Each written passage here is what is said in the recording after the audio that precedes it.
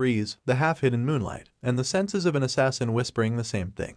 In the next instance, we meet our main protagonist, Raon, who receives compliments on his good work. Raon kneels and looks up at the voice that compliments him, thanking the respected Sir Derus Robert. Derus glares at our hero as he narrates that he has been told he will be killed by the man standing in front of him tonight. He comments on the fitting performance of the protagonist as the Shadow Chief and commends that it is because of him that the family has been growing in power faster. Raon humbly expresses that he has just been doing what he should have, but in a slight change of tone, Derus asks him if he thinks the Shadow needs freedom. And following this question, our hero answers that they, shadows, are not capable of questioning anything that has been commanded to them and are to only follow the orders given to them by their masters. But just then, our hero is startled when Derus questions why he had acted on his own when he knew of this rule in fact. Raon is taken aback by the extreme pressure and tense situation as Derus asks why he had undone the brainwashing. He glares at Raon as he kneels before him, wondering how Derus has come to know of this. We are then enlightened about what brainwashing actually is. It is the method that the Robert family uses to control their assassination organization, Shadow. It is elaborated that they buy or kidnap children and make them work as assassins their entire lives for the sake of the Robert family, engaging in all kinds of wicked activities. And our hero continues to narrate that, simply put, they groom the children into becoming their loyal dogs. However, he coincidentally was able to break free from these chains. Wondering how the man is able to confront him, he asks Derus how he knows. Derus then explains that he and the other assassins have two collars, one is for brainwashing, and he snaps his fingers to reveal the second collar.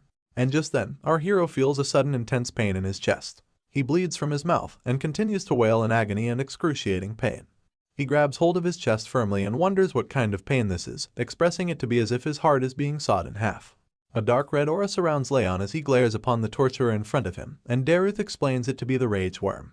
He explains that there is an insect in his body that eats away at his heart upon his command, and this is the worst kind of enchantment that there is, allowing them to look into the emotions of the slave. Raon is startled and dazed in anger as he calls out at the sickening act, and he yells at Derus, questioning if brainwashing them wasn't enough that they had to feed them rage worms too. Derus, however, contradicts the fair and righteous comment as he tells himself to be thorough, and he elaborates that there is a saying that every person wears a mask. He continues to tell that his mask just happens to be thicker than others. This is when we get to know about the backstory of our hero. Raon says that he was kidnapped at an age he does not remember, and he was raised as the Robert family's hunting dog. He solemnly expresses that he was the head of the Shadow, and lived his life without any emotions or a mind of his own. He continues that coincidentally, he was able to learn a breathing technique called the Fire's Ring, and to prove that this was the divine skill of the best swordsman, he broke free from the brainwashing. But he expresses that he thought he would be met with freedom, yet he wonders why he has had to meet with death instead. He dwells into deep despair as he questions his life, and wonders what kind of sins he has committed to die such a meaningless death. However, just then, something flares up his spirit and he picks himself up, gritting his teeth and determined that this cannot end like this. He stands up, startling and surprising Derus, who asks how he can even stand up in such a state. Raon's eyes glow and he glares at his opponent, preparing himself to attack. He is determined to take his arm or even just inflict a small injury. Our hero bravely leaps forward and approaches his torturer, screaming in full spirit and fury, expressing he won't just die so pathetically. Derus sees the wrath of the slave approaching him, and he immediately raises his arm to counter. He slashes through our hero's body in just an instant. In the blink of an eye, we see our hero's body cut through with a sharp cutting slash, blood sputtering out, and his head rolling over on the ground as his eyes fill with emptiness. Derus stands before the corpse of the dead slave as he contemplates that he thought he had prevented everything. But he is surprised that the slave has undone the brainwashing, and even attacked him through the pain of the rage worm. He then makes his leave and notices a small cut on his hand, wondering when was the last time he was injured. He's annoyed at being bitten by his own disposable hunting dog. Other assassins and caretakers make their way instantly to the scene as Derus calls them to take care of the mess. Just then, we see that our hero has not yet given up, his eyes still glaring at the torturer stepping away in disgust. He contemplates the fact that Derus is the strongest, and there was no way he would have won against him. Our hero dwells in despair and hopelessness as he slowly lets go, thinking that there is nothing that he could have done. But just before he gives up, the realization dawns upon him, and he contemplates his regrets, expressing that he is upset about living a life without a reason, being humiliated and manipulated all his life, and that he cannot complete the Fire's Ring. He calls out desperately, exclaiming that he does not care if he fights a devil or a god, he wants to get revenge no matter what. That's when a charm starts to glow right beside him. A system window opens up, and displays that he has been chosen by rage, and his body will now be possessed. But then, the system window turns red, expressing that the body of the vessel has died, and chaotically displays an error on the screen. In a change of setting, we are brought to a sunny and bright field where birds are chirping, and the sun shines brightly. A woman's voice holds a toy in her hand as she calls for someone named Sunny to look at her, and a baby's voice echoes as he reaches out his hands at the woman, calling her mama. The woman asks the baby what he thinks the toy is, and the baby mutters the words, for his baba. The woman is in awe of the child and picks him up, holding him close to her chest, but the baby appears to be somewhat annoyed. The baby expresses that he still cannot get used to this, and the voice of our hero once again narrates, telling us that the woman cuddling him is Sylvia. He continues to tell us that it is still hard to believe, while Sylvia holds him up in the air and playfully asks him to try and say mom. Raon states that it is still hard to believe that he has been reincarnated as a woman's child. With all the memories of his past life as an assassin, he first thought that he had been dreaming and sleeping for the past 100 days, and he did not wake up from a dream no matter how much he slept, so he accepted the fact that he has been reborn. Sylvia holds Raon in her arms as she mentions that the weather is good today, and she wishes for the patriarch to be back home soon so he can give him a handsome name. Raon gazes over at the woman holding him, and points out that she can't keep calling him Sunny forever. But in other news, he also mentions that the patriarch must be busy since he has not shown his face in the past 100 days. He also tells us that he could not figure out too much after reincarnating, but he acknowledges that he has been reborn into a wealthy and renowned family, expressing that it's better to be born into a powerful family than a normal one. And he adds that he needs to get his revenge after all, expressing that the rage and desire for revenge are still prominent in his mind. But still, he gets a hold of himself and acknowledges that he must be patient, because he does not know where this is, what the position of this family is, or what kind of situation he is in right now. Adding to his contemplation, he recalls that he was unable to complete the fire's ring in his past life, so he needs to be patient. He was called the best assassin in Robert family's history, and so, in order to enact revenge, he needs to swallow his emotions for as long as it takes. Our baby hero is curious, gazing upon the luxurious mansion, wondering if this family is more than renowned. But just then, his attention is diverted to a panicking voice that calls out to Sylvia, yelling out loud that the patriarch has arrived. When Sylvia is dazed upon hearing that her father is coming, Raon speculates that the patriarch is his grandfather. She exclaims that she needs to prepare for his arrival, but the maid tells her that it is too late, and he is already here. The atmosphere changes in the room as Sylvia and the maid both stand in a daze, and Raon experiences this change as he questions the sudden tension in the atmosphere. A voice yells out to make it known that the patriarch is entering, and a gate opens as a man follows through with 2 guards accompanying him. Raon expresses that just the man's existence is overwhelming. A royal gown flutters in the air as the man steps into the room, making our young hero squeak in a baby voice. He speculates and acknowledges the man who has approached him, and Sylvia greets her father in respect. The man has a beard, and he questions if the baby that Sylvia holds is his grandchild. This is when Raon realizes his identity. He points out the golden blonde hair of the man, the flame-like red eyes, and his ice-cold aura. He explains the man to be the zenith of this continent, the northern king of annihilation, Sieghart. Our baby hero appears to be concerned and dazed as the patriarch gazes upon his grandchild, and wonders how the hell he got reincarnated into the most powerful family on the continent. Sylvia asks her father if he wants to hold his grandchild. All the while, our baby hero deems such a fate as ironic. Glenn, the esteemed patriarch of the house, exclaims that the baby will be named Raon, suggesting that the meaning of the name is to live like a shadow, as if the warrior is there but also not there. Raon's baby eyes widen at this statement. It's hard for him to process how he was given the same name as his past life. Night falls upon the land eventually, and moonlight shines through the room as Raon pretends to be soundly asleep in his cot. But actually, he is wide awake and wondering if everyone else has gone to sleep. He sits up and contemplates the fact that after 100 days, he now finally has his chance. He elaborates that he was always sleepy. Every time he would wake up, Sylvia would always be by his side, ready to cuddle him up. That didn't allow him to use his mana, but now, finally, he is able to sleep in a separate crib. Sighing in satisfaction, he expresses that he should get started. He sits upright, crossing his legs to perform a certain stance, calling upon the fire ring ability. Our baby hero explains that this continent's normal training method uses breathing styles. One absorbs nature's energy and gathers the aura in the energy core. However, he adds that the fire rings he has obtained use a different path. Enlightening us about the workings, he elaborates that when a mage uses his energy, it shapes the heart's ring, growing his overall physical abilities and energy manipulation techniques. Because of this, he mentions that this type of breathing technique is the best to become a perfect martial artist. Moreover, this sort of breathing technique has the advantage over transcendents like Derus, who don't know its full capabilities. And so, he expresses that by using the fire's ring, one can grow their mentality and body. He desires that if he can make the Sieghart's swordsmanship his own, defeating and enacting revenge upon Derus won't just be a dream. Analyzing himself, he is skeptical, but he points out that it's because of such a premature body, filled with freezing energy, that his body felt cold even after sleeping for more than 20 hours. He closes his eyes to analyze how many places are blocked, realizing the number to be 9. He concludes that at this rate, he is going to die due to his circuits being blocked by the cold. He knows that he needs to break through them using the fire's ring, but he expresses that throwing away such highly pure cold energy is a waste, although he questions if he can fuse it with the fire's flow and circulate it throughout.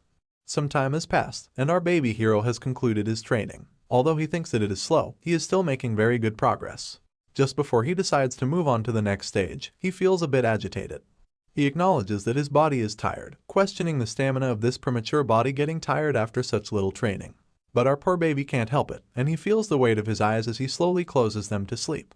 Raon has soundly slept in his crib, and this is when Glenn, the patriarch, emerges from the shadows to observe his grandchild. He raises his hand above Raon's head, and small sparkles of energy twinkle around him. Night changes into day, and the sun shines upon the window of the huge and luxurious mansion. The cutest protagonist, Raon, crawls on the floor muttering nonsense, and Sylvia follows him throughout, encouraging him to crawl a little more while playfully squealing in joy. But Raon seems to be distressed and annoyed, expressing that playing with Sylvia is a pain. I mean, our dude has the mind of an adult, and playing and pretending to be a baby like this makes him want to kill himself. Sylvia, however, cannot have enough of cuddling with her child, as she fiddles with him and calls him playful names. All the while, our poor hero gets more and more annoyed, exclaiming that enduring the cold energy is better than this. This goes on when suddenly Sylvia is called upon by a strange voice, and her attention is diverted towards the man who calls for her. Her face immediately lights up as she turns to face the source of the voice and calls the person the saint. The saint takes a slight bow to pay his respects to the lady, but requests her to simply address him as sir. Raon's eyes widen upon seeing the man. He wonders if the person in front of him is someone called the Saint of the Rags. And enlightening us with more background upon the characters, our hero once again narrates that the saint has divine power, medical techniques, and skills that can reach the ends of the world. However, he adds that although the man is the most famous physician, no one can see him due to his wanderlust. Coming up close, the saint gazes upon the baby, expressing that he came to see Sylvia after hearing about his birth, and he picks up Raon to gaze upon him closely. He compliments the red eyes and the blonde hair of the baby that he inherited straight from his beautiful mother. He then asks the name of the child, and at first, Sylvia hesitates to answer, but she says that the name of the child is Raon. The saint is taken aback, questioning if they named the child while knowing that it means shadow. Sylvia hesitantly agrees with the speculation, and the saint follows up with disappointment, not understanding what Glenn was thinking before naming the child. Raon observes his expressions, as he notices that the two are being quite casual with each other. In his past life, he had heard rumors of the Northern King of Annihilation being friends with the Saint of Rags, and it seems to be true. Nevertheless, the saint holds our baby hero firmly as he smiles in joy, wanting to have a closer look. He then places his hand over the baby's body, and a strange energy flows and glimmers over our hero. The saint notices that there is something wrong, as is apparent by his facial expressions. Sylvia also notices this and asks the saint about it, and the man tells her that the baby has the bitter cold curse. He gives back the baby for Sylvia to hold, as he continues to elaborate that the baby's energy circuit has been blocked off by ice energy. If they treat him concurrently before his future checkups, he will not die. However, he also lets Sylvia know of the sorrowful fate, that the baby will not live for a long time if he is left untreated. Sylvia's eyes widen in shock, and her voice starts to shake as she states that the saint is lying. She does not believe this to be true. And just as the saint tells her about writing a prescription to start the treatment, a voice calls out to interrupt him. The voice belongs to a maid, who rushes forward to the saint to tell him that the patriarch is looking for him. The saint lets her off, telling her that he will be there with the patriarch once he is done with the conversation. But the maid insists that the patriarch wants to see him right now. Accepting the call, the saint hesitantly takes his leave, expressing that the patriarch cannot get his timing right. Observing the situation, Raon thinks that knowing about the disease does not change anything, because as long as he can complete the fire ring on time, such a curse won't be an issue. This is when a teardrop falls onto his face, making him halt in his thoughts. Our baby hero gazes upon the crying face of Sylvia, who still believes it to be a lie. She sniffles and expresses that she cannot lose her child like this, and she refuses to accept that he is dying. Sniffling and silent tears turn into wails and screams of agonizing pain as Sylvia falls to the floor, firmly holding her baby. She promises that she is going to make it better, no matter the cost. She is still in denial that her child is sick with a deadly disease. Raon's eyes widen and his heart skips a beat. He wonders what this emotion is, and he expresses that his heart is aching. He sees himself observing the poor woman, telling himself that he does not wish to see this.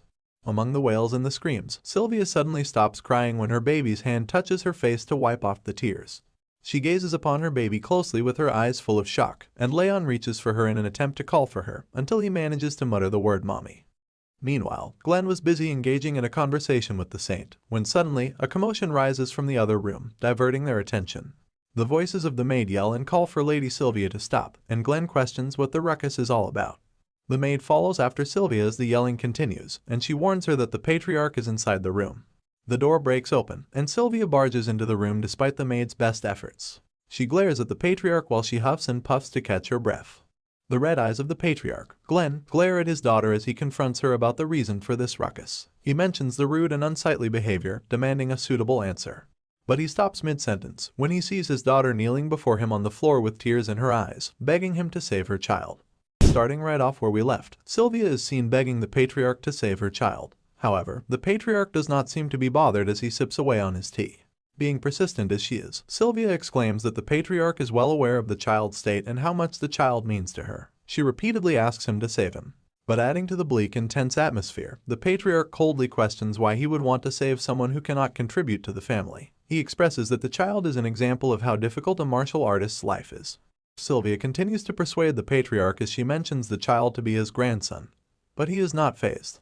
The most he can do for the child is to give him the Sieghart name, and he asks his daughter to be thankful that he is being generous even with such an offering. Of course, Sylvia's tears do not appear to stop as she wails and screams for her father.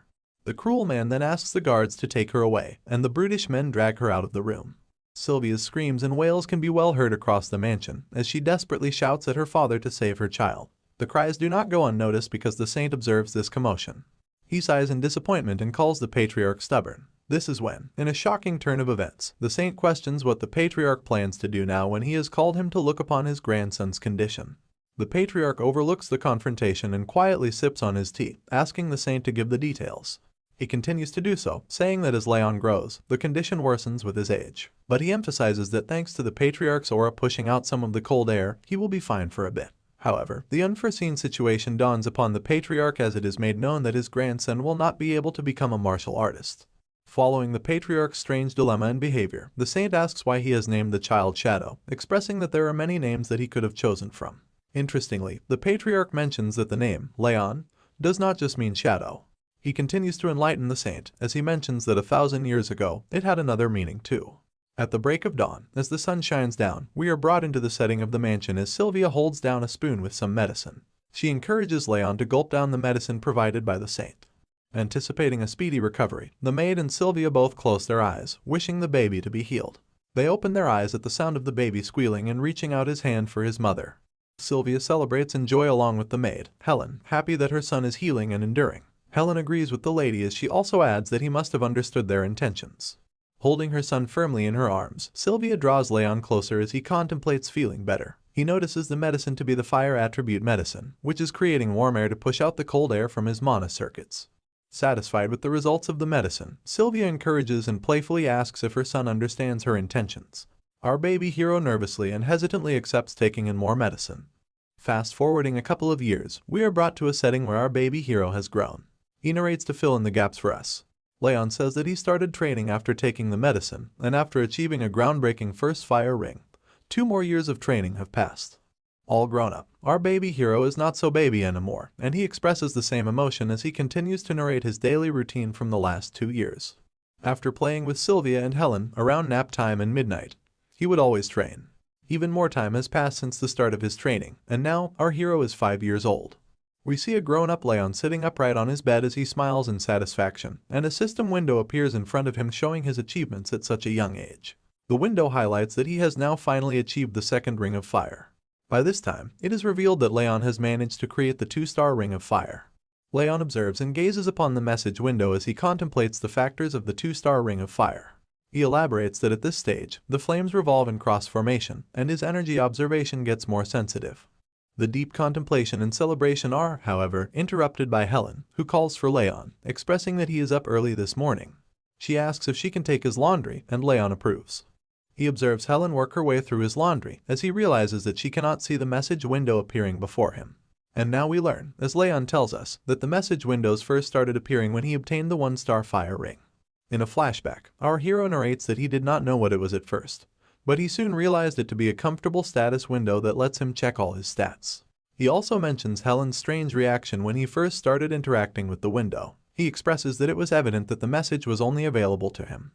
Continuing the deep contemplation, Raon expresses that although he has now achieved the 2 stars, his low stamina and the bitter cold curse remain. He strokes his chin and points out that improving like this would not have been possible if not for the fire attribute medicine. Dwelling back on past events, he expresses that during these 5 years, Helen and Sylvia, along with everyone at the annex, have been looking after him diligently, taking care of him like a prince. Rubbing the back of his head, he believes all this prince's treatment must have had an influence on him as well. But it soon dawns upon him that he still has a lot of time left, and he is only yet 5 years old. He then contemplates his condition, elaborating that the curse is a problem, and so is the low stamina, which work together to get in his way if he tries to move even a little bit. However, in his past life, he was known as the best assassin on the continent, and he had learned the greatest technique of the Ring of Fire.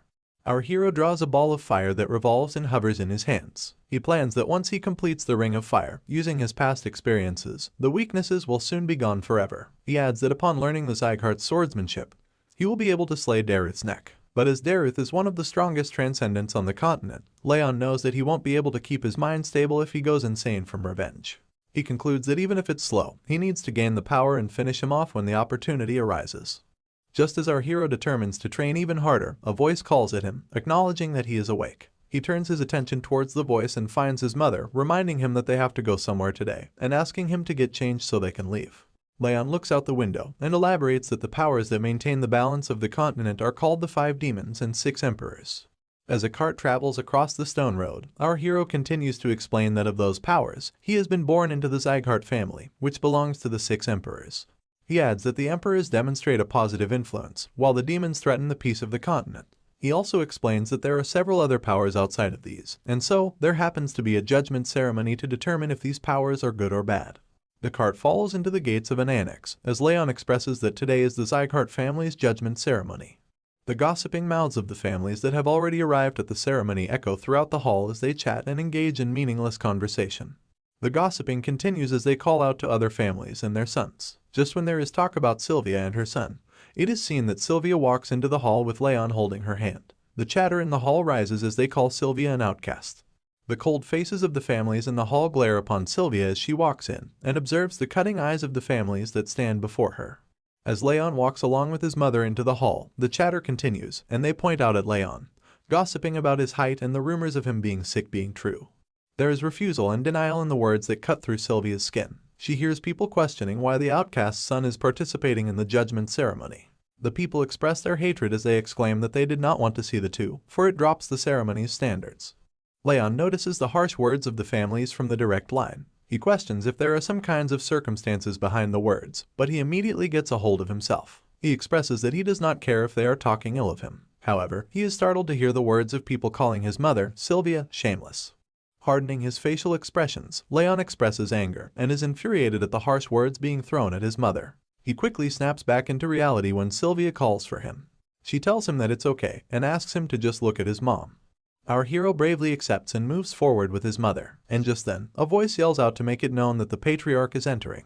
He contemplates the long time since he has seen his grandfather, as our hero gazes upon the shiny attire that the patriarch holds as he walks up to his throne.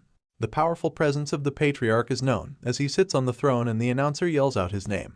Glenn acknowledges that everyone has arrived at the ceremony, and Raon glares upon what is to happen next.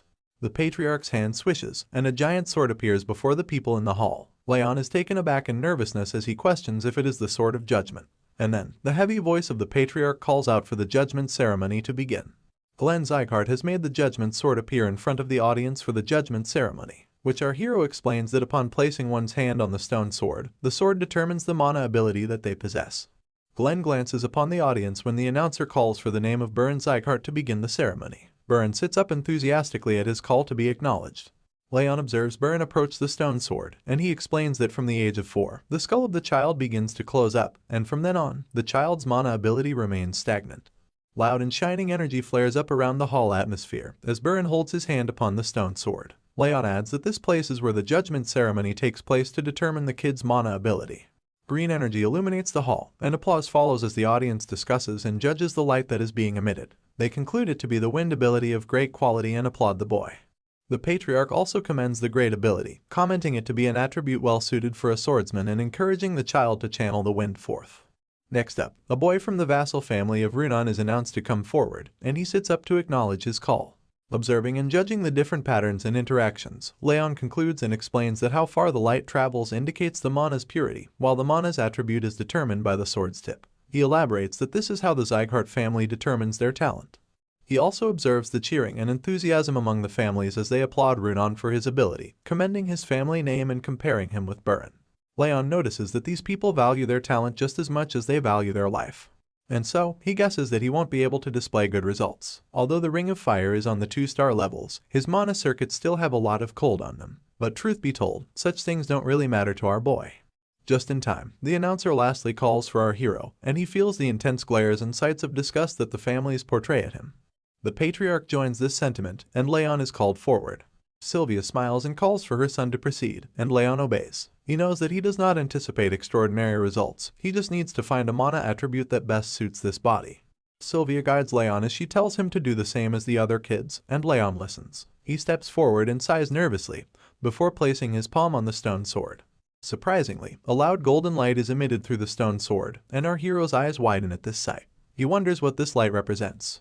The light blinds his vision, and he instead sees a sight of a man standing in front of him with demonic creatures observing from the side. He questions what all of this means. Demonic creatures glare viciously over the man standing in front of them, and Raon sits behind for cover as he witnesses this strange phenomenon. He wonders who the man is that stands in front of him, and before he could muster another thought, the man holds up a shiny sword that glows brightly illuminates the sky. The man swings the sword with full force as he grips the handle firmly, and the sword strikes through the demonic creatures that approach him while wailing in agony. A loud blast follows right after, and Raon snaps back into reality to acknowledge the task at hand, the stone sword. Just as he glances over at the sword, he is taken aback to find out that the light that emitted has not even made it to the halfway mark. Laughter and hysteria follow right after as the families taunt Raon for his light reaching such a low point, not to mention that it doesn't even have a color. The patriarch remains silent, observing the unfortunate outcome of his grandson's ability. Sylvia approaches Raon to comfort her son, and reassure him that he has done his best. But the harsh words of the families cut like blades as they walk through the shame. They question if Raon is truly a descendant of the Sieghart family and taunt him, suggesting that he might have only inherited the red eyes and blonde hair. The patriarch observes the humiliating commotion and calls out for the laughter and hysteria to stop. Naturally, the people immediately quiet down in fear of the patriarch's heavy voice. He calls off the ceremony and asks the families to return. One by one, all the families leave with their capable children, feeling proud. And shortly after, everyone leaves as the doors close shut behind them. Glenn sits on his throne in disappointment beside the stone sword, towering high in the hall. He calls for his warrant, mentioning that it can't be helped for his grandson. He dwells in regret over the incident, when suddenly, the golden light shines and illuminates the hall once again. His eyes widen at the unforeseen sight. The golden light flares and blazes through the hall, forcing the patriarch out of his throne to acknowledge the might of the light emitted from the stone sword. He recognizes this golden light. It's the signature aura of the Sieghart family's first patriarch, which displayed transcendental fire power that could melt even the flames of the demonic realm. Gazing upon the book to find enlightenment, Glenn, the patriarch, elaborates on the golden mana and golden flames, mentioning it to be a one-time occurrence throughout the history of the Sieghart. He reads of the mana of dense golden light, which is blindingly beautiful and radiantly shiny. This is when the realization dawns upon him, and he notices the golden flame-like light emitting from the stone sword to be the golden flame aura. His eyes widen at the shocking sight. At this point, all he could do was stand there in a daze, nothing more and nothing less. Abruptly switching settings, we see our hero grow twofold since the last time we saw him, once again gazing upon the message window to take a glance at his stats.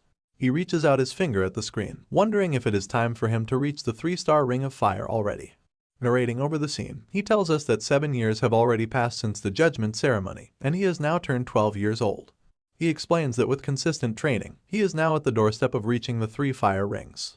His tolerance for water attributes has also risen to being 2 stars, so the coldness in his body has disappeared, improving since it first started, but still rendering our hero unable to move.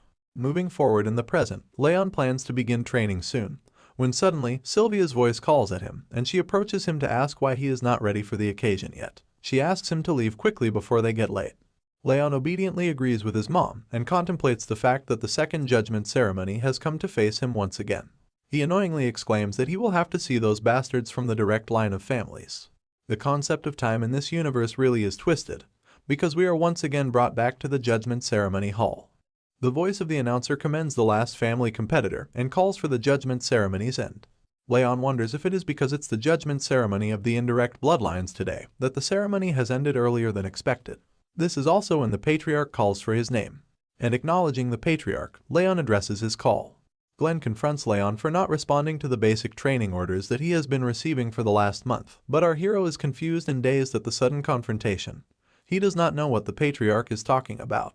Just then, Sylvia walks in to address the concern, pleading that Raon still has a lot of cold energy left in his body for him to endure training. She exclaims that he is different from other children. Raon, on the other hand, is taken aback at the fact that his mother knew of this, but not him. Despite Sylvia's desperate attempts, the patriarch coldly denies to entertain any such thoughts, emphasizing that this is the Sieghart's land, and there are no exceptions for the one named in the Sieghart family. He expresses that if one cannot walk, they must crawl in order to train. Sylvia continues her desperate attempt, and her voice shatters down as she pleads the patriarch for a bit more time. But once again, the patriarch does not like to play around. He confronts and questions her if she will leave the family once again with the child. She is startled and forced to stand in a daze as the patriarch enforces that this is the Sieghart land, and she must live according to their ways. He warns her that if she does not wish to comply, she is free to leave right this moment. Falling into deep despair and regret, she recalls all of her past mistakes. All the while, she hears the harsh words of the people, taunting her and calling her names, claiming that she will run away again. But this time, she won't have any more energy cores to destroy. The words cut through her skin, and she is shattered when the people shame her for being from the direct bloodline. Observing his mother's expressions, Raon understands why she gets treated so harshly. It is because she had abandoned the family once before. He explains that Sylvia has had traces of learning martial arts, but no mana energy. He tells us that after breaking her own mana circuits and energy core, she had left to marry his father, who had died while she was still pregnant, leaving her no choice but to return to her family. Raon understands that a member of the direct lineage that had left on her own and came back crawling would be treated poorly. However, he steps up in front of the patriarch, making his emotions of anger clear. Now, he is her son, and he cannot watch her mother get treated so harshly. Looks like a confrontation is imminent, but will our hero's grandfather actually show him mercy for standing up to his mother? In spirit and determination to protect and shield his guardian, Raon walks up the hall to confront the patriarch, while Sylvia desperately calls for him to stop this madness. She yells that she will fix everything once again. Denying his mother's wish, Raon walks up in front of the patriarch and sheds light on the matter. He expresses that, as the patriarch has ordered, he will begin his training next month. Seeing the bravery and determination of our hero, the current martial hall master asks if he was not made aware of this training lease. He expresses that even if he wasn't, he should not pursue the training with his current condition as he is still sick. He presses that Raon should give it up. The show of bravery does not end here, as Raon is persistent and tells the martial hall master that it is okay, and he wants to live up to the Sieghart name. Upon hearing this news, Glenn, the patriarch, viciously glares at Raon for claiming such a difficult feat, and he questions if Raon understands the weight those words carry. The intense pressure of the patriarch's aura courses through Raon's body, and he feels the immense force of the patriarch's ability. He is taken aback and startled, as is apparent by a small spatter of blood that drops on the floor. Raon's eyes widen as he firmly tightens his fist. He concerns and points out that just the patriarch's glare can do so much, elaborating that the feeling is as if his heart is being crushed by the immense force of the aura. He concludes that the patriarch is much stronger than Robert, and he asks himself if this is the true power of the King of Annihilation. Helen and Sylvia rush to his aid, and they comfort the distressed hero as the martial hall master joins them. He encourages the patriarch to calm down, exclaiming that Raon is just a child. But this does not stop the patriarch's deathly glare and aura. Instead, it intensifies, and both Sylvia and the martial hall master stand down immediately in nervousness. Sylvia cannot see her son being pressed on like this, and she immediately hugs him to protect him while screaming for her father to stop, pleading that Raon is not in the condition to train so intensely with his current state. Observing and witnessing this intense situation, our hero deepens into thought as he narrates that he was an assassin in his past, someone who lived in the shadows. And reminiscing about his past life, he continues to tell that he was always closer to death than life, and he never stepped out of darkness. Feeling a push from behind, Raon exclaims and addresses his new self. He will no longer do the same. He will no longer hide in the darkness. Our young hero meets the eye of his former self in his past, pushing and encouraging him to move forward. Young Raon gazes upon his past self, exclaiming that he will no longer live as the assassin. He grits his teeth and flares up in anger. And moving forward at the patriarch, he continues to make a point that he will now live as Raon Sieghart, and will bring back Sylvia her original position in the family. Yelling at the patriarch, Raon confronts him as he tells him that he was raised in a separate building of the residence, and he does not know how high in the societal ranks the Sieghart family is, so he suggests that he would like to learn that through training. Sweat trickles down his face, but his intentions are pure and strong. He recalls the joyful times and happy instances he experienced with Sylvia and Helen, determined that he will protect her and make sure to regain the smiles and joy of all the people that are precious to him. Glenn questions if the young boy wishes to judge the Sieghart family's standards through training, and gathering up all the strength he has left, Raon stutters and shakingly tells that he does not have any other choice. Breathing heavily and attempting to catch his breath, Raon stands before the patriarch as he tells him that he will need to have the instructor prepare accordingly, as not to disappoint him. Just hearing these words, Raon calmly lets go and slowly falls to the ground with Sylvia and Helen rushing to his aid. Fallen on the ground, as our hero slowly loses consciousness, he contemplates that in his past life he was an assassin, but now he is someone that has learned a legend of the continent, the Fire's Ring. And so he concludes that by utilizing both these abilities, becoming a prominent member of this family is not impossible for him. Before finally letting go and submitting to the weight of fatigue catching up to him, he tightens his fist and exclaims that he'll show them all how strong he'll become. A change of setting now takes us to the training grounds where swords clank with each other as the children train and spar with each other while an instructor observes their moves.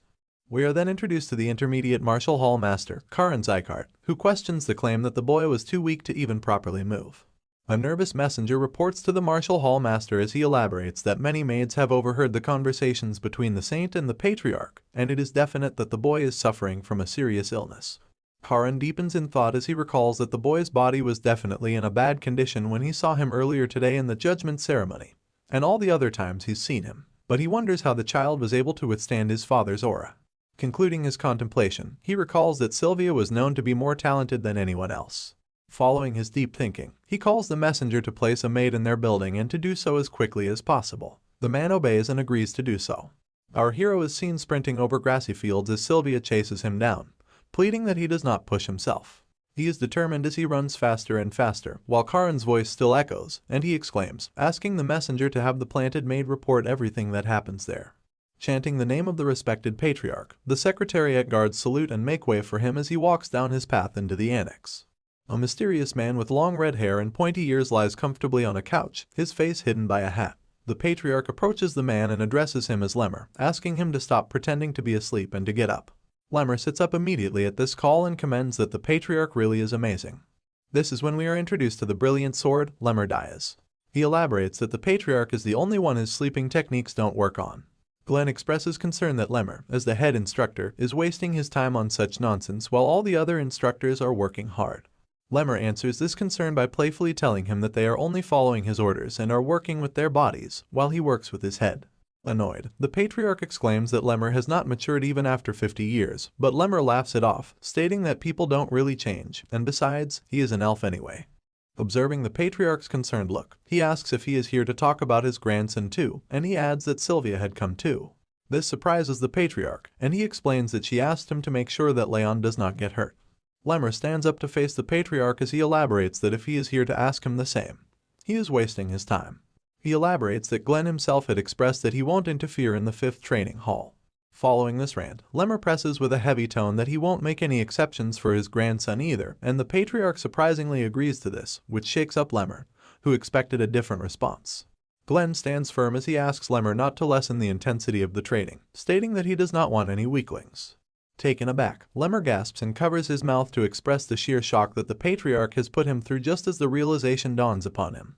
He bursts out in awe and flutters, stating that the patriarch must love his grandson very much and is projecting that love onto him, which he could not give to Sylvia. This angers and infuriates Glenn, and he exclaims that if he was not his veteran friend, his head would be rolling off the floor. Adding on, Glenn asks Lemmer not to go easy and to fail all those who are unworthy so that only the worthy ones can receive his training. Lemmer agrees with this claim and expresses that he will do as he wishes. Concluding their conversation, the patriarch asks for his leave and steps away as Lemmer enthusiastically sees him off. After the patriarch has left, Lemmer dwells and wonders what Raon is like as he stands across his table and thinks of different training regimes. The message window appears once again to showcase our hero's now updated abilities and stats, highlighting that he has now achieved the 3rd ring of fire. Our hero is a sight for sore eyes, and we see him once again as he interacts with the message window. He smiles to contemplate his achievement and expresses that the 3-star rings really do feel different. He explains that his sensitivity has increased, and his mind feels a lot clearer. Recalling where we left off, he sees Sylvia helping him up as she scolds him for pushing too hard on the first day. Narrating over this memory, Raon elaborates that thanks to Sylvia stopping him at the right moment, his body is now becoming more flexible. He gazes upon the message window to tell that this magical status window is also quickening the growth. But this is not the right milestone for him, and he expresses that the Sieghart's training is infamous for its difficulty. He exclaims that just being a 3-star fire ring is not enough, and adds that he needs to have a good foundation to be able to build tall buildings and survive. He imagines himself as a commandant in the Sieghart family, as he continues to state that he will excel more than anyone else, so that all the guys who have mocked him will shut up. And then, he empathizes with the heavenly swordsman, Derus Robert, determining that he will not rest easily until he has slain him. However, just then, our hero is snapped back into reality when a voice calls to him. He looks over to find Sylvia, his mom, calling to him and asking why he is still up. She sits across from him on his bed, and upon questioning by Raon about what she is doing up so late, she mentions that since he is going to the training hall tomorrow for training, she wanted to talk to him before he leaves. She gazes upon her child and questions, must he really go? She comes clean and reveals that she does not want him to go. She elaborates that Raon does not express when he is hurting, adding in concern that he might get injured or hurt badly. Persistent as she is, she exclaims that she actually wants him to go, but she cannot help the concern as she voices it and asks him to postpone his enrollment to next year. But Sylvia is taken aback when Raon blatantly refuses and denies this request made by his mom. And recalling all the bad and humiliating moments, he elaborates that he cannot stand it when everyone from the direct or indirect bloodlines, or even when the workers from their annex see her, their eyes fill up with disgust. He exclaims that he can't stand it at all. Sylvia is speechless at this digression, but Raon continues to comfort his mother as he elaborates that he believes that she will be treated better if he does well in training. Nevertheless, she smiles, and she fidgets and plays with her fingers before she nervously states that she is sure Raon had thought it was strange why they live separately, and why people talk badly about them. She recalls her memory to explain that she fell in love with his father coincidentally when she was on a mission, but it was difficult for her to be with him since he was just a knight. Then she narrates that she shut down her monocores and left the family. She also tells Raon that he actually has a sister named Sia, who is 10 years older than him. She recalls and tells that they were living peacefully when Eden's executive ambushed them, and amidst the battle, she expresses that Raon's father was not that powerful, and unfortunately, she was pregnant with him at the time. And somberly expressing, she tells that there was nothing they could do against them. However, she adds that his father had hired guards without her knowledge, but she regretfully informs that they arrived at the scene too late because by then, his father and sister were already dead. She concludes the story, elaborating that this is why she came back to the family, not knowing what to do and why the family treats them like sinners. Adding on, she tells him that she really could not say anything against it. Raon thinks about this whole situation and deems his mother selfish. Elaborating, he tells that she threw away her responsibilities in the name of love and came back crawling to be saved. He expresses that he now understands why the family treats her so coldly. However, emotions take over our hero, and he states that she is the one who gave him a new life and showed him affection for the first time. And he makes a point that even if everyone else calls her selfish, to him, she is the only mother he has had in both lives. Raon then asks Sylvia if she regrets it, if she wants to go back to the time before she left the family, but she denies. And she explains that she used to feel invisible in the family before, but she felt like a real person when she finally left, and she expresses that it is enough for her, being happy then and being happy now. Continuing the heartfelt conversation, she apologizes to Raon for being such a terrible mother, but she is interrupted by Raon, who states it to be fine. He addresses his mother and tells her that he will be fine, so he asks her not to worry. Gazing into each other's eyes for a moment, Raon smiles at his mother while he reminds himself that even if everyone else calls her selfish, she is his only mother, and he can always get his revenge after he helps her regain her position in the family. Mumbling turns into slow tears, and slow tears turn into sobbing as Sylvia wails in front of Raon, surprising him. He asks her to stop crying, and this mother-son interaction ends here. Raon sees his mother out of his room as he sighs and expresses that reassuring her was really hard. He then sits on his bed once again as he plans to check the malleability of the Ring of Fire before he can sleep, mentioning that he does not have a lot of time before the training starts. And he sits in a unique stance, performing the technique as blue flames rise and flare up in the room viciously. He notices that the rings spin faster now that they are at level 3, but he wonders what it will be like once they get to the intermediate levels. The flame suddenly blazes violently and bursts out into the air in front of our hero as his eyes widen in shock. The flames speak in a strange voice as it states to have finally come. It rises and rises as our hero glares in anticipation. A giant ball accumulates in front of him as it viciously smiles, and elaborates that the time has finally come when his rage has reached him. The blue flame pays his respects to Raph, the second lord of the demon realm, and expresses that he will help Raon's revenge dreams come true. However, Raon is surprised and taken aback as he questions this claim, and a message window pops up telling him that he has unlocked 2 new traits. The rage trait is being activated, but the second one remains entitled. The blue flame continues to rage and blaze as it expresses the offer to our hero, but it is taken aback in shock and stops midway to address the concern. The ball of blue flame questions why there is a child standing before him. Raon steps away to prepare to engage in battle against the mysterious ball of fire that has suddenly appeared in front of him, and he asks what it is. But the ball of fire seems to be just as confused, and he expresses the same concern to elaborate that the rage that reached him was not an emotion that a kid like Raon can feel. Upon a second glance, the ball of blue fire's eyes widen as the realization dawns upon him, and it exclaims that it was definitely the child standing before him. The child has been hiding a deep and dark rage within him. Raon hardens his facial expressions and is skeptical of the ball of fire as it asks him to give away his body and soul to him, and then he will help him get the revenge that he desires. He wonders if the ball of fire is here because of his violent rage against Derus Robert before he was reborn, but if it is, he expresses that the ball of fire is way too late. Following the skeptical nature and suspicion of the ball of fire, Raon denies his offer and states that he will get his revenge on his own. This confuses the ball, who anticipated an answer. He floats around Raon's body, as Raon tells him that he will exact revenge on Derus himself, thinking that he can't get the help of another in such a matter. But the ball of fire does not seem to buy this claim, as he expresses that Raon seems to be misunderstanding something. Smiling widely, the ball rises up once again and states that he is not here to negotiate. The huge ball of fire blazes again, and it viciously glares at our hero to alert him that he has already made his decision. Although the flames catch onto Raon's body, he immediately notices something strange. The flames are cold. Realizing this could only mean one thing, Raon steps back nervously. The ball of flame flares and rushes forward as it yells that now, all Raon needs to do is give him his body. Raon steps away from the threat as the blue ball of fire approaches him. The fire approaches nearer and nearer. There does not seem to be anything that our hero can do, and the flames finally reach Raon's body as a burst of light illuminates the room. Following the strange interaction, he does not seem to be feeling too well as he grabs hold of his chest firmly. His eyes widened in shock, and he expresses that he feels as if his mind is gonna freeze over. He wonders if it is the attribute of cold that is causing this strange and uncomfortable feeling. A mysterious and vicious avatar dawns over Raon, as its heavy voice instigates him to think of the person to bring up the rage, and he will kill him even if it is a god. Shivering and shaking, Raon rubs his hands over his arms, curling up into a ball as he expresses that he is able to endure the attack somewhat thanks to his water attribute tolerance ability, but he realizes that this attack is not just cold. Adding on, he elaborates that the mysterious entity is consistently stimulating his rage. Awful and torturous moments from his past life constantly replay in his head, as he is reminded of the pain he has endured and the days he has spent in torment.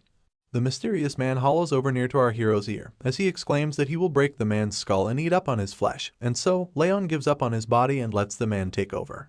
Recalling the joyful moments he has spent with the maids and his mother, Sylvia, he worries about what will happen to them if he gives up his body to this strange entity that has appeared so suddenly. He grits his teeth in frustration, determined to not let go so easily, and he exclaims that he cannot let him have his body no matter what happens. The blue ball of fire has once again appeared before our hero as it hovers over him and continues to persuade him by saying that it would have been easier for him to give in to his rage and accept the entity. But he is just holding on for no reason at all. He exclaims that he was going to minimize the damage since he was going to use his body, but our hero leaves him no choice. It expresses that it will just swallow Raon whole without waiting any further, and it seems like the situation is worsening. It's apparent by the look on Raon's face as he attempts to catch his breath, and he expresses that it feels like his body is going to break into pieces. Holding on to dear life, our hero expresses regret, realizing that he is almost at his limit and he'll end up dying at this rate if he does nothing at all to survive. But just then something clicks in Raon's head as his eyes widen and the realization dawns upon him. He grips his hands together and grits his teeth to give it his all, elaborating that if he could endure the cold due to his water tolerance attribute, then he might be able to reduce the pain in his body and mind through the ring of fire. Noticing it to be the only option he has left to survive, our hero musters up all his strength to counter the cold. And his move works as the heat from the ring of fire slowly pushes away the cold from Raon, surprising the ball of blue fire. He groans in frustration, seeing a child push away and counter his attack. He expresses that even if it hasn't been long since he has awakened, a feat like this is impossible. His annoyance is further elevated at the fact that the foe is just a human child.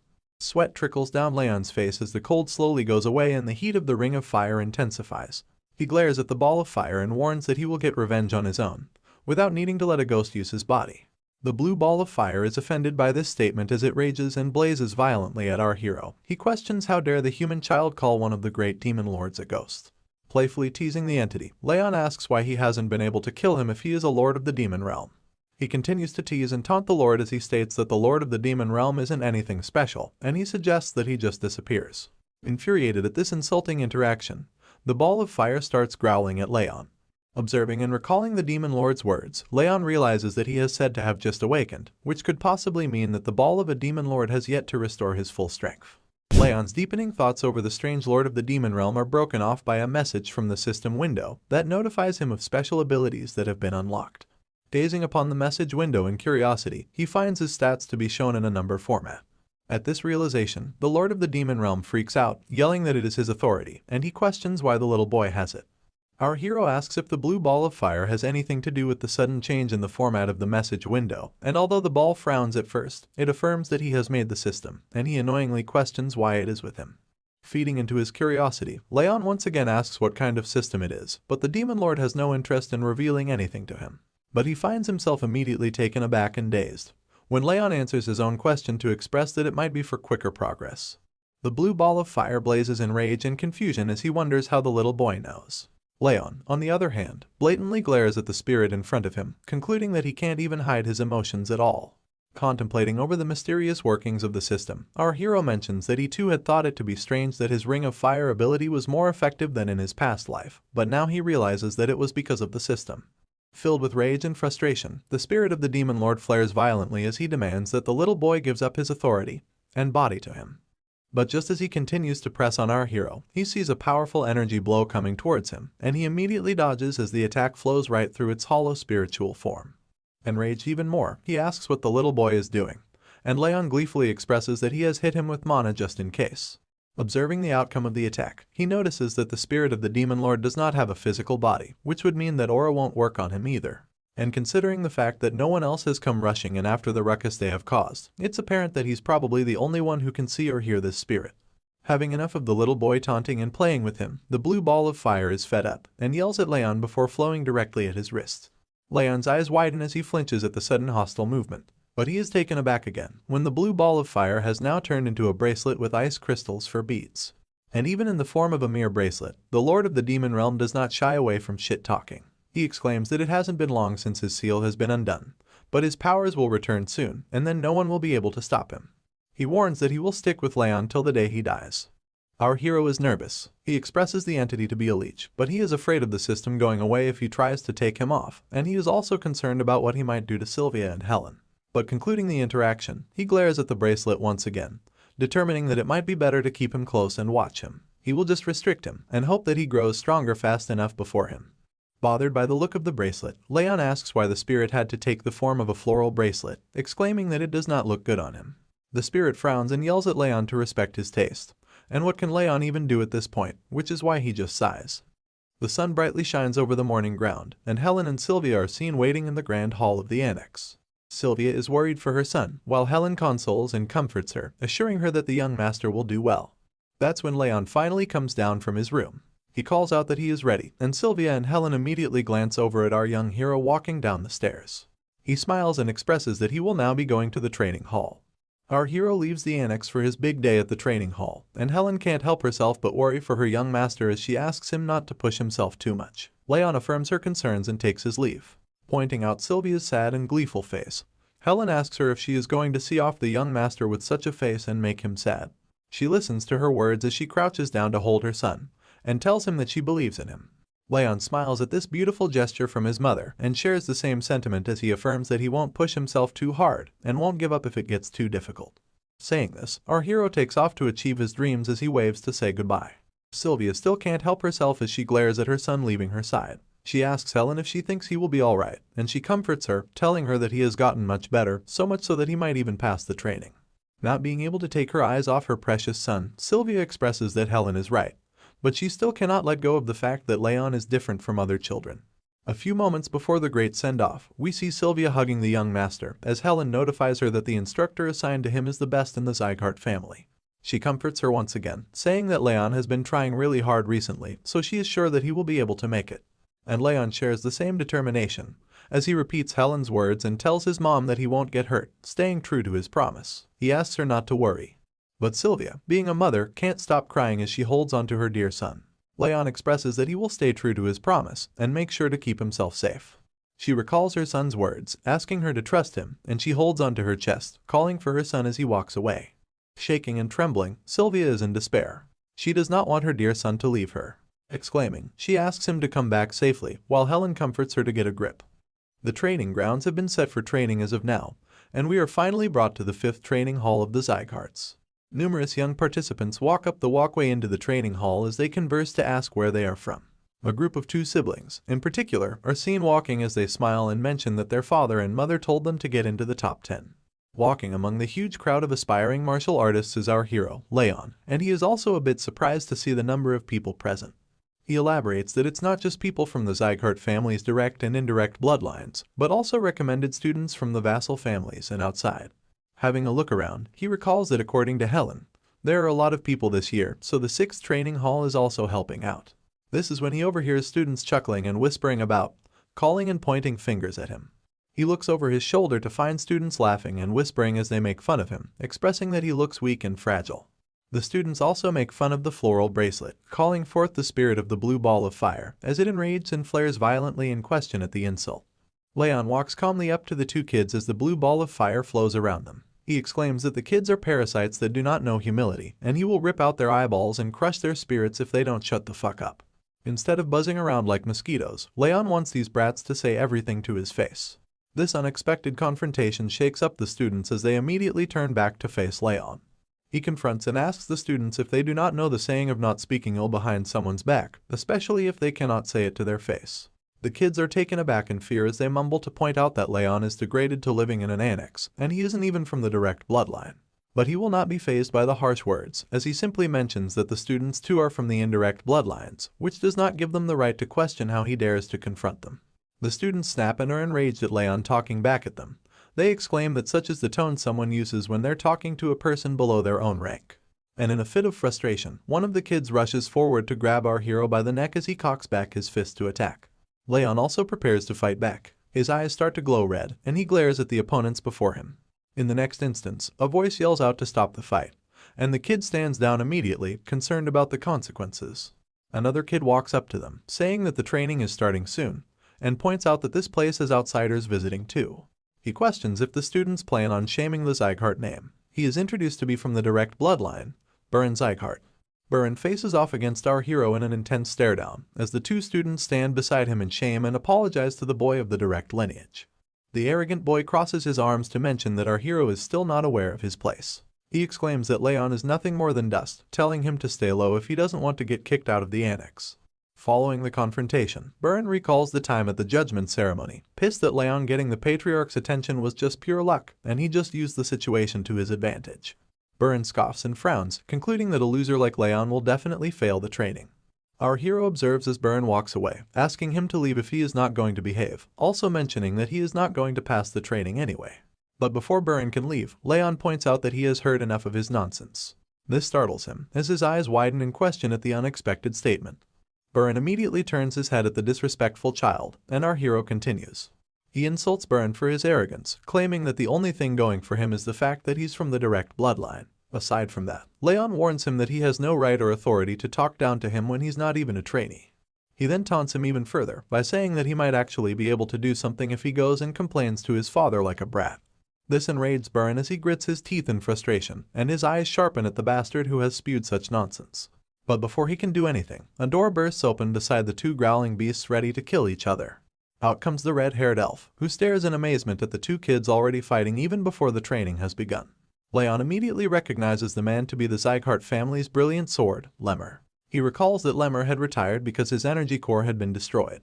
He glances upon the sudden appearance of the man, expressing that he did not expect him to be here.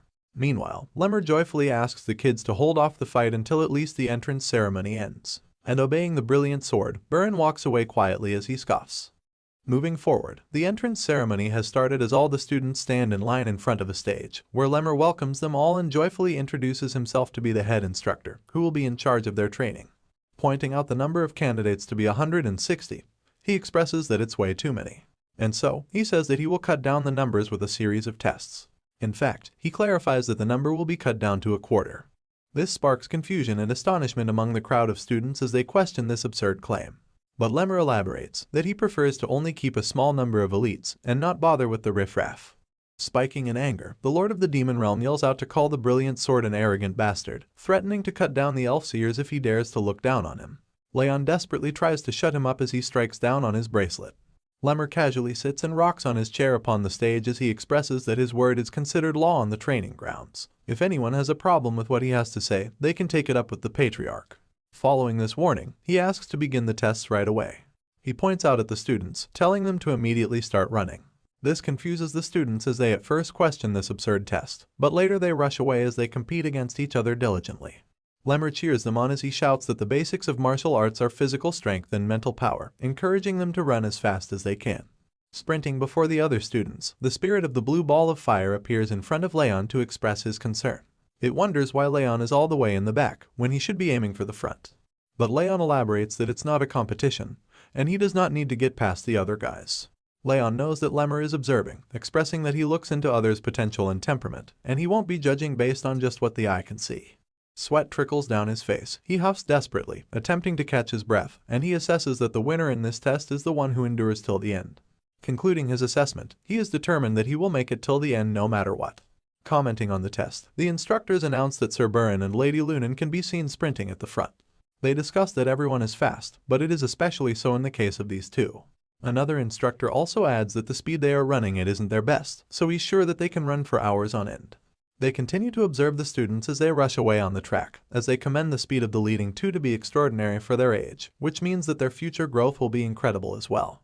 Turning their attention to our hero, they point out at him among the participants. They comment that he's been in the back all this time, unable to catch up, but they acknowledge that he is sick, which actually makes it impressive that he can run at all. Lemmer looks upon the two instructors, observing the race and our hero as they conclude that he is going to fail. But Lemmer's expression seems joyfully astonished, as he smiles and elaborates that it's interesting that he has never seen something like this before. Following into deep contemplation, Lemmer expresses that the humans whose talents he could not calculate were just the strongest people on the continent, which made it difficult to see the depths of their power. But as far as other people go, he can easily see their potential. For example, he can tell what sort of power Burin and Lunan will hold in their future. However, while pointing out at our boy Raon, he expresses that he cannot see anything at all. Lemmer concludes that this could only mean that Raon is stronger than him, therefore he is out of his reach. He strokes his chin in curiousness and smiles as he remarks it to be interesting. The two kids that picked on our hero earlier now run past him as they point out that he had been so arrogant before, but now he can't even keep up with them at all. Raon is in last place, so the brats guess that he will fail the test soon. Not letting anything get in his way, our boy still continues to sprint and run with all his might, as he suddenly looks up in concern and questions that they're just running, even though it is supposed to be training. In his past life, Raon had to constantly run for his life from starved beasts, which was just a basic part of his training as an assassin. And so, he sprouts a wide smile on his face as he comments this training is far too easy in comparison. The race continues in full spirit as the students rush forward on the track. Observing the students is Lemmer, the brilliant sword. He singles out Raon, questioning how he is still running. He elaborates that Raon had exhausted his stamina long ago and is way past the boundary of determination. Lemmer concludes that Raon shouldn't have any stamina left in him to squeeze out. He can tell that our boy has the same kind of mentality as those who have been trained to survive until the brink of death, which is quite fascinating for a young child. Observing this amazing talent, Lemmer deems the young master to be quite interesting. Seeing Raon continue running and keeping up with him enrages Burin. He scoffs and questions just how Raon is still able to keep running, when he was told that the boy was too weak to train. He recalls the information provided by his messenger that the Saint of Rags assessed Raon with the curse of the bitter cold. Raon has a low chance of surviving childhood, let alone learning martial arts. And even at first glance, it's not a secret that Raon looks fragile. Annoyed at things not going according to plan and everyone proving him wrong, Burin grits his teeth in frustration before yelling out the move, or utilization. A burst of energy follows right after, with beams of light crackling around his body. In his childish rage, Burin has started using his aura in the race, just to show off that he's much better than everyone else. And he rushes forward with electric beams crackling and sparking around him, leaving behind Lunan and Raon who follow him. Witnessing the sudden change in speed and agility, Raon is quite taken aback. He observes that although Burin speaks like a noble, he is just a kid. In comparison, he thinks that Lady Lunan might actually be much more mentally mature than the brat who rushed ahead. Keeping his focus, he then concludes that this is just a test and not a competition, so there's no need to break his pace just because his opponent wants to show off. The sun shines down once again as the hot beams scorch the ground, and all the other students who withdrew from the test due to exhaustion fall to the ground as they catch their breaths.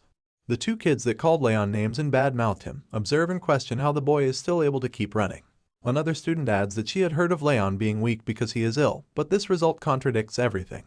Our brave young master keeps on going while the students wonder how he does not get tired. But you see, Raon denies these absurd claims because he feels as though he is about to die due to the coldness in his body. And he adds to the bleak situation, expressing that it also feels like his heart and lungs are going to collapse at any moment, but he is determined. He utilizes the ring of fire to squeeze out any little stamina that he has left inside him.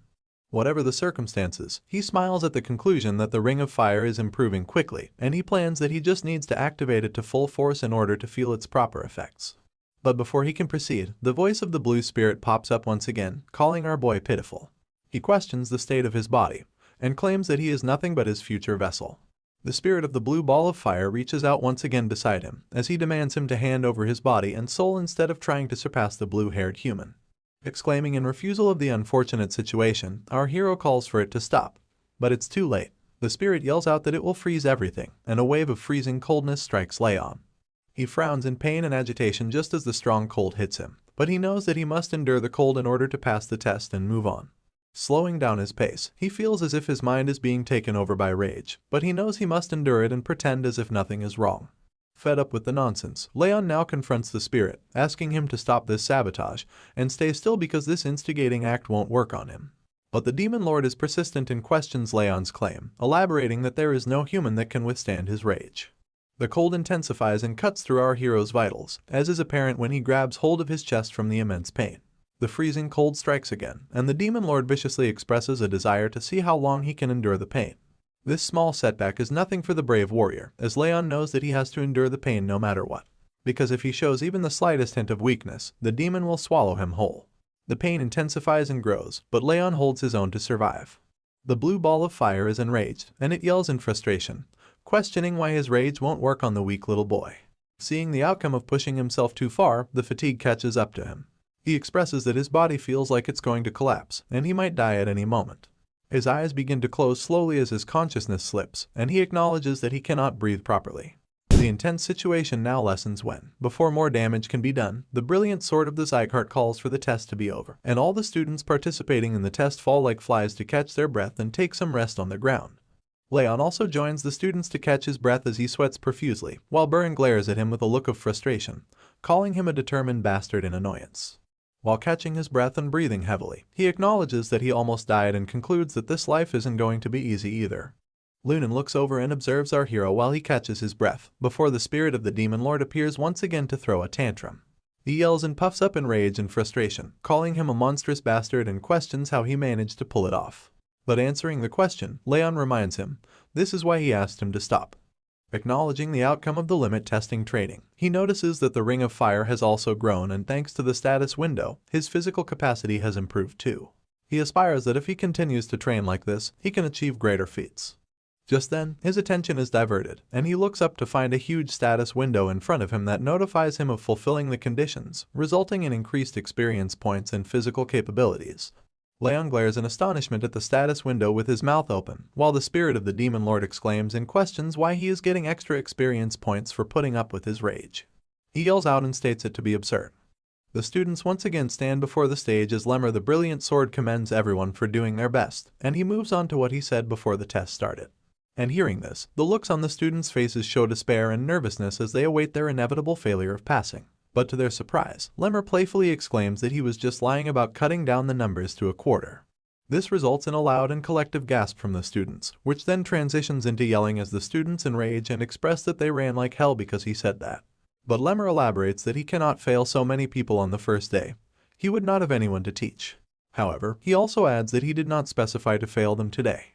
And transitioning back to horror, Lemmer fiercely warns the students that if they show the same results as today, most of them are doomed to fail. This alerts the students once again as they now become determined to train hard. He paces across the stage as he addresses the students, and he reminds them of running with all they had. He points out that none out of all the 160 of them kept it up till the very end, except for one. He also mentions students who gave up and started using aura.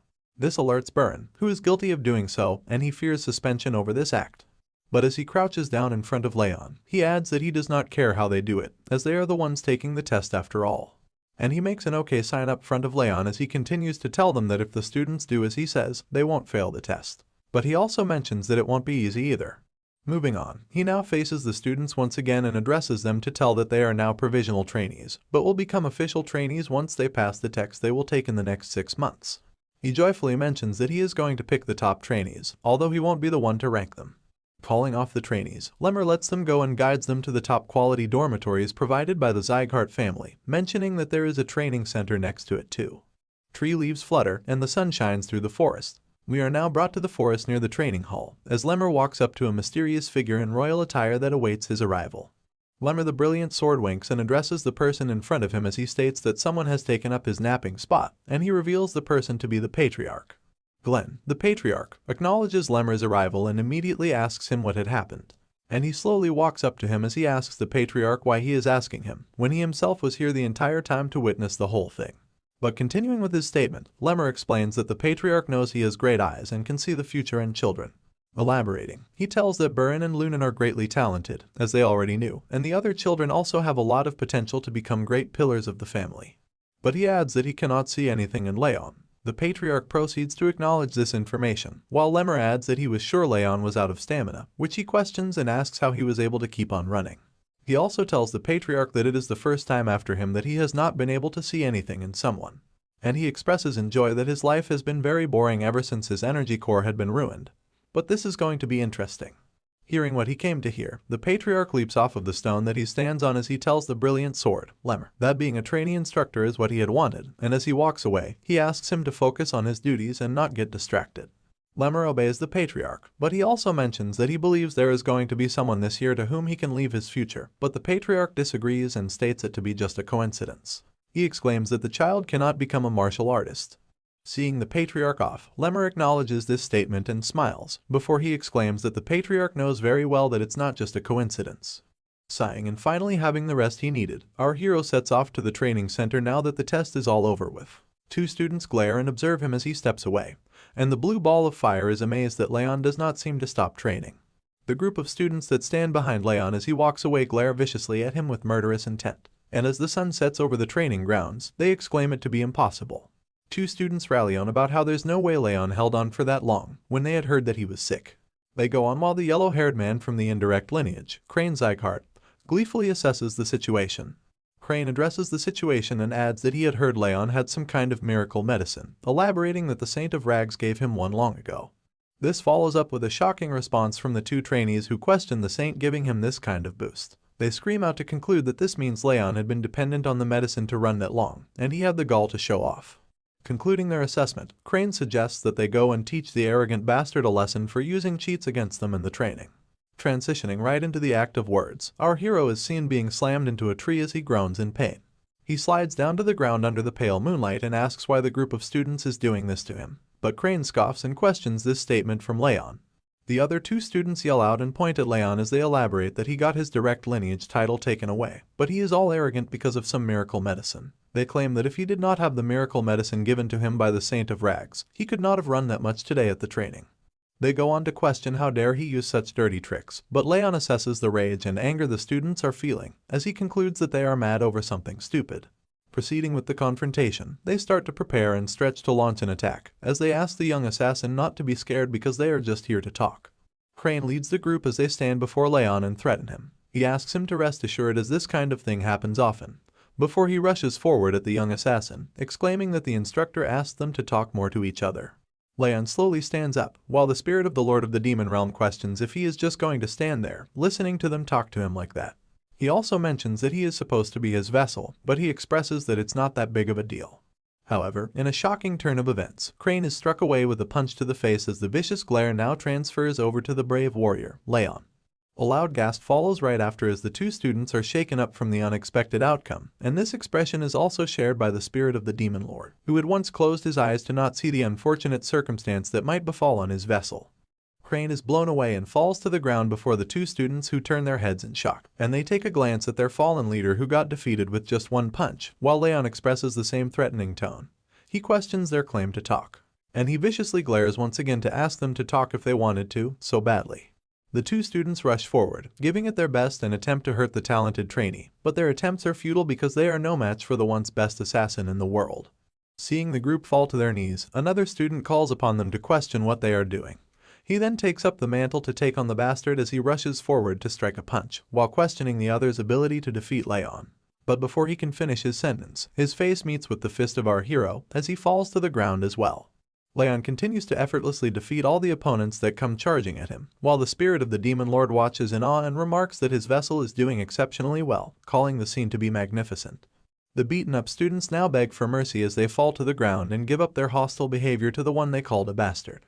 In a threatening act of violence, Raon steps on Crane's hand as his wails echo throughout the forest trees, and he states to ask one more thing of him before he lets him go. Of course, Crane obediently wills to answer, falling under the agonizing pain as his voice stutters when he speaks. Raon questions who was the person that made them do this, and he immediately mentions if it was Buran. Crane snaps and is alerted upon hearing his name, but he mumbles that they did this without the young master knowing, and he is not related to this at all.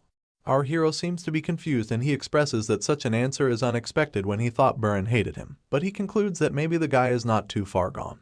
And following the confrontation, he questions Crane if he is safe to assume that he would not go on telling others about their conversation. Once again, Crane immediately mutters to agree to the terms. However, just then, the bully is grabbed by his hair and brought closer to Raon, where he glares viciously into his eyes to tell him that he better avoid him if he does not want to have another conversation with him. Filled with fear and horror, Crane immediately mutters that he will not even step on the young master's shadow. Raon lets him go, asking him to go away if he understands. The group rushes off, away from the threatening young master, but there is a mysterious man hiding among the shadows that watches over the situation. The man is revealed to be Lemmer, who smiles at the outcome of the quarrel as he deems it interesting to watch, and he expresses that it was like seeing the patriarch when he was young. Then he concludes that Raon seems to be talented in martial arts too, making him a true Sieghart. Lemmer's excitement reaches the skies as he mentions an unknown talent hidden among the most talented children, and he expresses that he is getting even more interested in our hero by the day. Not gonna lie, the dude is starting to creep me out.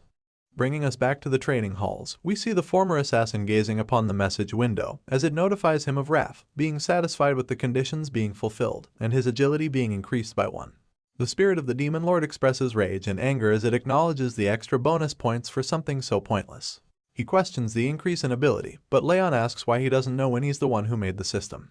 But the spirit grits its teeth in frustration as it confronts him and answers to tell that it's obvious that he does not know, especially when it has never been taken away from him before. He elaborates that Raon is stealing his power that remains in his original form. Now enlightened of such information, Raon acknowledges this fact in glee. This annoys the spirit as it flares up in anger and exclaims that the little bastard does not even show any gratitude. The young master ignores the spirit and sits across his desk with a cup in his hand, while the spirit scoffs in frustration. And it states that it has an offer to make, which sparks the curiosity of Raon, who asks about the offer. The spirit asks our hero to bet on something, with his rage and our hero's experience points on the line. If he loses, our hero receives his rage, but if he wins, he receives all his experience points. Sipping on his drink, Raon carefully gazes upon the message window as it displays the bet placed by the spirit of wrath. The condition is to pass as a top trainee for the training test, and the rewards and punishments follow. Raon questions if the bet has been placed upon the test that Lemmer has mentioned, and Wrath confirms, adding that he said he will choose only the top trainees. Raon's gaze falls upon a card labeled Trade Option, and upon questioning, Wrath tells him that he'll be given one of his traits, but the level will be decreased since he is inferior. Curious to know, another question is shot up upon what is the rage, and Wrath answers to tell that he will take on the emotion of rage that he possesses. Smiling widely, Wrath elaborates that what he will get is next to nothing, but with enough of it, he won't be able to control himself and will go insane. Hearing such a statement, our hero realizes this is what Wrath is going for, and as he sips his tea, he adds that considering how he usually behaves, it does not seem like Wrath is lying, and he has answered every question he has been asked honestly. Contemplating over the rewards of the bet, he remarks that it is not too bad, elaborating it to be a poisoned apple that he has to eat. But he considers it nevertheless, given that it will be difficult to get the top place if he was a normal ill child, but he remembers that he has reincarnated. Reaching forth his hand, Raon accepts Wrath's bet, making him smile widely as he remarks his choice to be wise. Blue flames flare around Raon's hand as the message window notifies that he has accepted Wrath's bet. He believes that if he utilizes his past life, he won't lose. At the break of dawn, heavy breathing and panting fill the air as students lay down on the ground, sweating profusely while trying to catch their breath. They express that they feel like their legs are going to break, and they cannot even stand with all the running that they have done this early in the morning. Looking back at the training sessions, Lemmer explains the stance that he has asked the students to do, elaborating it to be the horse riding pose, which is every bit as silly as one can imagine. Despite him disagreeing with this claim, the students struggle to hold the position as they tremble and shake vigorously, while Lemmer continues to explain that this is the building block of martial arts. Recalling once more the struggling horse riding pose, the students have now had enough, as one of them yells out to exclaim that he's done with this bullshit, and he now wishes to learn some actual swordsmanship from the head instructor. Another student adds to mention that they have done nothing except cycling between running and horse riding poses. Transitioning to Burin, he calls upon the fallen students to stand up and stop complaining, as they are going to train their swordsmanship because it might get rusty if they don't focus on it too much. Wrath pops up beside Raon once again as they observe the group walking away to practice swordsmanship, and he asks if Raon is not going to go after them. But Raon walks away in the other direction, as he answers that he does not need to train his swordsmanship right now, because it's a waste of time for someone who's not even trained enough in the basics. Contemplating over his words, he adds that what he needs right now is not a sword, but physical strength, as his body is weaker than others because of the bitter cold curse. He expresses that the basics are the most important, both for the sake of growth and for training, and he reminds himself that there is no need to feel rushed. And so, taking his own advice to focus on training his body for now, our hero sits in a plank as sweat falls over his face profusely. As he proceeds with his exercise, a mysterious fellow spies on him from among the shadows, and it is revealed to be Lunan Sleon from the vassal family, and she quietly observes him. Hiding behind the wall, she notices that he is improving fast as he lifts weights increasingly each day. She conflicts that she had heard of him to be ill, which does not seem to be the case, as she concludes that it is a given that you will improve if you try every day. But she wonders if increasing the weight every day is just nonsense, as she mentions of him lifting 10 kilograms more than he did at the beginning of the week. She wonders what the reason is behind him being so consistent when he is ill, speculating if it's because he has a different attitude when he's training. And she slowly walks up to him as she concludes that there is something peculiar about him. Our hero innocently wraps up the band around his palm when he notices Lunan approaching him, and he curiously asks why she is here. Glaring at each other, the atmosphere becomes tense as no one seems to break the ice, and they just stare in silence. Lunan wonders what is making House Sieghart grow so rapidly. Suddenly, she feels a cold breeze rush at her, and her eyes widen as she stands still in a daze. Moving forward, she proceeds to sit beside him without warning and begins to lift the weights he has lifted. This strange act is looked upon in confusion by Raon, who does not understand what is going on. Annoyingly enough, Lunan follows him around the room and copies him by lifting different weights. While she does this strange act, she thinks to herself, it's not imagination. She elaborates that ever since she smelled that scent from Raon, the cool and pleasant scent, her body has felt lighter. She further explains that thanks to this strange phenomenon, she was able to lift a lot heavier than she usually can. The former assassin is curious to know what is making her act in a strange manner. So, he calls upon her to ask if she has something to tell him, but she blatantly denies it. Not thinking much of it, he walks away silently while Lunan continues to walk after him, concluding that she might have to follow him around a bit more. Buran enters the room with the other students as they observe Lunan following around Raon. There is no expression whatsoever on his face, while the other students scoff and question why such a girl is following around a guy like him. He then grabs hold of a wooden stick as he claims that the bastard is just wasting his time, and that kind of repetitive training has no point. He elaborates that Raon is weak, so he needs that kind of basic training. But Baron believes that even by doing something like that, he cannot reach the same level as them. Adding on to his assessment, he says that he does not know what the test will entail, but he expresses that in order to prepare, it's better to train in swordsmanship, at least for the sake of their own individual martial prowess. Calling upon his friends, he walks away as he asks them to ignore the bastard from the indirect lineage, and the results of the test will speak for themselves. While Raon is training, an unknown student walks up to him and calls his name. He introduces himself as Dorian and asks if he can train next to him and Lunan. The outsider contestant, Dorian, expresses that he wants to learn the correct procedure, but Raon tells him that he really does not care. Shuffling around his bag, Dorian thanks Raon for letting him train next to him. As a token of appreciation, he hands him a cookie to try. But refusing to have the cookie, he proceeds to offer it to Lunan, who sits beside him. However, he is taken aback in nervousness when he sees her eyes sparkle in awe at the mysterious food item that lays before her. Handing over the cookie to Lunan, he confusingly expresses her to be another unique one in the party. Leaves flutter away into the sky, signifying the time that passes by in the blink of an eye, and our hero trains diligently, running on tracks, lifting weights, and making sure he does everything to be in the best shape possible. Others are also shown to be working hard and doing their best to prepare for the test that might eventually decide their future. Raon now once again runs on the tracks as he pants and huffs for air. He narrates that it's been 6 months since they began training, adding that he ran every day until he was ready to die, and the backs of those that he saw in front of him while running are no longer there. However, he elaborates that when he breathed out a shaky breath and looked up, there were only 2 people left in front of him. Moving on, he tells us that after all that, finally, the morning of the test day has come, and families of the participants are seen walking into the arena as they anticipate their children's success. An announcer greets everyone gathered in the arena as his voice echoes through the large area, and he elaborates that the guardians are all here to watch the event unfold. He also alerts them to follow his instructions carefully, and as Raon stands idly, Wrath appears before him to remind him of the bet that he had made all those months ago. And with a wide smile, he expresses that Raon was not able to surpass the 2 that are ahead of him. He warns him to be ready to take in his rage. But the young warrior is not fazed by the threatening words, and he shoos away the spirit of the demon lord as he expresses that this test is different, and they don't know for sure yet. Diverted towards Dorian, he then notices him laying down on the ground, and he asks what he is doing. Dorian has a look of despair on his face as he explains that he is nervous because of the test that is today and he had not slept all night. Seeing him fall into despair and agitation, our hero steps forward to address the situation and comfort him when Lunan approaches him and offers him a cookie to try, which he refuses.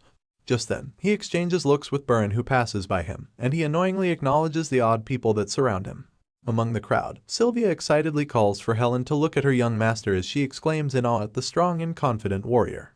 Helen also adds that he has endured 6 whole months of hard training, and she acknowledges the 2 students around him as she expresses that he has made some friends too, which she elaborates is not surprising to him because of his warm personality. She goes on to express that the young Master Raon has always been so thoughtful, ever since he was young, and acknowledging that he has even made friends makes her feel proud of him too. Listening to Helen's strong words, Sylvia smiles in awe of her child, when suddenly this heartfelt moment is disturbed by the sudden call for the Patriarch's entrance. Slowly stepping into the arena, the bright red attire and shiny blonde hair make a statement which intimidates the observing audience as they question his sudden appearance. Sieghart prepares to sit on his throne as the attendees bow down to him, and the audience expresses that he has never come to watch the test unfold before. The brilliant sword of the Sieghart family, Lemmer, also expresses concern as he asks about the Patriarch's sudden appearance. Acknowledging the questionable looks on the family's faces, Glenn states that this is an event that chooses the future of the family, and he questions why they act as if he shouldn't be here. Lemmer nervously then elaborates that it is not why he asked, and he expresses that the Patriarch is always welcome on the training grounds. Wasting no time, the elf then announces that since the Patriarch is already here, they will now quickly begin with the test, and he will now announce the details of this test. A green leaf falls to the ground, following the green aura that bursts out and falls upon the students that stand before Lemmer. The students are startled and taken aback as their eyes open wide at the sudden wave of strong aura that bursts right at them. Raon expresses this concern too, and Lemmer glares at the students with a menacing look while his green aura rushes forward. He elaborates that the students must make it through his aura, that is the test that they have to pass. Continuing with the test, Lemmer elaborates that aura is inherent to a martial artist, and this test will judge the student's worth as a martial artist. But before the students can begin the test, a commotion sparks up among the crowd of families, and a man stands up to question why this is a test when the students have just started learning aura.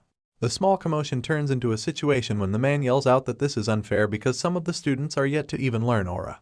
He exclaims that the head instructor had also been spotted sleeping during training too. Lemmer sighs at the unfortunate situation and explains it to the concerned families. The test is not just a manifestation of aura, but the real aura burst is the level of the soul that a martial artist achieves. He adds that this proves that a martial artist can manifest energy without aura, but the man that sparked the conversation does not seem to buy his explanation and raises concern once again. Suddenly, the Patriarch's voice remarks that the brilliant sword is not wrong. The man then acknowledges the Patriarch's glare as Sieghart explains that even if one individual has not learned aura, they possess their own aura burst based on the lives they have led. Lemmer gives a look of approval as the Patriarch further elaborates that depending on the intensity of the training, even someone without an aura can have a strong aura burst. Adhering to all the concerns, Lemmer now asks if all questions have been answered before exclaiming for the test to begin. He then calls forth Lunan Sleon, who slowly steps forward among the students, to the head instructor. And now that she stands before him, he explains that the aura burst that he will test her with is of a level that she can endure if she has trained her hardest, and she will pass if she gets through his barrier to touch him. Once all the details have been made clear, the test now begins, and Lemmer smiles before a strong green aura rushes forth at Lunan, who blocks the wave of energy with her arms. The brilliant sword of the Sieghart family mentions that it will count as a fail if she uses her own aura and calls her to awaken the mental power she has trained. But the aura is strong, and the wave of energy does not seem to stop. Lunan struggles, and slowly but surely, she manages to take a step forward with her hand reaching out at the head instructor that stands before her. And before we know it, Lunen's hand grabs hold of Lemmer's hand, marking the end of the test. He grabs Lunen close to him as she slumps over him with exhaustion, and remarks her passing the test is easy. Lunen huffs and breathes heavily, trying to catch her breath while her head instructor commends her hard work, asking her to continue training like she has. Moving on with the next participant, Lemmer calls forth Dorian, and hearing his name from the instructor's mouth, he is perplexed and shaken up with fear. He questions what is the deciding order as his body trembles, and Lemmer remarks that he decides whoever he wants to step forth. Nevertheless, he nervously steps forward, passing by the exhausted Lunen who slumps over, still trying to catch her breath. Leaning over the slouched trainee, Lemmer asks him to do just exactly as Lunen has done, get through his aura burst using the mentality he has trained. But Dorian is skeptical, his voice mumbles, and he asks if that will work because he is best known for being weak-minded. Nothing stops the brilliant sword from testing the trainees to their absolute limit, and without a warning, his aura bursts out and flares violently, while he remarks that if Dorian cannot endure, he will fail. Trying his best, he attempts to endure and plow through the strong burst of energy, but he struggles heavily and falls to the ground. This test is being observed by our hero, who notices that the head instructor's aura burst intensity differs from child to child. He elaborates that the instructor is controlling his intensity based on the child's level and training progress, which makes him now firmly believe that the brilliant sword of the Sieghart family really has been observing each and every student. As Raon assesses Lemmer's teaching skills, his attention now averts to him congratulating the fearful Dorian who trembles but has finally grabbed hold of him while he is on the ground. Lemmer remarks that he has too little confidence in comparison to his skill level and so, he needs to believe in himself a bit more. Following the words of motivation, Dorian belches and pukes all over, contrary to the amazing show of strength he has portrayed by passing the test. Time flows like a river downstream, and one by one the students are called upon by the head instructor for their test. Now comes Baron Sieghart's turn, who exclaims at his call and enthusiastically steps forth to face the test. Lemmer then walks up to the student and mentions that he will begin right away. A huge wave of green energy follows this elaboration as Lemmer hardens his facial expressions and glares down at the capable student that stands before him. Feeling the immense pressure and force of the aura burst, he is startled and agitated, questioning if this is what the others have been going through. He remarks that this is different from observing from the sidelines. He wonders how Lunen and the other students have endured such a difficult test, and he falls to the ground as he kneels to hold his own, exclaiming that he can't even move his feet. Seeing the student fall to his knees, Lemmer now begins to state that his talent is special, more so than anyone, and there are only a few that are comparable to him. But he comments that he and the other children that followed him around have wasted their time training swordsmanship when they don't even know their true will. He also adds that they should have trained their mentality and physical strength instead of training the sword, and mentioning that Baron had used aura every time he was struggling. If he uses it again this time, Lemmer warns him that he will fail the test. Struggling to get through the energy wave, he grits his teeth in frustration. He cannot afford to fail this test here. Falling back into a flashback, we are told how his father looked at his brother on the day he kicked him out. He remembers the cold and cruel look in his father's eyes. He exclaims in fear he will also be abandoned if he does not get through this. This boost of adrenaline, backed up by fear and anxiety, pushes the student to rush forward in desperation. And finally, he grabs hold of Lemmer's leg, being called upon to pass the test. Baron, now exhausted, huffs and catches his breath, while Lemmer remarks that he is only 12 and he should not pretend to be an adult, training only what he should train. Finishing his remarks on the test, Lemmer metaphorically elaborates that he is bound to trip on a stick if he continues to walk while looking up. Moving forward with the test, he now lastly calls upon our hero, Raon Sieghart, to step forward, and he obediently comes forth from among the students. Now standing before the head instructor, Raon dramatically makes his way to the final test to become a martial artist, and as the suspense builds up, Lemmer asks if the young trainee is ready, which is responded by a confident nod. And following the exchange of words, Lemmer remarks that he will begin. A roaring wave of energy now rushes forward through the battle arena at Raon, who stands readily in the face of the strongest aura burst that Lemmer has let out in the whole day. The strangely violent and roaring burst of aura surprises not only Sylvia, who jumps up in concern for her beloved son, but the patriarch too, whose eyes widen as he questions the odd display of power that the student is now to face. Nervous to face the strongest aura burst, Raon asks the head instructor if this really is his test, and Lemmer responds by elaborating that the talent he had foresaw in the capable student was far above what he saw in Baron and Lunen. And so, he exclaims for the student to try and endure the aura burst. Blocking the roaring wave of energy, our hero falls into contemplation. He remarks that his potential does not lie in his body, but inside his soul that once suffered a terrible end as an assassin. And while he acknowledges this fact, the wave of energy starts to cut through our hero's feet as he takes a step forward. The atmosphere starts to change, and the head instructor's eyes widen at the student enduring the most powerful aura burst. The patriarch's glare locks onto his grandson too, as the brilliant sword startles at the sight of Leon's unbelievable talent, who continues to step closer and closer to his body. And before you know it, Raon Sieghart has pressed his palm against the head instructor's chest, who exclaims in denial that this really has happened. This amazing talent has the crowd of families in shock too, as their gasps sound and echo throughout the arena. Lemmer and the patriarch widen their eyes in shock, and they are taken by surprise, but the brave young warrior smiles without a hint of exhaustion as he questions if the test is now over. The students too share the same sentiment of denial as they question how the once weak student managed to get through the most powerful display of aura burst today. Following the students, Burren's father and his messenger also jump up in their seats as their eyes widen in shock. Lemmer nervously walks up to the talented student, and the voices of the messenger echo through the arena as he questions how the ill child who hasn't even learned aura managed to make it through such a difficult test. Lemmer blatantly stands before the student and now asks what he really is.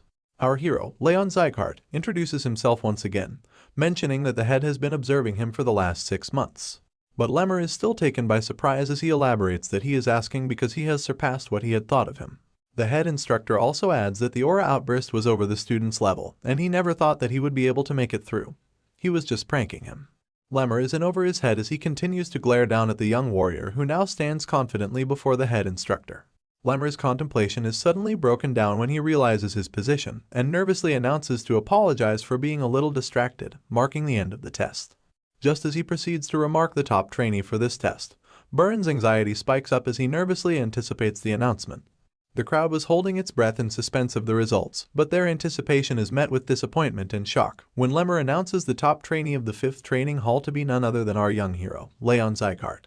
The announcement sparks joy, and tears fall down Sylvia's eyes as she exclaims and jumps up in her seat. Helen shares the same sentiment as she adds in the excitement, pointing out that the young master has done it again. A commotion rises from among the crowd, since family representatives do not seem to be happy with the decision. They question Raon's position as the top trainee. Burren is not having it either, and he points his finger at Raon to elaborate that they are the martial artists of the Sieghart family, and that they should duel to choose the top trainee, rather than test for one. Lemmer assesses Burren's consistent emphasis on the unfair selection, and he comments that the boy is desperate to stand at the top. That startles the young master, who takes a step back to deny the claim. However, stating that the test is already over, he asks the patriarch for help. And after taking a brief moment to think, Glenn Sieghart responds by calling out for his grandson. He remarks that the people do not seem to accept him as the top trainee despite the results, and so he asks if the current top trainee is willing to have a duel with the young master for the top spot. The response from Raon is met with a collectively loud and soundly gasp of shock as he openly denies the offer. He elaborates that the test is already over with the results that speak for themselves, and he is not interested in fighting in a duel when there is no reward at the end. Our hero moves his gaze at the young master who always talked about honor and direct lineage, telling him that he's being a sore loser by standing in denial over the results of a fair test. Burren is startled, and he scoffs with frustration at Raon. Finding no other way to prove the new talent's capabilities, the patriarch then suggests that he fights in a duel over the position of the top trainee, and if he wins, he will be rewarded with a bronze plaque. Raon is immediately alerted upon hearing of that condition, and reminds himself the bronze, silver, and gold plaque rewards are given to those who have accomplished something special in the family. He explains that these plaques can be used to claim certain valuable rewards in the future. He adds that even though the plaque he will be receiving is bronze, he is sure that he will be able to get pretty decent rewards with its help. So naturally, he accepts the offer, while remarking that maybe Burren really wants the top spot. The patriarch approves this decision and states that they will begin right away. Raon now stands before his opponent who has a look of desperation on his face, as the patriarch adds that this duel will be the real decider of who is deserving of the top trainee title. He explains the details. There will be only one round, and the opponents are only allowed to use their bodies. The head instructor now affirms the duel and swings his hand, marking the beginning of the fight. Burren immediately rushes forward at his opponent, his arm reaching back to muster up a powerful punch. The fist flies next to Raon's face as his eyes widen at the sudden attack. This is followed up by an immediate kick to the face that is blocked by Raon as he hardens his facial expressions in light of the heated battle that unfolds in the arena.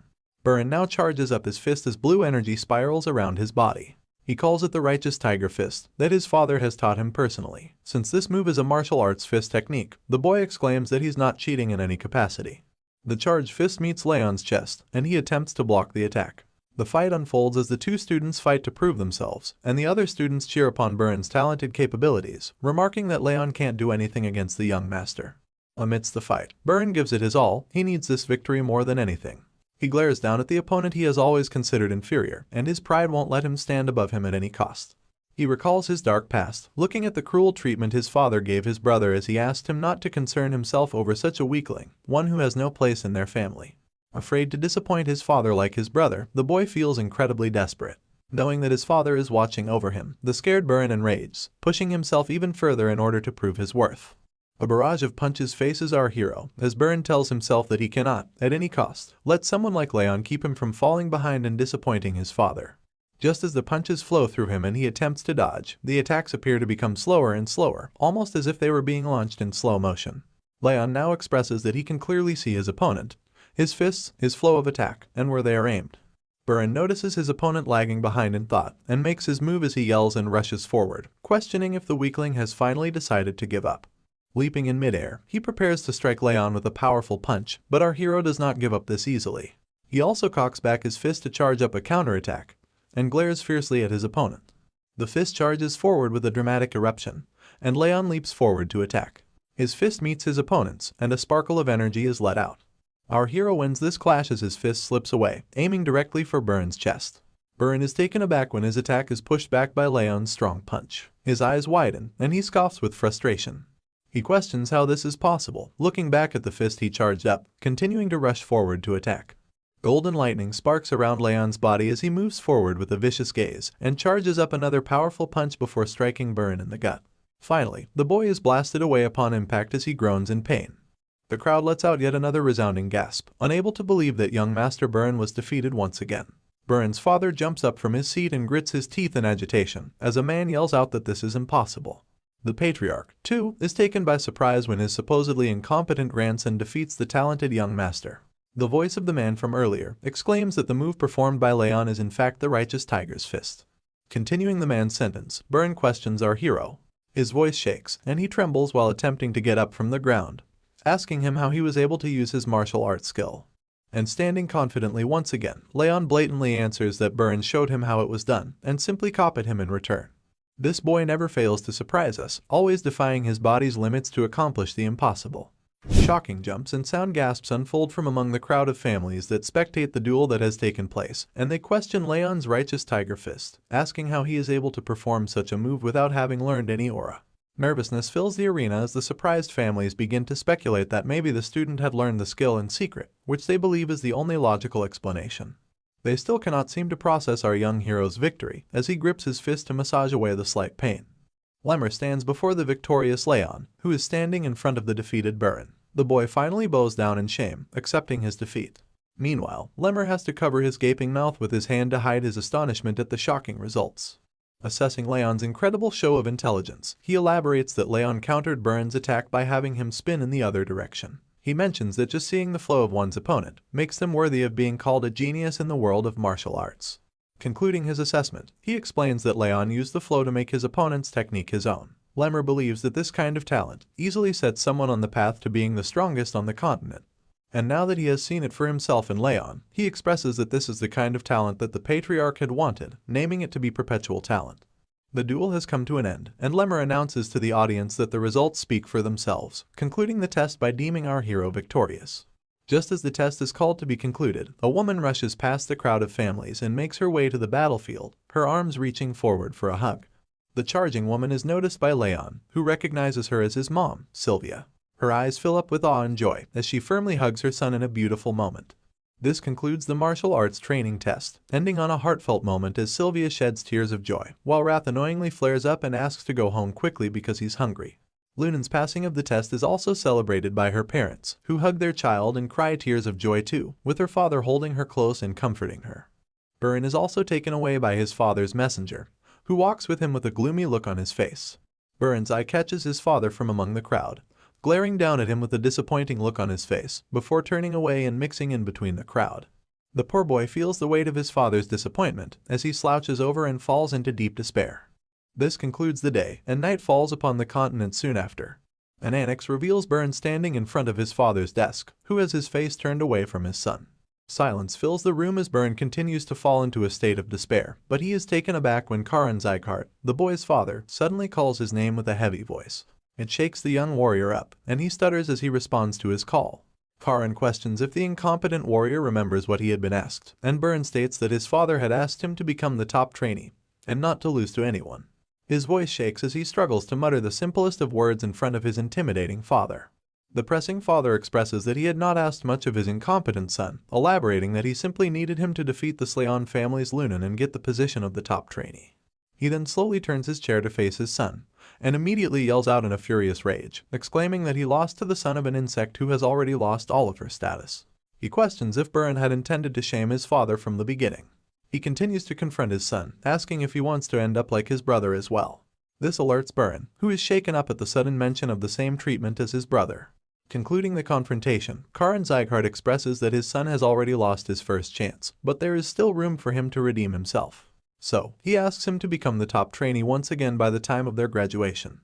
Done with what he had to say, the father commands his disappointing son to leave his sights immediately, and of course, Burn obeys in shame and despair. Walking out of the annex under the pale moonlight, he wipes away the sadness and holds his head in his hand, expressing that he must not miss this last chance if he wants to live like someone of the direct lineage from the Sieghart family.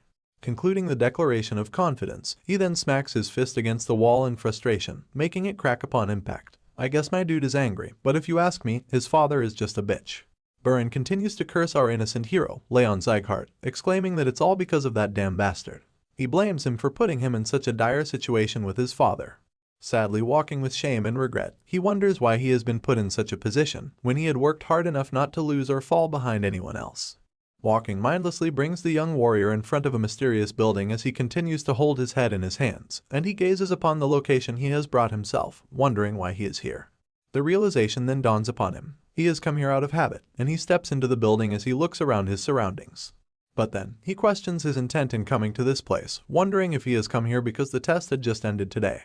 However, that does not seem plausible, because there is no one else in the building except him. Wandering about the training hall, he picks up weights and begins to train, when suddenly, his eyes fall upon the locker boxes beside him, and he slowly walks up to them. His eyes set on one particular box, and that is today's top trainee, Raon Sieghart's. He stands before the box marked with his name, and he stops to look around for someone suspicious. He believes that just a peek won't hurt, elaborating that he is not stealing anything, which is enough for him to justify his suspicious behavior to himself. However, he is soon taken by surprise. His eyes open wide when he opens the drawer to find a bunch of used shoes. He is confused and wonders what all of this means. Elaborating that there are at least 10 pairs of shoes, he questions the fact that Raon has used up all of them in just 6 months, when he himself had to change his shoes only twice. Picturing his opponent's training regime, he suddenly turns around to see an image of Raon training diligently as he lifts his weights non-stop. Looking over at this image, the realization finally dawns upon Burn. He recalls that Raon was always seen training.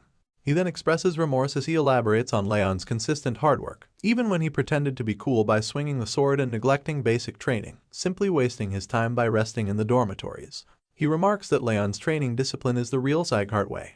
He now finally realizes that he has always done the opposite of what he thought was the right way to represent his family. And as he glares down at our hero's worn-out shoes, the boy couldn't help but loathe himself. Suddenly, his weird actions click in his head, and he cautiously looks over at the training bench once again, only to find no one is sitting there.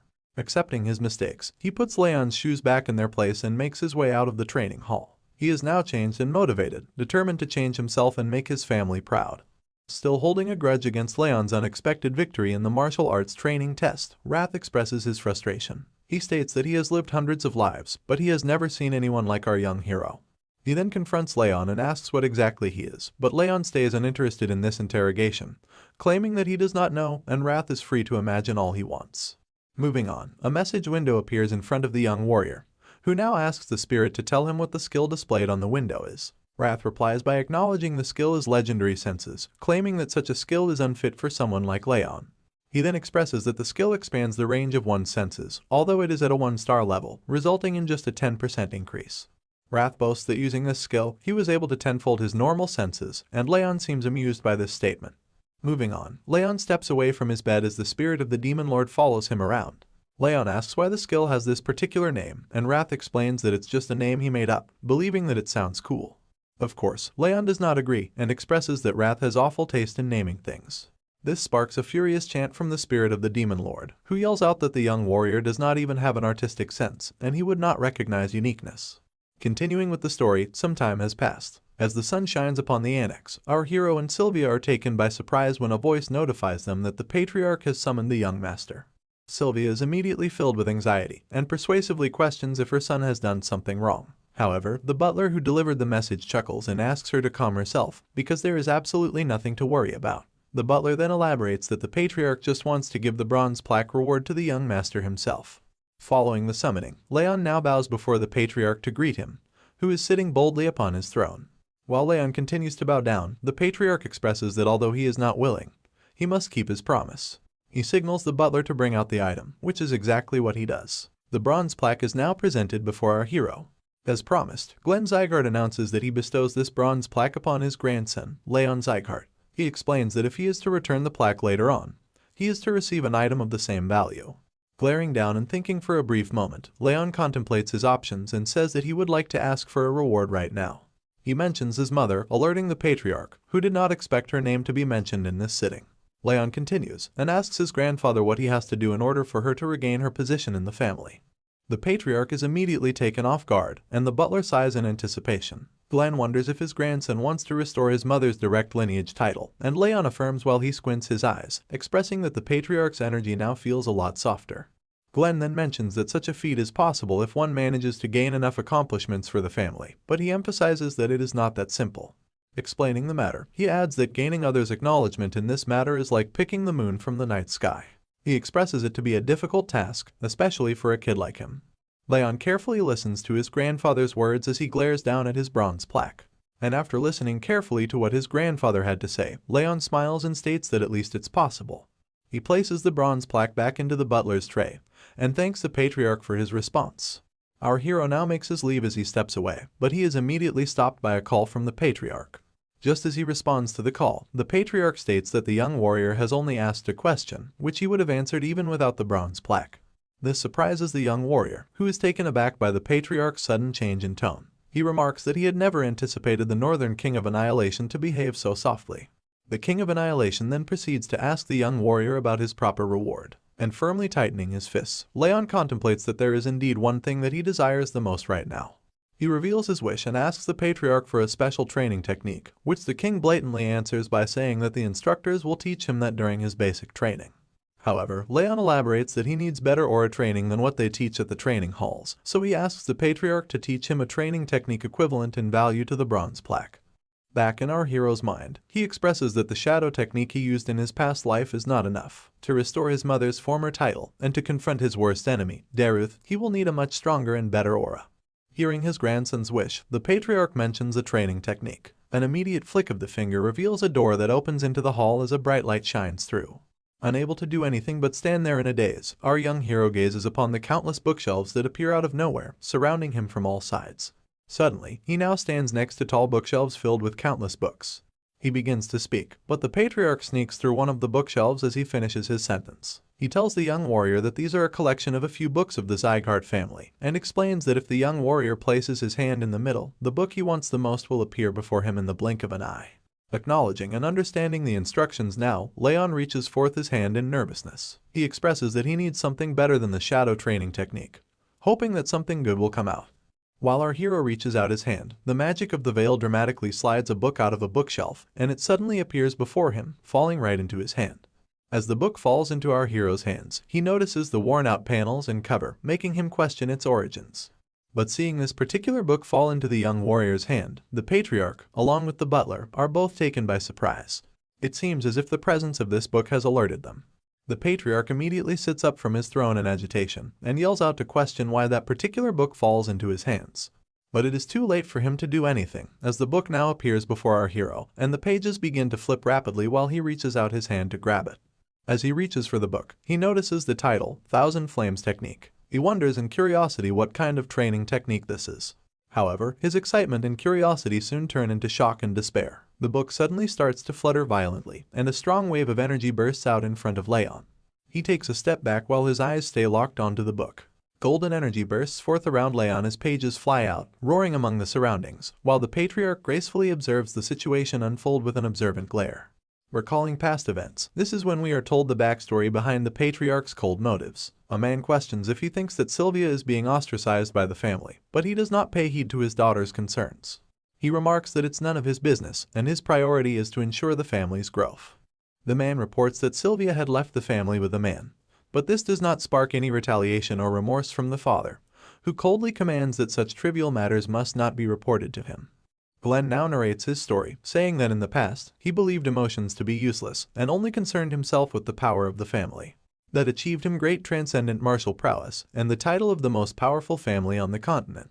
However, he grieves while expressing that all he attained was nothing compared to what he had ultimately lost. Another flashback takes us back to when a messenger reports to the patriarch about her daughter, Sylvia, and her husband being ambushed, which results in a look of despair and agony upon the patriarch's face.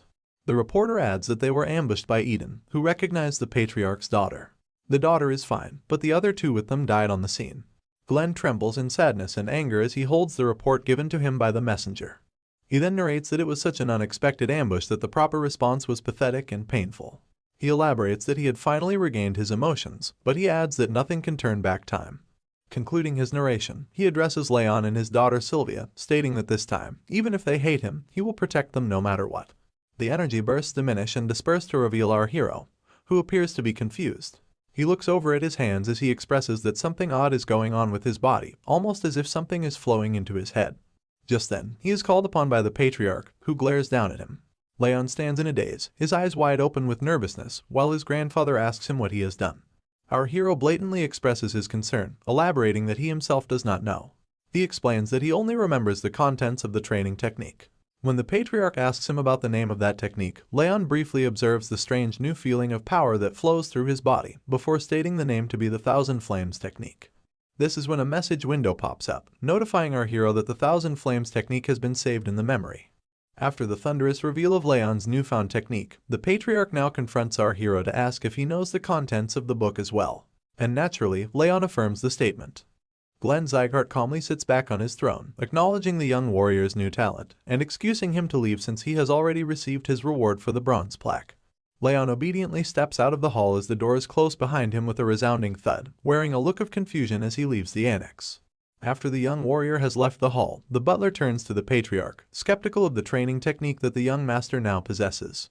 But before the butler can finish raising his concerns, the patriarch stops him in the middle. For our explanation, he narrates that the technique belongs to the first ever Sieghart patriarch, and he expresses that no one else in the entire family's history has ever been able to take the book into their possession, nor have they called forth the book inside the veil. The patriarch now seems to be concerned for the safety of his daughter and the exceptionally talented grandson, while the butler shares the same sentiment as he warns him of possible dangers. Glenn asks him not to worry, because no one else knows about the Thousand Flames technique. Our hero smiles as he walks out with a new and improved training technique. Meanwhile, the butler once again raises concerns about the book that has disappeared. But the patriarch explains that it is fine, because someone has now learned the technique that was conserved in the book. He adds that it wasn't a training technique anyway, expressing that the book would have rotted away among the huge collection of bookshelves if it were not for his grandson. He then sits on his throne, suggesting that now things might have to take a turn and change for a bit. His tone tells us that he is skeptical and alerted to the possible dangers that may arise. In contrast to the patriarch's worries, our hero contemplates the strange new technique that he has been gifted with. While observing and assessing his new technique, a question arises: why did the patriarch gift him such a powerful technique? He elaborates that this technique is something that not even the gold plaque equals in value. Now positioning himself in a state of full concentration, he adds that such a technique does not lag behind the Ring of Fire, which is also a legend in the martial arts world. This is what makes it really worth learning. But achieving such goals is not supposed to be easy, which is evident when he sees himself approach a burning fire. He reaches his hand out to grab the fire, but to his surprise, the burning fire shifts position and moves away from his hand. Our hero now opens his eyes, acknowledging that he has failed again. He adds that he keeps trying to collect the aura, but fails each time. Emphasizing the difficult nature of the technique of this level, he remarks that it was bound to not be so easy for him to learn.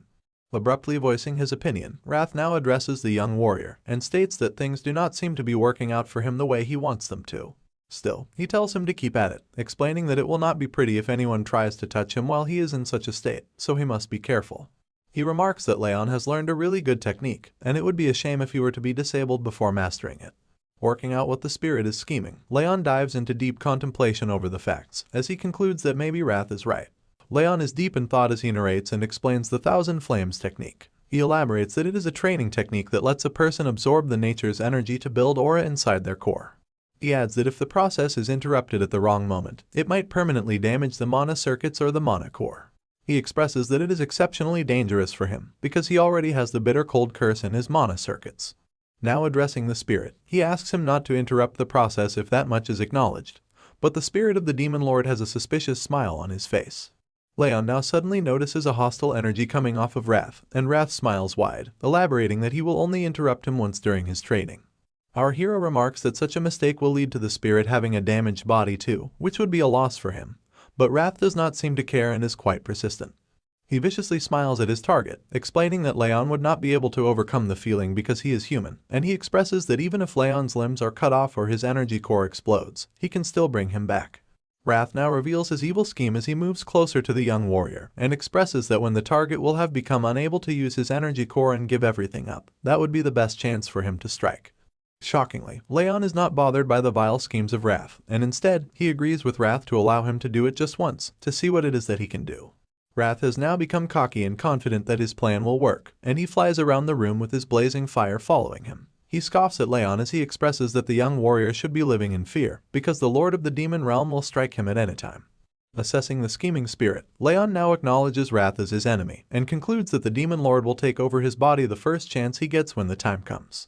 Thinking that the incarnation of rage, Wrath, would have stopped scheming because he did not try anything recently, Raon expresses that he was relieved. But now, he has no choice left but to be alert again. This is followed by an exhausted sigh, as he states that Wrath is someone to worry about later, and he now has to focus on more important things. Raon then walks up to the window of his room, and Wrath questions if he intends to do it now. Our hero confirms, stating that it's not a coincidence, since the woman visits there every night. He now stares out his window. Wrath follows him around as well, and as they both peer out the window, they find a certain maid slouching by the riverside. Raon says that he will go and take care of the matter. The maid is revealed to be someone called Judiel, and she profusely writes on a piece of paper as she states that she usually has nothing to report other than muttering. But she exclaims that today, she has found something interesting. Judiel contemplates what she has to report, and she expresses that she never would have thought that the young master would get such a valuable training technique as a reward for just the bronze plaque. She adds that while observing Raon, the mana flow that she felt while he had been training his aura earlier was out of the ordinary. Continuing to write, she expresses that such information is definitely worth noting for the intermediate martial hall too. Now concluding the report, she folds up the paper in front of her as she tells herself that even if she has been ordered to do this, the victim is only a child, and she wonders how long she has to do this for. She places the folded paper upon the river that flows in front of her. The paper floats away on the water, and the maid takes a sigh of relief. But just then, a blade suddenly appears, pressed against her neck. She was just about to leave, when suddenly she now faces this strange and mysterious anomaly. Nervousness takes over Judiel as she starts to sweat. The mysterious man stands behind her with a blade pressed against her throat, and with a heavy voice that screams with murderous intent, the man claims that if she moves or speaks, she will meet the face of death. The man commands Judiel to look down at the lake, and she obediently tilts her head forward, nervously wondering who it is. She questions who could possess such terrible bloodlust. Just as she gazes upon her reflection in the lake, her eyes fall upon the face of the mysterious man that threatens her, and she is taken by surprise when she finds out that the one with such bloodthirst is none other than our hero, which makes her wonder how the kid had managed to sneak up on her at all. Raon now confronts the spy. He moves closer to her ear, as he states that he has felt a pair of eyes watching over him since the day he came back to the annex, and he asks if the spy had gotten the information that she wanted. This unmasking startles Judiel and takes her by surprise. She expresses it to be impossible as her eyes widen in shock, and she exclaims that she had thought she hid her presence perfectly. But then, the realization dawns upon her that Raon was simply pretending to not know. Pressing the blade further against her neck, Raon threatens her once again and commands her to open her mouth. She hesitantly opens it, and our hero shoves some sort of mysterious ball deep into her throat. Judiel gags and belches as she swallows the strange thing, and bends down to get a hold of herself when Raon lets go of her and steps away into the lake. He picks up the letter she had been writing, and opens it up to find nothing written on it. He realizes that he is not able to see the contents of the letter, and speculates that he may need some special method to make the words visible again. Raon now exclaims that the correct answer is moonlight, and upon hearing that, there is a look of despair and desperation on Judiel's face as she glares at her vicious young master. Judiel's voice shakes, and she trembles in confusion. She asks how Raon was able to know, but without answering her question, Raon now narrates the names of people from the Sieghart family: Alice, Daniel, and Karin. Just narrating a few of the family members' names, our hero concludes the perpetrator to be Karin Sieghart. He claims that this is Karin Sieghart's doing, which makes Judiel lose the color on her face. Her eyes widen, and she grits her teeth in agitation. She deems it impossible for Raon to be able to know all this so easily, when she is sure her face did not change when he recited the names. She adds that she has been trained to be a good spy, so there's no way he could have read the answer from just her face. But just then, the truth clicks in her mind. In a daze, she acknowledges the pain that burns through her body, and Raon's unexpected ability to read her thoughts so easily. This compels her to believe that what she had swallowed earlier was none other than a rage worm, the very thought of which sends waves of horror in her body. Traveling back in time, a flashback takes us back to when Karan commanded Judiel to infiltrate the annex and report every single detail about Sylvia and Raon. Karan offers her a reward. If she does well in this mission, he promises to make her wish come true, whatever it may be. Now returning to the present, she confronts our hero and blatantly asks if he has fed her a rage worm. Raon is taken aback to see that the maid knows about it, because that's not what he had expected. Judiel, however, has nothing she can do to reverse the effects now, but still, she immediately belches and gags in an attempt to spit out the rage worm from her system. Tears fill up her eyes as she squeals and pants heavily. She expresses it to be the worst curse, one that lets others know about the emotions of the person that ate it. But the horror doesn't end there, since the life of the cursed individual can be taken away by the owner simply by wishing it. She also acknowledges Raon's reaction, and concludes that he has definitely fed her a rage worm. Raon then states that sending a letter like this to House Sieghart must mean that she is a spy of the Intermediate Martial Hall. He raises his assumption that the plan must have begun around 7 months ago, probably at the time of the judgment ceremony. He then reads out the contents of the letter as he remarks it to be quite detailed, elaborating that Judiel has not only written information about him, but also about Sylvia, Helen, and all the other maids in the annex. Judiel is now cursing her past self for taking on this mission, and thinking that it would have been easy since Sylvia had broken energy core and mana circuits. She actually believed that she could have gotten this done easily. But as she assesses Raon's behavior and vicious intent, she concludes that the child that stands before her is not a child, but a monster instead. Judiel is now desperate for redemption, and will do anything she can to get out of this mess. She yells out in desperation, claiming that she will change the contents of the letter and put something false inside it. But our hero is not buying this, and he states that there is no need since his information will be leaked to Karan eventually. He adds that such an act will just prove her to be unskilled, nothing else. He now crouches down to face the spy maid, and glares into her eyes with a murderous intent. At the fierce and intimidating aura of the child, Judiel can do nothing but tremble. Raon tells her that from now on, she is to become a double spy. He elaborates that she can give information to others that they will eventually find out anyway, but will be careful to leave out the important information. He then demands that she also bring him information that he wants, and Judiel hesitantly agrees as her voice shakes with fear. Concluding this confrontation, the young warrior now passes a warm smile, and makes his leave, telling the spy maid that he hopes she has some useful information the next time he sees her. As our hero passes through the forest and makes his way back home, Wrath appears to ask the young warrior when he managed to summon a rage worm. But, as expected of our hero, he elaborates that he would never do something so cruel. Instead, he had just fed her something that would cause extreme pain for a bit. This surprises Wrath, who is amazed that the boy managed to gather all that information without the use of the rage worm. Raon explains that there are all kinds of methods to gain information, and even if others might not know of them, things are different for him. Wrath is also taken aback by this claim from the young master, and he recalls the spy maid calling him a monster. At this moment, the demon lord can't help but wonder if she was right. Moving forward with the story, Raon now narrates to tell us that he started focusing on training his aura, and soon enough, it was time for him to leave the annex for the training hall once again. He leaves the annex, while Judiel nervously stands beside Sylvia, accompanying the young master's mother. He says that even after having put so much effort into his aura, he was still unable to make it on the day of departure. Appearing at the training hall, Raon now observes the small number of trainees standing before him on the battleground, and notices that only about 42 people have passed the test to make it here. He recalls Lemmer's words, who had said that only a quarter of the trainees will be left behind. He also remarks that Lemmer is really precise about these kinds of things, when suddenly, a voice calls out his name. He turns his head to find Lunan trying to approach him. The girl steps forward to turn and face Raon, while he nervously stands in front of her. This is when some context is dropped. A few days earlier, at the Raon family residence, a voice calls Lunan to question her if Master Raon had helped with her training. She agrees to answer the question while she munches down on her favorite snack, cookies. Her mother sits across from her on the table and asks her if she had thanked him for it. Lunan answers that she did when she received a cookie from him, but this is not what her mother is asking. She repeats the question and once again asks if Lunan had thanked Raon for helping her with her training. The girl then answers and says that she didn't. This confuses her mother as she questions why that is the case. Lunan exclaims and answers that her father had said to never talk to a guy first. Hearing this, Lunan's mother passes a wide smile as she now begins to confront her daughter. She explains that gender doesn't matter when someone expresses gratitude, and tells Lunan that when she receives help, she should always say thanks in return. As her mother's words echo through her mind, we are finally brought back to the present. Lunan now thanks Raon, which is responded to by a confused and nervous affirmation. The boy nervously steps away in confusion as wrath appears before him, questioning what is up with the girl. Raon responds that he does not know either. Watching Lunan leave, a voice suddenly calls upon him, and he turns his head to see who it is. Dorian breathes heavily and attempts to catch his breath, as if he has just come after running a marathon. After asking how the young master is doing, he exclaims that he thought he was going to die because he was a provisional trainee. Dorian goes over how hard it has been for him to qualify as an actual trainee, which even gave him nightmares and took away his sleep. But Raon is fed up with this long rant, as he spews out all the words from his other ear after listening from the first. Dorian expresses that he's glad that Raon is the top trainee, and he was about to say something mean about Burin, when suddenly, Burin walks up behind him, taking him by surprise.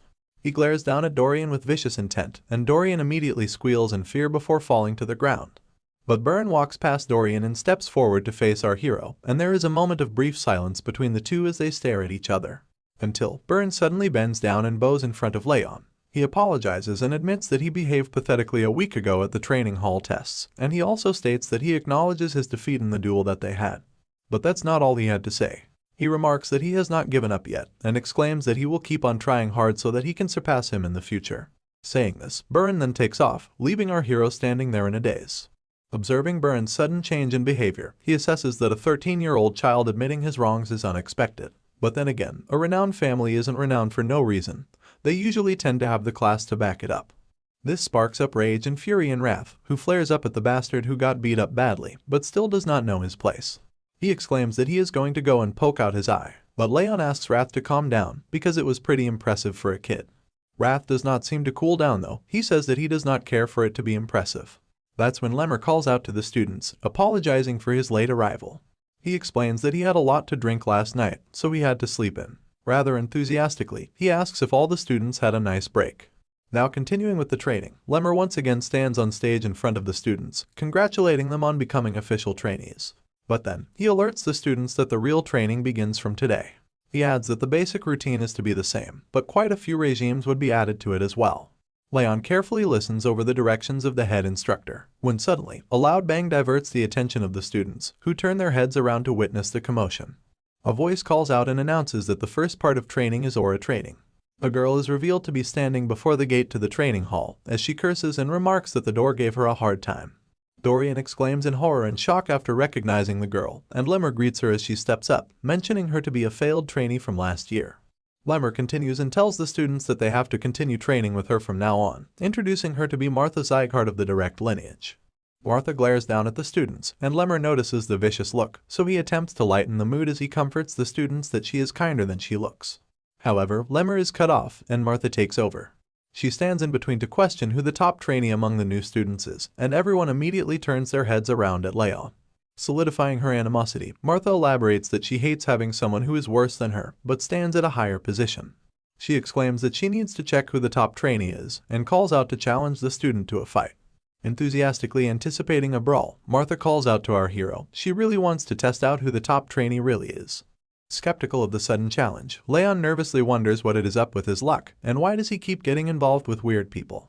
Nevertheless, he steps out among the students and announces that he is the top trainee, and Martha gazes upon the young trainee with a smirk on her face. She exclaims in arrogance that someone like him does not seem fitting to be the top trainee, but she moves on and proceeds to crack her knuckles, asking him to start with the duel right away.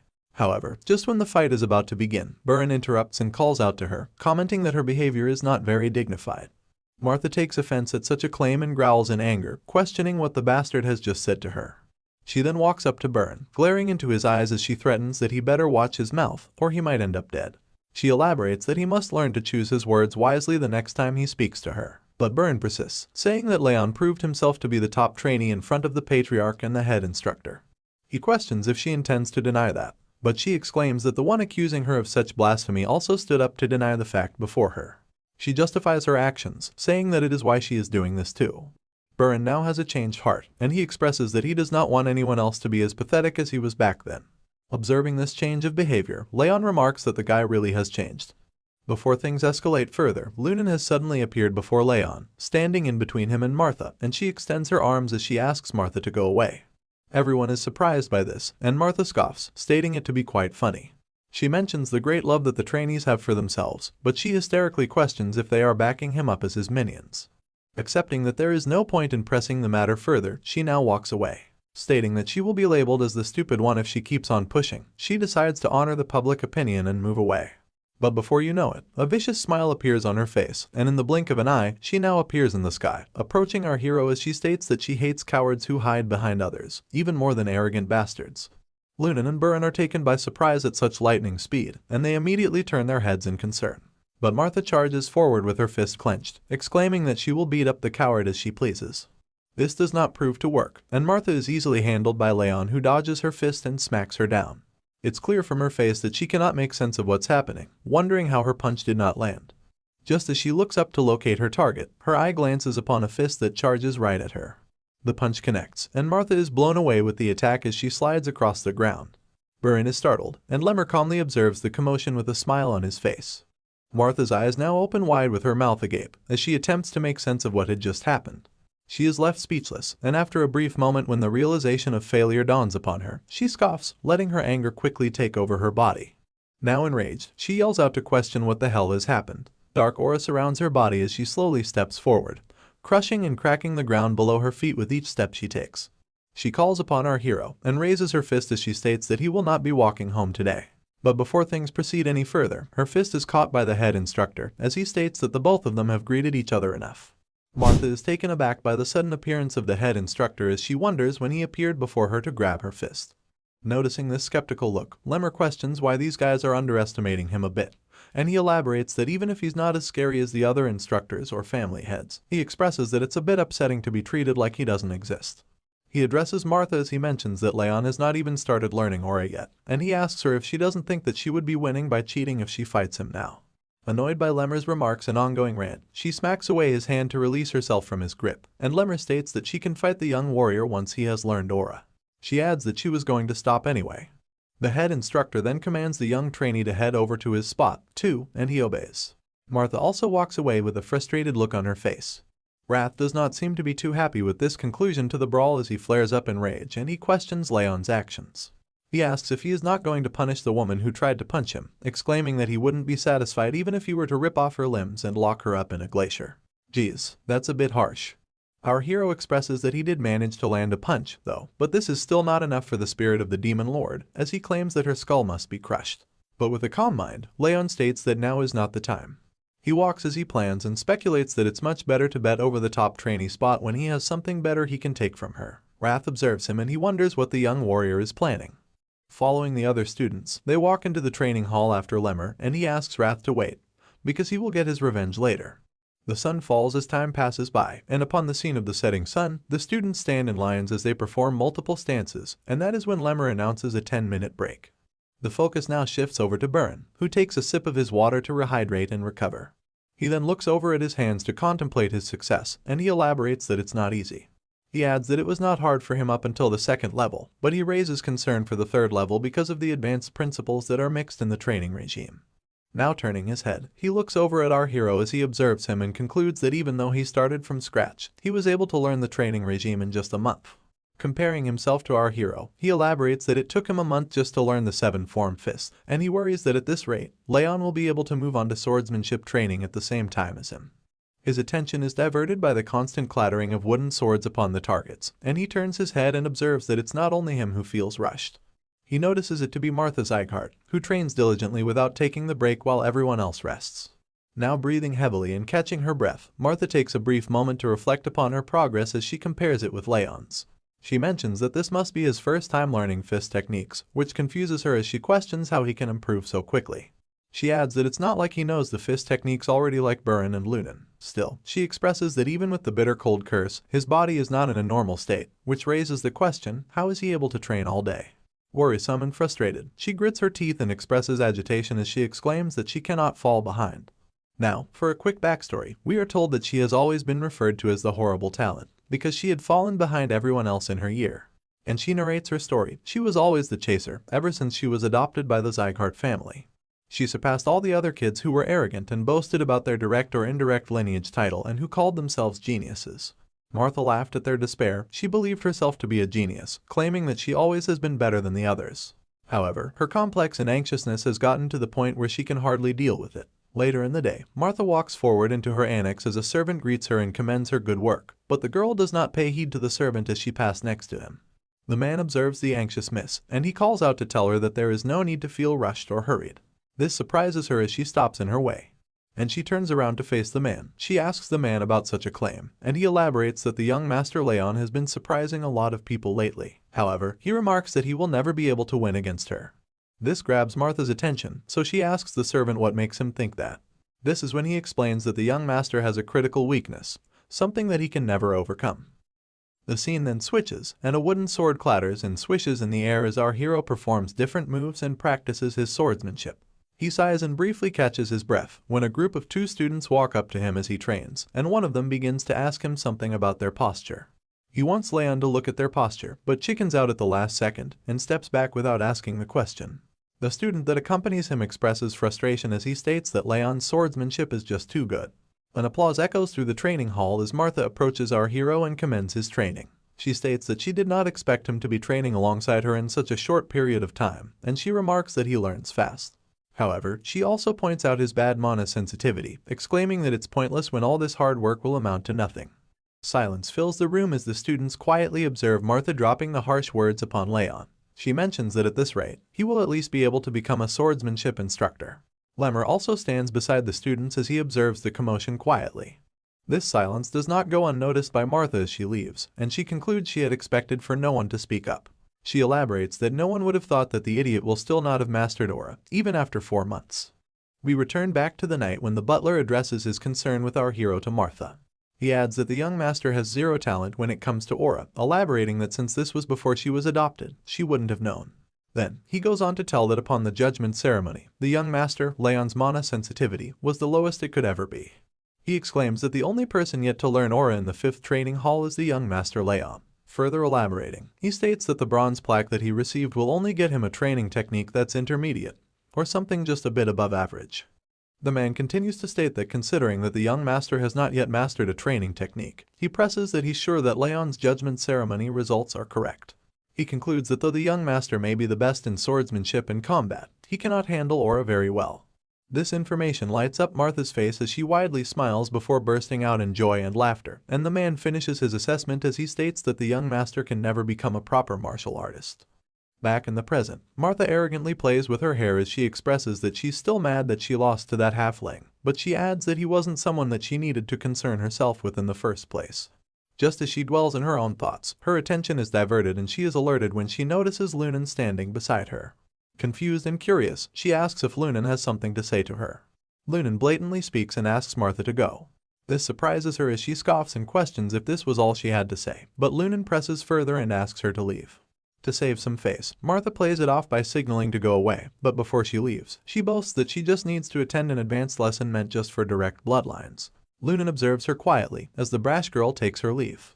Night falls, and inside the training hall, our hero sits across the training sets as he refreshes and concludes his training for today. He looks over at his hands and expresses that it's fun.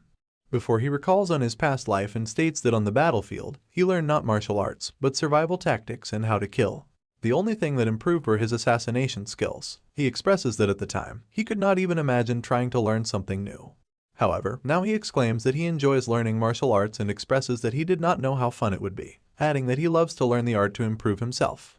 Wrath then suddenly appears before him, and flares up violently as he yells out and asks our hero if he finally gets it, elaborating and questioning why he didn't do anything when he was being insulted. But Raon is just confused at this weird barrage of belittlement. The spirit of the Lord of the Demon Realms then elaborates that the black-haired girl kept on muttering things about him. Raon is surprised to know of such information, and explains that he did not hear her say anything because he was too focused. Wrath then comments that Raon needs to care more, exclaiming that he would have frozen her on the spot if she were to say those kinds of things about him. But Raon states that as he has told before, there is no benefit to fighting her now. He steps up to leave as he adds that even without the Thousand Flames technique, he can beat someone like her easily. Raon slides the door in front of him to leave just as he says this, when suddenly, he finds Lunan standing before him as the door opens. This comes as a surprise and he asks why she is here. She holds a box in her hands, and before she speaks anything, she reaches in and takes out a cookie. The girl offers the cookie to our hero as she asks him to eat, and he observes the cookie to conclude that it is strangely cool. Luna notices his skeptical nature and presses that he eats the cookie. Raon feels taken aback by her insistence and proceeds to put the treat in his mouth. He expresses that as an assassin, he has learned not to eat whatever someone gives them, but he remarks that he trusts Luna to not give him something bad. Just as he swallows the cookie down his throat, his eyes widen in shock and wrath appears before him, exclaiming that he has never tasted something so sweet in his demon realm, and he adds that the coldness makes it even better. He is curious to know what it's made of. Wrath swirls around Raon in joy, asking for more of this good stuff. Meanwhile, Luna asks him how he feels about the cookie, and Raon nervously states that it's good. Before leaving our boy startled, the girl cutely states that it was made out of marbled ice. Raon jumps up to stop her from leaving, as Wrath presses and desperately asks her to give him more. All their attempts are futile, and Luna leaves without turning back. Raon stands there in a daze, observing her figure from behind. Wrath remarks her to be an odd human, while our hero wonders if she was worried for him. He then contemplates her character, stating that she has a sweet tooth like a child, and recalls that there would have been 4 in the box that she held, which means she specifically saved 1 for him. She didn't really have to, but the girl gave away something to him which she really liked. Now leaving for his home, he walks towards the annex while stating that he should repay her in some way, and Wrath immediately pops up to ask him if the girl can give him more of that marbled ice cream. Announcing that he's back, our hero makes it to his home, and Sylvia immediately yells out at him in worry. She asks what took him so long, and if he has had something to eat, but our hero simply responds that everything is fine. He now holds a letter in his hands, as Judiel expresses that this is the letter that she will deliver to the Intermediate Martial Hall. Raon questions what they had to say, and she nervously answers that it was nothing much, before stating that they ordered her to look into things more deeply because he had mastered his combat and swordsmanship so fast. But she expresses that they have lost interest in him because he has not been able to learn the use of aura. Continuing with the conversation, he asks her what she has to say about his mother, and Judiel explains that people seem to have lost their interest in Sylvia as well. Judiel adds that at this rate, they will pull her back from her spy duties, which Raon doesn't like. After all, there's a lot more information he'd like to gain from her. Voicing her concern, Judiel nervously mutters and asks Raon if it may be on purpose that he has not learned aura yet. Not willing to reveal anything to a double spy, Raon asks the maid what she thinks. Of course, that startles the spy maid, as she stutters and nervously apologizes for asking such a rude question. Concluding the conversation, he then excuses the spy maid, and after she leaves, Wrath appears before him, as he repeats that someone would actually think that he is not learning how to use aura on purpose. Our hero explains that it's smart to utilize the situation and atmosphere to one's benefit. Wrath raises a question in curiosity about how the talented master is having a hard time learning something so simple. He exclaims that it's something unimaginable to him, and the young warrior sighs that he does not know, asking him to come along as he goes to train. Wrath is enraged and taken aback at the mention of training once again. He thinks our hero is a monster who doesn't need sleep. Our hero is unbothered by his complaints, elaborating that training should make things easier for him. But before he can finish his sentence, just as he opens the door to leave for training, he is taken by surprise when he finds Lemmer sitting peacefully in his garden, playing with the birds around him. Raon calls out at the head instructor, and upon noticing our young hero, Lemmer asks if he has had a good night's sleep. Confused and curious, Raon asks what he is doing here, and the man expresses that he has come here to tutor him. He pats him on the shoulder, telling him that he's here to teach him about his attribute. Tree leaves rustle and scatter upon the ground as footsteps trail across the forest floor. Our hero walks behind Lemmer and asks him if this is what he meant by teaching him his attributes. They continue to hike along the hill, as Lemmer asks the young master to stop whining and just wait. He elaborates that he's a little lazy, but that shouldn't be mistaken for incompetence, because he is an excellent teacher. Raon raises concern and questions how he's supposed to learn his attributes in a place like this. To answer, Lemmer turns to his student and explains that he cannot forget the day he first saw his training technique.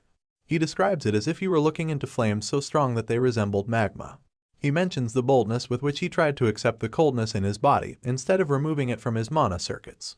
He exclaims in anticipation of the possibility that our hero might actually manage to master this training technique. Now breaking out of his recollection of memory, he observes the student resting against a tree to catch his breath. He claims that this place should be suitable.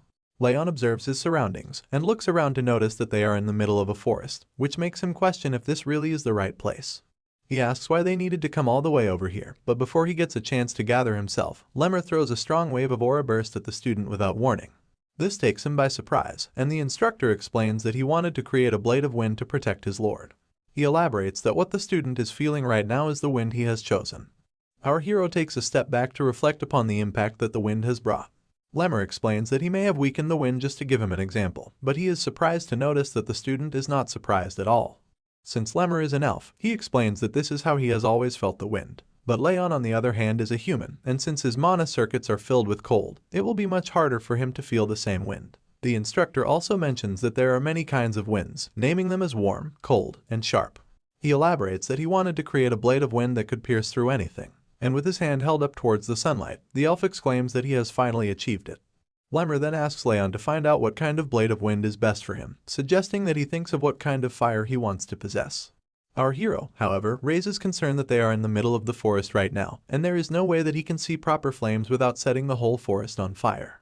The instructor also agrees, exclaiming that they will have their heads chopped off if they do. Stepping into a strange barn upon the hill, the instructor mentions that this place will be the best place for the student. They walk into the small hut as a mysterious man with a beard sits across a burning fire. Lemmer greets the man, and the man expresses that he was just wondering why the flames were acting up, before pointing out that it's because the elf is here, suggesting that his presence is killing the flames. Lemmer smiles and expresses that the man's attempts were going to fail anyway, while our hero nervously questions why they are here in such a strange place. Answering the student's question, the instructor states that this is the place where a person can feel the hottest and the most passionate fires in all of the north. He exclaims and reveals the place to be an artisan's charcoal pit. The old man with the long beard notices someone accompanying the elf and asks what he has brought with him this time. Lemmer remarks that the student is the grandson of the patriarch, but the old man does not seem to be amused as he expresses that he is just an old man and he does not pay heed to anyone unless it's the patriarch himself. Just as the old man is expressing his concerns, our hero finds his eyes fixated on something else. He notices the intense heat coming from the fire that burns in front of him, wondering if this is really a normal flame. He expresses that he has seen countless flames in his past life, started bonfires himself, and even witnessed advanced flame magic coming from the hands of a mage. But he emphasizes the impact of the fire burning right in front of him, and thinks back to the instructions given to him by the elf instructor earlier. He sees himself reaching for the fire that blazes in front of him, imaging its passionate heat in his mind, and concluding that this is the fire that he wants to possess. But just before he can reach it, his daydream ends, and he realizes that the old man has lessened the flames. This is when the man introduces himself as Valken, which is a name that our hero has definitely recognized. He looks over at the man sitting across his table, as he tells him he's not one to show manners. And if etiquette is what they're looking for, they can fuck right off. Our hero would like to retort to that comment, but instead, his eyes widen in shock as he recalls that this is the name of the artisan who is famous all over the world for his mastery. So, he takes a step back to question if this man really is the Valken he's thinking about. Recalling the tales, he remarks if the old man is the same person who supposedly created Glenn Sieghart's True Heaven sword, but disappeared 30 years ago. He finds it hard to believe that such a legend would be found in a place like this. Without wasting any more time, he immediately bows down to greet the legend, and introduces himself politely. Valken observes that the young master recognizes him, and he turns his gaze to Lemmer, asking him if he had told the student anything about him. Of course, the elf denies immediately. Lemmer then turns to our hero to explain that this old man is the Sieghart family's artisan, but has already retired a long time ago. He adds that it's been more than 10 years since he has been sitting here and stoking the flames. And since he has been doing this absolutely stupid thing for the past decade, the elf tells the man that this is probably the only place where Raon can truly picture the fire that he needs to trigger his aura. As the old man keeps fiddling his stick in the fire, Lemmer asks him for the favor regarding Raon. Before he agrees, the artisan wonders why the elf does not take him to the blacksmith's workshops. Lemmer then explains that there are too many eyes there, and he does not think it'd be a good idea for others to see the student's training technique when he has not yet mastered it. This confuses the artisan, who asks what the elf is trying to say. This is when Lemmer finally mentions that his student is Sylvia's son, and as soon as he states this fact, the artisan turns around in shock. But before he has anything to say, Raon speaks up to apologize for the interruption, asking Valken to let him just feel the flames if it's not a bother. Sizing up the boy with a kind look, the artisan explains that he is making charcoal. Or to be more specific, he is creating golden charcoal, which can make much stronger flames than its white or black variants. In fact, this is precisely what he has been doing in this place for the past decade. And after explaining that, he gives his blessings to the young boy, telling him that he's free to hand around as long as he does not interrupt him. Hearing this, our hero immediately lights up in joy as he exclaims and thanks the legend. Lemmer and Valken now stand beside each other outside the cabin, as the elf remarks that the artisan is really kind. But he also expresses that he did not think he would accept the boy's request so easily. Patting the legend on his back, the elf says that he will bring him some good liquor if he is good to the young student. But you see, he is taken by surprise when Vulcan reveals that he didn't accept this request because of him. In fact, he elaborates that the flames in the furnace rose considerably when the child came inside, and there was so strong that his charcoal got destroyed from the sudden surge in heat. He adds that the child's breathing seems to possess the power to manipulate fire. And if that is really the case, the artisan can't help but have certain expectations from Raon. Or rather, he thinks that the child might actually be able to make his wishes come true. We open with our hero reminiscing over the 7 months he had spent visiting Vulcan's furnace, as he elaborates on how he thought about the fire he wanted to obtain. Now fully understanding himself and his goal, he expresses that contrary to popular belief, trained fire is more stable than any other element. Acknowledging the thousand flames technique that is also in the process of awakening, he recalls Lemmer asking the young warrior to emphasize the fire he wants to obtain. Deep in thought, Raon reflects upon his ambitions and goals. He wants to slay Derus, save Sylvia, and make sure she keeps her direct lineage title. With all these ambitions and goals in mind, and with unwavering determination, he expresses all the attributes he wants his fire to have. Now, sitting across from the furnace fire, he contemplates and expresses the powerful effect that the seeping heat from the furnace brings. With strong will, he is dedicated to catching the fire of the energy that he feels. He now transcends and expresses himself to see an image of his mind clearly. He emphasizes that he needs to concentrate and focus more. But that is when suddenly he is startled by a strange blue flame that flickers and makes its way over him. The raspy and ominous voice of wrath takes over the confusion that Raon expresses. The spirit of the Lord of the Demon Realm exclaims and questions if Raon had forgotten the warning. The spirit would take over his mind and body the moment he was at his weakest. The moment appears to be exactly that, as wrath takes over Raon's mind in the image that he sees himself in, and exclaims while asking the target to freeze. Startled and taken aback by the sudden attack, our hero struggles to break free from the grasp of the spirit. He contemplates and expresses that he has let his guard down at an untimely moment. Because the spirit had not tried anything lately, it led him to believe that it is on his side, which is far from the truth and is evident by such betrayal. Wrath appears to have fully taken over Leon's mind in the image that is portrayed before him, and as the spirit of the demon realm snarls and smiles widely at the now weakened hero, the realization dawns upon him, the reality of the demon that wants to take his life. Bearing the effects of the takeover, Raon expresses discomfort and elaborates that it is getting hard to breathe, and his body feels as if it is going to break into pieces. However, adding to the unfortunate circumstance, Raon expresses that he cannot move or stop the Thousand Flames technique unless he accepts the fate of death. He emphasizes that he needs to concentrate his aura somehow. Experiencing the daunting effects of the spirit slowly taking over his mind, Raon desperately realizes that he needs to think to survive, despite his consciousness slowly fading away. The chilling cold crystallizes and crisps up over the body of our hero as he struggles to make it through. This attempt to break free is observed by the spirit of the demon. Wrath addresses the target with a vicious smile as he speaks, stating that such a sight of desperation is pitiful. He questions if Raon really thinks he can endure the mighty power of the Lord of the Demon Realm like before. He believes this attempt is pointless as he exclaims that our hero's body and soul are now in his grasp. The freezing cold and numbness finally catch up with Raon as he sees himself slowly drift away while his eyes begin to close. Sinking into despair, he hears the voice of the spirit echo through the atmosphere as he claims that his efforts are pointless, comparing him to the man working in the furnace. Wrath continues to boast about his inevitable victory as he expresses that he will aid the young warrior in his quest for revenge. Suddenly, Raon's eyes widen as he recalls the word furnace. He thanks the spirit for the hint as he attempts one last desperate struggle, believing that it's all for nothing and he will die if he does not try anything now.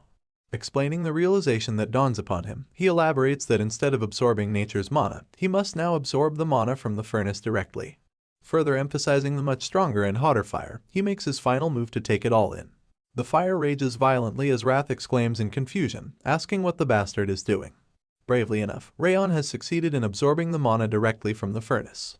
He answers Wrath's question, elaborating that he is struggling. Vulcan calmly sits across from the furnace as he absorbs nature's mana, when suddenly, the flames rise up violently, and he is forced to back down. He questions what this is, as he expresses that he has never seen the flames be this strong. This leads him to believe that something is happening at the other furnace, scratching his curiosity as he turns his head. Observing that Raon sits across the other furnace, he wonders why it is so cold on his side when the furnace rages up so violently. He walks up to him as he questions if the young man is okay. Vulcan wonders why he is shivering vigorously, but before he can begin to approach the young man to offer his help, he is stopped by Lemmer, who steps in between and raises his arms, signaling him to stop. Acknowledging his confusion, Lemmer remarks that Vulcan cannot be near him or touch him, and he must be left alone. Upon justified confusion, Vulcan exclaims that the young warrior might die if he is left alone like this. But Lemmer is adamant and explains that our hero is in a spiritual state of complete selflessness, and there is nothing they can do to help him. The elf also warns that the hero may cough up blood and die if he is interrupted. Holding their ground, Vulcan now wonders if this is the same coldness that Lemmer had previously talked about. Vulcan worries for the young master as he questions if there is nothing they can do to help him, and Lemmer blatantly denies as he exclaims that it is too dangerous. He expresses doubt and worry as he nervously addresses the young student and asks him not to die. On the other hand, in the apparent spiritual realm, the flames burn hotter than ever as Wrath screams in discomfort, exclaiming that there is no hope. But this is not like before. Our hero emphasizes that believing such a thing is bullshit, as he has already faced a helpless death before. He recalls his previous, meaningless life, expressing that he could not close his eyes till the very end. But this time it's different. He claims that he will not make the same mistake twice. Meanwhile, Vulcan expresses concern as the pressure and heat meter upon the furnace whistles and hisses violently. He remarks that at such a rate, the furnace will blow as it cannot take the sudden surge in heat. Lemmer observes and notices that the mana emerging from the furnace is coagulating at one point. He immediately realizes that the bright student is absorbing all of it. The intense clash comes to a conclusion as Raon yells out in fury and determination, while Wrath screams in discomfort and denial. Our hero's hand reaches out desperately and firmly grasps onto the flame that appears before him. Following this brave act, a blast ensues, and the tavern is blown up as a large smoke cloud fills the sky. The loud bang shatters the roof of the structure as the flames seep out roaringly. From among the smoke, Lemmer and Vulcan emerge fearfully as they yell out for our hero, asking if he is okay. Upon not getting a response, Lemmer yells out, demanding the young warrior to answer. Before noticing our hero, in a strange stance as glowing sparks surround him. Lemmer steps forward to have a closer look, and his eyes widen as he realizes the golden sparks emerge from the golden flames that roar around our hero. The system window appears before Raon, delivering that he has finally learned the Thousand Flames technique. A lily flower falls into his palms as the sparks diminish, and the system window pops up once again, expressing that the bitter cold aura has reached 2 stars due to the strong cold rage. The lily flower also fades away into steam as our hero smiles and acknowledges the unexpected turn of events. He expresses that he will be able to bloom right away. Just as he contemplates the doubt he had been feeling over putting himself through so much, his eyes catch the attention of another system window that pops up before him. He turns to the window as it delivers the fortunate news of our hero's stats being increased, as a reward for enduring the hardships put forth by rage in a situation of urgency. Raon is taken aback and confused by such a gracious reward. He can't believe he is being rewarded this much. What would have taken him years to achieve happened in just a moment. Contrary to the celebratory expression, Wrath expresses frustration and anger as he spirals around the room in a rage, exclaiming and questioning how our hero had been able to endure the situation. Teasing and adding to the spirit's frustration, Raon remarks that he had told him to stop trying because it would not have worked in the first place. Though our hero puts up a brave smile in front of the spirit of the demon, he nervously eyes Wrath as he recalls that he did almost die this time around. He concludes that this makes it certain that Wrath is not his friend. Following the confrontation, Raon determines that he cannot let Wrath discover his secrets and weaknesses. Suddenly, he is called upon by Vulcan. Turning his head toward the voice, Raon acknowledges Vulcan's worrisome look and remarks that he is, in fact, okay. Vulcan then questions if the young warrior has finally learned aura. Raon exclaims in joy and thanks Vulcan before affirming that he has learned aura and apologizes for breaking down the furnace. To his surprise, Vulcan is the least bothered by the furnace and brushes it aside, exclaiming that he can just make another one. However, before Vulcan can finish his sentence, his attention is diverted to a sparkling object that catches his eye, and he turns to the furnace in curiosity. The young hero wonders what disrupts the blacksmith, as Vulcan steps forward toward the furnace and picks up a shovel before digging through the ashes. After some digging, Vulcan gasps and exclaims when he finds the source of the sparkles to be golden charcoal. One glance at such beauty sets the blacksmith back all those years as he recalls the criticism and mocking words he had faced from the upcoming passengers and town members. Following the sudden reveal, Vulcan expresses that our hero might just not be the only lucky one. He moves the shovel filled with golden charcoal forward at Raon, startling the young man, before he proceeds to explain that such charcoal is stronger than white charcoal and lasts longer than black charcoal. He thanks our hero, exclaiming that he has now obtained what he had been trying to make for decades. Our hero is visibly startled and confused when the blacksmith strangely thanks him for seemingly nothing he had done intentionally.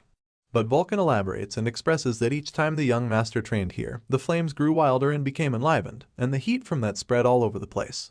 Further explaining such a phenomenon, Vulcan states that he is just a dunce who has done nothing but beat his hammer all his life, before exclaiming that he can tell such a feat is only possible because of the young warrior. He then thanks our hero for making this possible, before expressing that he wants to ask one simple question: what are our young hero's goals? Following up with the question, and upon visible confusion from Raon, Vulcan elaborates and asks Raon what kind of swordsman he wishes to be.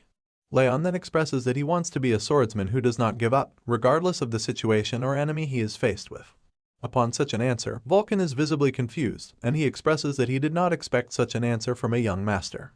Nevertheless, Vulcan goes on to state that the young warrior will be able to possess a sword in 3 to 5 years, and he asks him to come and find him when he possesses one, elaborating that he will save the golden charcoal for that day. Raon is curious to know if the blacksmith means to make him a sword before questioning if he hadn't retired. Vulcan blatantly answers that people tend to go back on their word of retirement, before concluding the interaction as he waves goodbye to our hero, asking him to stay alive until then.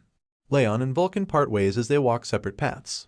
Looking over them is Lemmer, who observes them carefully from atop a hill. Lemmer nervously expresses that he had been wondering what would happen, before exclaiming that the young master has a really good talent for making people worry about him. This is followed by a sudden turn as he addresses the patriarch who stands behind him, asking if he is not right. Lemmer hysterically pokes fun at the patriarch, expressing that he would come here every day to watch over his grandson because he was worried for him. The elf remarks that he must be very relieved now, but the patriarch denies this claim. Following the expression, Lemmer begins to uncover that the young warrior's aura's quantity and purity are beyond insane. He is skeptical if such is because of the furnace's heat, and he remarks that the child is surely talented. Lemmer's observation is cut off by the patriarch, who steps in to express that such is not the case, and upon visible confusion on Lemmer's face, he elaborates that the young master has managed to turn his hardships into advantages. Moving along to the 5th training hall, Lunan steps into the battleground with a box in her hands, having a sad look on her face. She wonders when Raon is coming back. Recalling the harsh words of other students about Raon, Lunan saddens even more as she firmly grips the box and expresses that she wants to help him. She recalls that her mother told her to help those who helped her. Her sadness turns into joy, as her eyes widen in shock upon taking a glance at the mysterious figure that walks through the training hall door. Our hero steps into the training hall, arguing with wrath as the spirit springs up in frustration. He expresses that there is no need, and he can try his best. Wrath is visibly angered and frustrated as he asks the competent rival to stop being too arrogant. Just as Raon walks across the battleground, he is stopped in his way when his eyes catch on to Lunan. He is confused at the sudden appearance as he turns over to the girl, and she opens the box she holds in her hands, showing him the treats she has made for him. Lunan offers him the treats as she asks him to cheer up, and Raon joyfully accepts as he recalls the treats to be ice cream that she had previously offered him. Something strange takes Lunan by surprise just as she is offering him the treats, and her eyes widen in shock as she exclaims that the cool air and scent from Raon have turned much stronger and pleasant than before. It seems this ship is ready to sail. He thanks her for the kind gesture. The moment the sugary treat touches his tongue, his blue companion appears on his shoulder, expressing utter delight at the taste and flavor of the cake. With the way his eyes pop out, one would assume he's in love with the ice cream, because he starts to lose all self-control and begins yapping about how it's just as good as the first time he had it, so he immediately urges our hero to eat the 2 remaining pieces as well. Raon sees his blue friend's misbehavior and points out that Lunan decided to share the treats even though she really likes them too, so he tells him to calm down and stop being immature. After scolding the spirit, our MC closes the box of treats while Lunan is still holding it, and he thanks her again for it, admitting that it was really good too. However, the white-haired girl almost seems disappointed that he only had one of the sweet treats, and she just stares at his hand on top of the box before finally asking him if he doesn't want any more. Once again, our blonde hero assures her that one is enough for him, and he thanks her too. So, with a very concerned look on her face, she asks him if he feels better now, but it appears that the question takes him off guard. Raon manages to shake the shock off his face, and lets out a sigh while telling her that he feels much better.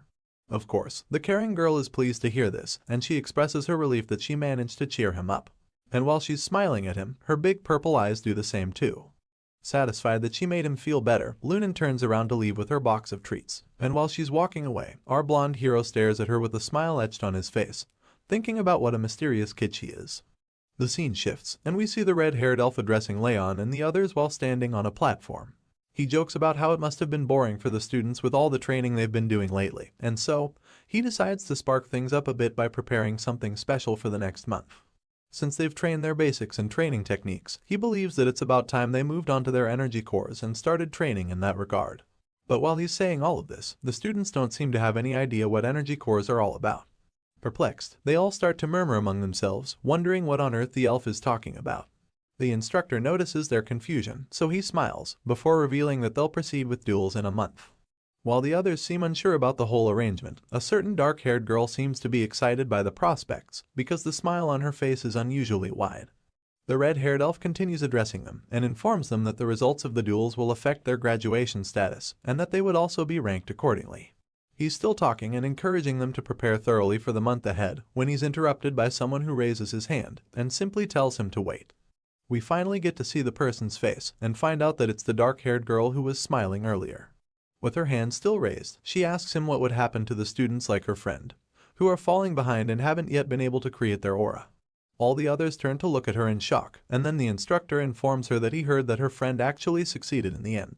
As it turns out, she wasn't aware, and with a surprised look, she faces Raon to confirm what the elf is saying. Realizing that he's not pulling her legs, another wide smile appears on Martha's face, because now she believes that there are finally opportunities.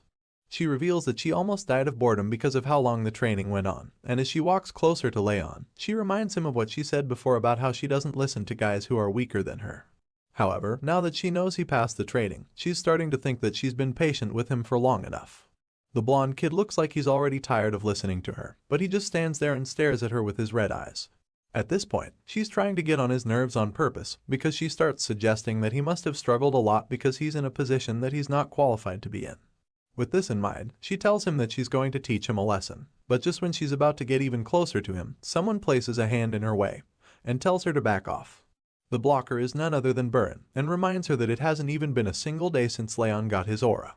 He continues to scold her, pointing out that the duels are in a month, and even questions her honor as a swordsman for wanting to confront the hero at this time. Of course, Martha gets offended by his sharp words, but she manages to keep her cool so she can calmly throw some shade at the young master. She places a hand on his shoulder, and teases him for taking honor so seriously, and suggests it's because he grew up so treasured. And then, she gives him a reality check by informing him that where she comes from, honor is reserved for people who deserve it. Burin tries to hit back with some remarks of his own, but she doesn't give him the chance because she immediately starts walking away.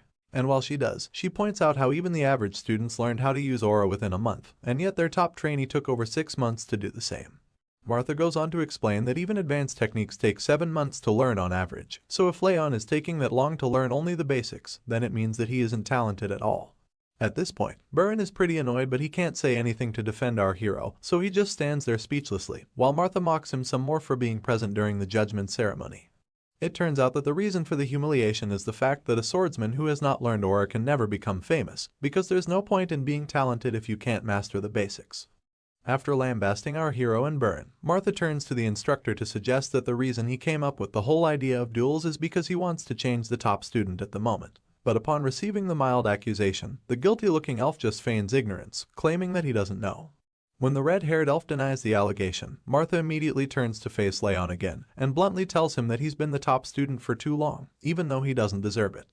So, with this idea in her head, she tells him that it's time he stepped down from the position. Our hero doesn't say anything in response, so once again, she challenges him to a duel, where the winner would become the new top student. But before she can finish talking, Raon cuts her off with a very loud and clear no. His response takes her by surprise, and she finds it hard to hide the look of disbelief on her face. Finally, our quiet hero decides to respond to the annoying girl, and he starts by asking her if she thinks she can gamble without having any money. And then, he makes it clear to her that she has to offer something of equal value if she wants to bet on his position as top student. Even though she didn't expect him to defend his title, she taunts him some more to get on his nerves, reminding him that in his current situation, nobody around is on his side. Martha attempts to use her words to trick him into accepting her sham deal, but our boy cuts her off once more. And this time, it really gets to her because he suddenly asks her if she's scared to put something of value on the line as well. You know when someone is so mad that they just smile at first, instead of flipping out. Well, that's what happens to Martha when she hears Raon ask her that question. With a creepy smile on her face, she asks him if he seriously just said that to her. And then, in an instant, she starts laughing hysterically, claiming that she finds the conversation very amusing. She eventually stops laughing like a maniac, and after catching her breath, she arrogantly tells our boy that she'll tolerate his question because she understands that he doesn't want to bet on nothing. Desperate to get him to accept her challenge, Martha reluctantly presents the Calamity Orb, which turns out to be the miracle medicine that her father gave her. This white ball in a box helps strengthen her body and aura, so clearly it has a lot of value to her. As the challenger, she waves the box in front of Raon's face, vowing to give it to him if he wins the duel. She asks him what he thinks about the offer, suggesting that it's not a bad prize to win. And in that brief moment when our boy is considering it, his blue companion, Wrath, pops out again to also have a look at the Calamity Orb. Our boy reminds the spirit about how he planned to wait for the perfect time to screw Martha over, but Wrath doesn't seem to know what he's talking about. So of course, Raon explains that there's something he wants to get from the mean girl, and with a knowing smirk on his face, he claims that this is their chance to do it because now is the perfect time. Unfortunately, we don't get to see what our genius hero planned right away, because the scene shifts to a month later. And in this scene, we see the anxious challenger looking at her calendar, because it's already been a month since she convinced our hero to accept her challenge. Martha is very excited about the duel, feeling that she finally has her chance to get payback on him. You see, Martha had never been hit in a fight by someone her age before coming to the training grounds, but Raon ended her streak with ease. And so, after 8 months, she finally wants to pay him back for the shame he caused her back then. She continues to think deeply about how the fight could go, and she recalls that it's only been a month since he learned how to use aura, which makes her feel very confident that she'll win. After all, she's already trained in her art for more than 3 years, so a mere noob shouldn't even stand a chance. However, another thought suddenly flashes across her mind, and she starts to believe that it's also a waste of time to wait for someone as untalented as him. Martha reminds herself that she needs to get stronger, especially because there's someone she needs to save. And with this motivation, she declares that House Sieghart is about to meet his end. Meanwhile, elsewhere, we see our boy chilling with Wrath, oblivious to the fact that Martha is seriously plotting her revenge on him.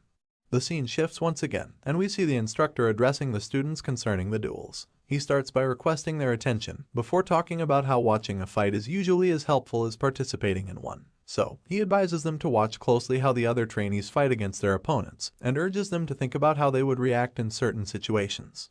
The instructor appears to be very excited about the duels, but the same cannot be said for the students, because they're all standing still like statues. Of course, he notices this and senses the tension, so he encourages them to shake off the nerves and just do their best. After the little pep talk, the red-haired elf reveals the matchup, which happens to be between Burin and another trainee named Dorian. Hearing his name, the young blue-haired master acknowledges the call-up and immediately steps forward for the fight. But while he's bravely stepping up to the challenge, his opponent doesn't seem to share the same enthusiasm. In fact, the terrified kid with green hair, who happens to be Dorian, fearfully raises his hand to call the instructor's attention and timidly surrenders before the fight even begins. As you'd expect, Burin is instantly taken aback when he hears this, to the point that he's even dumbfounded. The instructor, on the other hand, manages to shake off the wave of shock and points out to Dorian that the fight hasn't even started. Determined to get out of fighting Burin in a duel, Dorian suddenly holds his tummy and begins wincing in pain, claiming that he doesn't feel so good and that he has been feeling weak since the previous day. The instructor just looks down at the green-haired kid, who's insisting that he's serious about his condition, but it's quite clear that he's faking it. As Dorian continues his display, Wrath looks at him with rage and irritation laced all over his face, because he knows that if he had someone like that as his subordinate, he would probably decapitate him on the spot for being so pathetic. But surprisingly, Raon claims that he already expected something like this to happen. Meanwhile, the gentle instructor tries to convince Dorian to at least try, by assuring him that he would learn something even if he loses the fight. I'm not sure how, but his pep talk actually works because the kid agrees to give it a try. However, what we see in the next scene shows us that Dorian quickly regrets his decision. It doesn't take long before the green-haired kid loses to Burin and collapses to the floor, so he immediately surrenders once again. After the fight, the concerned instructor tells Burin that he's still failing to control his emotions, and points out that he could have defeated Dorian with only 5 moves if he had his feelings in check. The brooding kid defends himself by claiming that Dorian's reactions made him upset. Hearing this, the elf lets the matter go and faces the green-haired kid to ask him why he keeps running away, pointing out that he could have endured longer if only he fought properly. Unfortunately, all of the encouragement goes to waste because the kid just ignores him and keeps lying there like a loser while admitting that he's just too scared. After that display, the elf becomes excited again because he's about to announce the fighters for the next match. So, with a wide smile on his face, he calls out Lunan and Crane to come forward. Unlike the previous matchup, these two trainees are in it to win it, and just by looking at Crane's stern expression when they take the stage, you can tell just how serious he is. Lunan doesn't look so desperate to win though. In fact, she looks like she's bored. The two fighters take their battle stance, so the instructor starts the duel without any further delay. As soon as the fight starts, Crane charges at Lunan, attempting to quickly land a lethal hit. But even with how aggressive his attack is, the white-haired girl sees it coming, and just effortlessly deflects it with her sword. Sure enough, Crane is shocked to see this, and as his weapon gets knocked out of his hand and lodged into the ground, the instructor stops the duel. He then tells Crane that he's way too nervous, and explains that he needs to be more relaxed when wielding a sword. On the other hand, he tells Lunan that she didn't use aura enough, even though he admits that her counterattack was very good. After hearing what the instructor has to say, the two fighters acknowledge his advice and take note of it, so he proceeds to call out the next two trainees. The battles go on for a while, and among the sounds of the freshly clashing swords, the trainees start to comment that Martha must be getting really impatient for having to wait until the last turn. That's right, the duel between the black-haired girl and our blonde hero was finally in full swing, and it looked like Martha was having a real fun time in the fight. We see the look of pure confidence on her face as usual, and she's very excited as she clashes swords with our hero, who looks quite serious as well. I mean, this is a high-stakes match after all, so it's no surprise that both of them are dialed in. As the fight continues, Martha attempts to land devastating blows, but each time, our boy deflects them, showing incredible agility and skill. And it doesn't take long before he turns defense into offense, with a brilliant counterattack move that leaves the girl shocked. However, she manages to dodge the hit, and then goes back to reassess the situation before her. Even though she's starting to get worried, she covers it up with her usual taunting facade. She tells Raon that she didn't think he could deflect her sword, and finally admits that he's actually talented after all. Regardless, she believes that his talent is only in his swordsmanship, so she calls him a halfling whose aura isn't strong enough, and as such, she claims that he doesn't have a future. As usual, her words are just a distraction to allow her to land an attack, so while she's saying these mean things, she also prepares to go in for another attack. This time, it's much more powerful than the previous ones, because she leaps into the air and generates an insane amount of momentum in a single swing, hoping to finish our hero off with the hit. However, to her surprise, Raon blocks the attack and continues to stand his ground, even as she tries to force him down. Despite her surprise that our hero managed to block it, the girl taunts him, suggesting that he can't hold it much longer, because aura depends a lot more on the talent of the user than their swordsmanship. Determined to throw him off his game, Martha tells him that someone like him who just barely managed to create aura can never be her match in a million years. She even threatens to crush his bones if he doesn't surrender, but before she can complete her threats, our boy deflects her attack and forces her back a few feet. At this point, the mean girl is stunned, and Raon finally decides to use his words to fight back, so he points out how she keeps talking about talent, and how the people in their family really love this word. Martha responds, suggesting it must be annoying for him to hear it all the time, because he's not talented, which is also the reason she wants him to realize his actual place. Hearing this, our hero hits back at her, revealing that he's going to show her something as well, and this thing in question happens to be something way more important than simple talent. The moment Raon says this, his sword is instantly covered in flames, and upon seeing this, fear and anxiety grip the boastful challenger. Scared and confused, she stares at our boy as he reveals the Thousand Flames technique, First Flames, which he's going to use to teach her a lesson. Martha is stunned to see this, and starts to wonder what the flames are and why they're on his sword.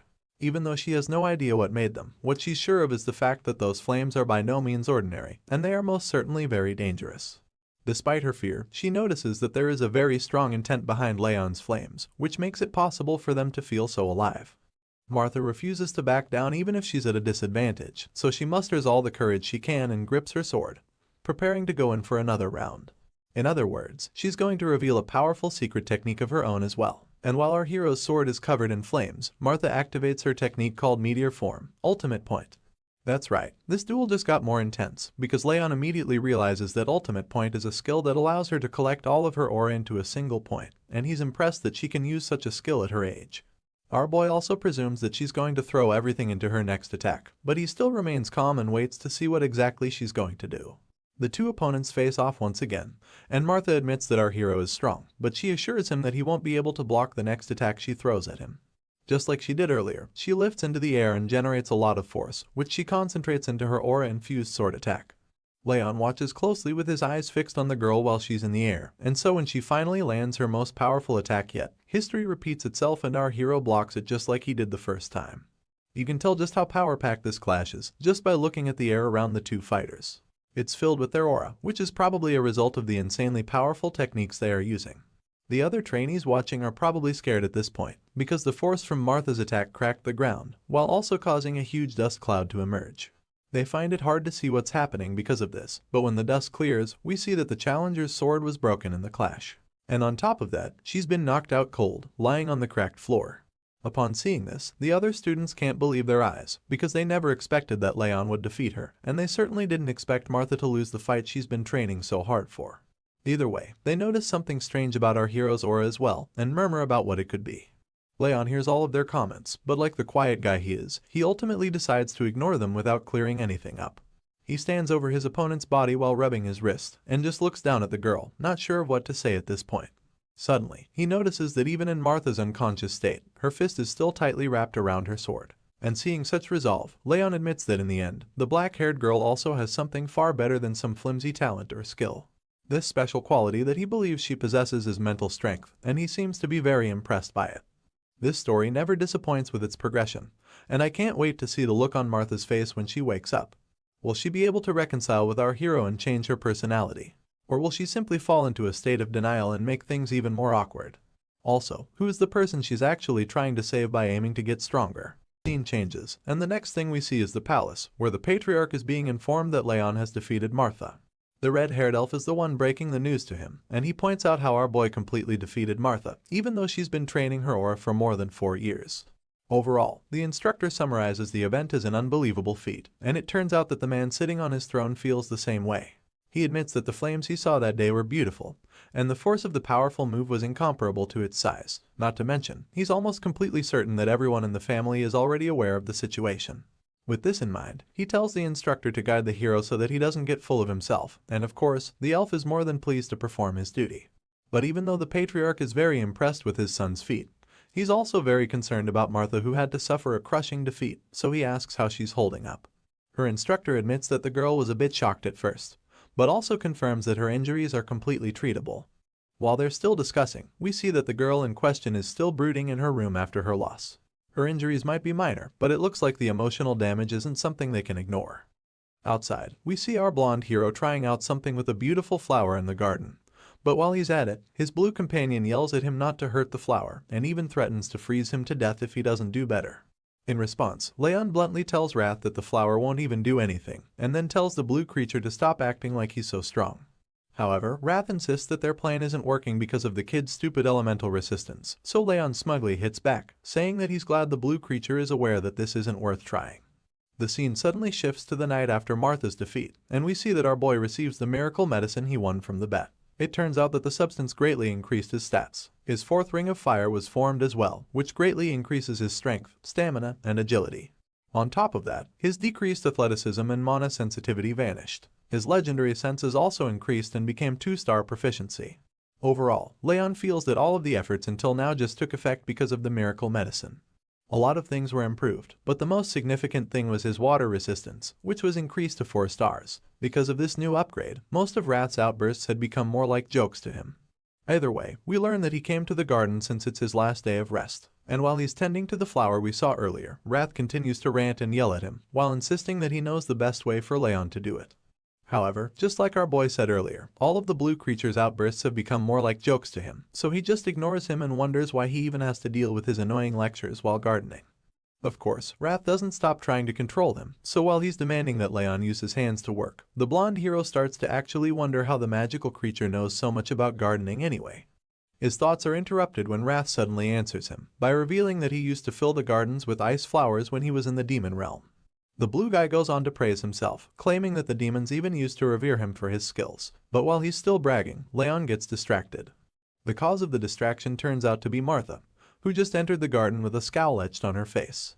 Our hero gets a bit uncomfortable when he sees her, and it gets even more tense when she just stares at him without saying a word. Seeing this, Raon breaks the silence by asking her why she's come, since he knows she didn't come to fight him. However, she stays mute, and it makes him wonder if she's not as mature as he thought. He thinks to himself about how childish she's being, but he tries to shake off the thought so he doesn't upset her even more. That's about the same time she finally reveals that the reason she's come is to challenge him to another fight, and in response, our boy simply admits that it's a pity she still hasn't accepted her loss. But the girl quickly counters him, insisting that she has acknowledged her loss. However, she claims that she doesn't understand how she lost in the first place, so she's come back to him to find out. When she's done making her point, Raon asks her what he would get in return if he fights her, which takes the challenger off guard. Seeing her shock, he informs her that it's customary for the loser to at least bring a gift when coming to challenge the winner. But while he's still trying to educate her, she cuts him off, stating that it's nonsense because it's not like he needs payment to fight her. Unfortunately for Martha, our boy is ready to go very low in this conversation, so he informs her that he requires payment. At this point, she starts to panic because she fears that Raon doesn't even want to fight. Desperate to get him riled up, she decides that stepping on the flowers would do the trick. So, she tauntingly tries to stomp on the flowers, but our boy simply reveals that he doesn't care about the plants. Bro claims that he doesn't even like flowers anyway, and says that he doesn't understand why most people adore them either. Martha is stunned when she hears him say this, and Leon concludes his little confession by revealing that he's only gardening for his mom's sake. Seeing his nonchalance about the whole situation, the challenger gets pissed off. She hisses in annoyance, and decides to spare the innocent flowers since she knows that destroying them would do her no good. Afterward, she sighs angrily and tells him that she's leaving before storming out of the garden. Just when Martha leaves the scene, Leon's mother appears, calling out to him and informing that she's been looking all over for him. The worried mother was wondering where he was, and our boy was kind of surprised to see her. However, that's not the main issue on ground at the moment, because it turns out that she saw Martha with him and has now become very curious about her son's friend.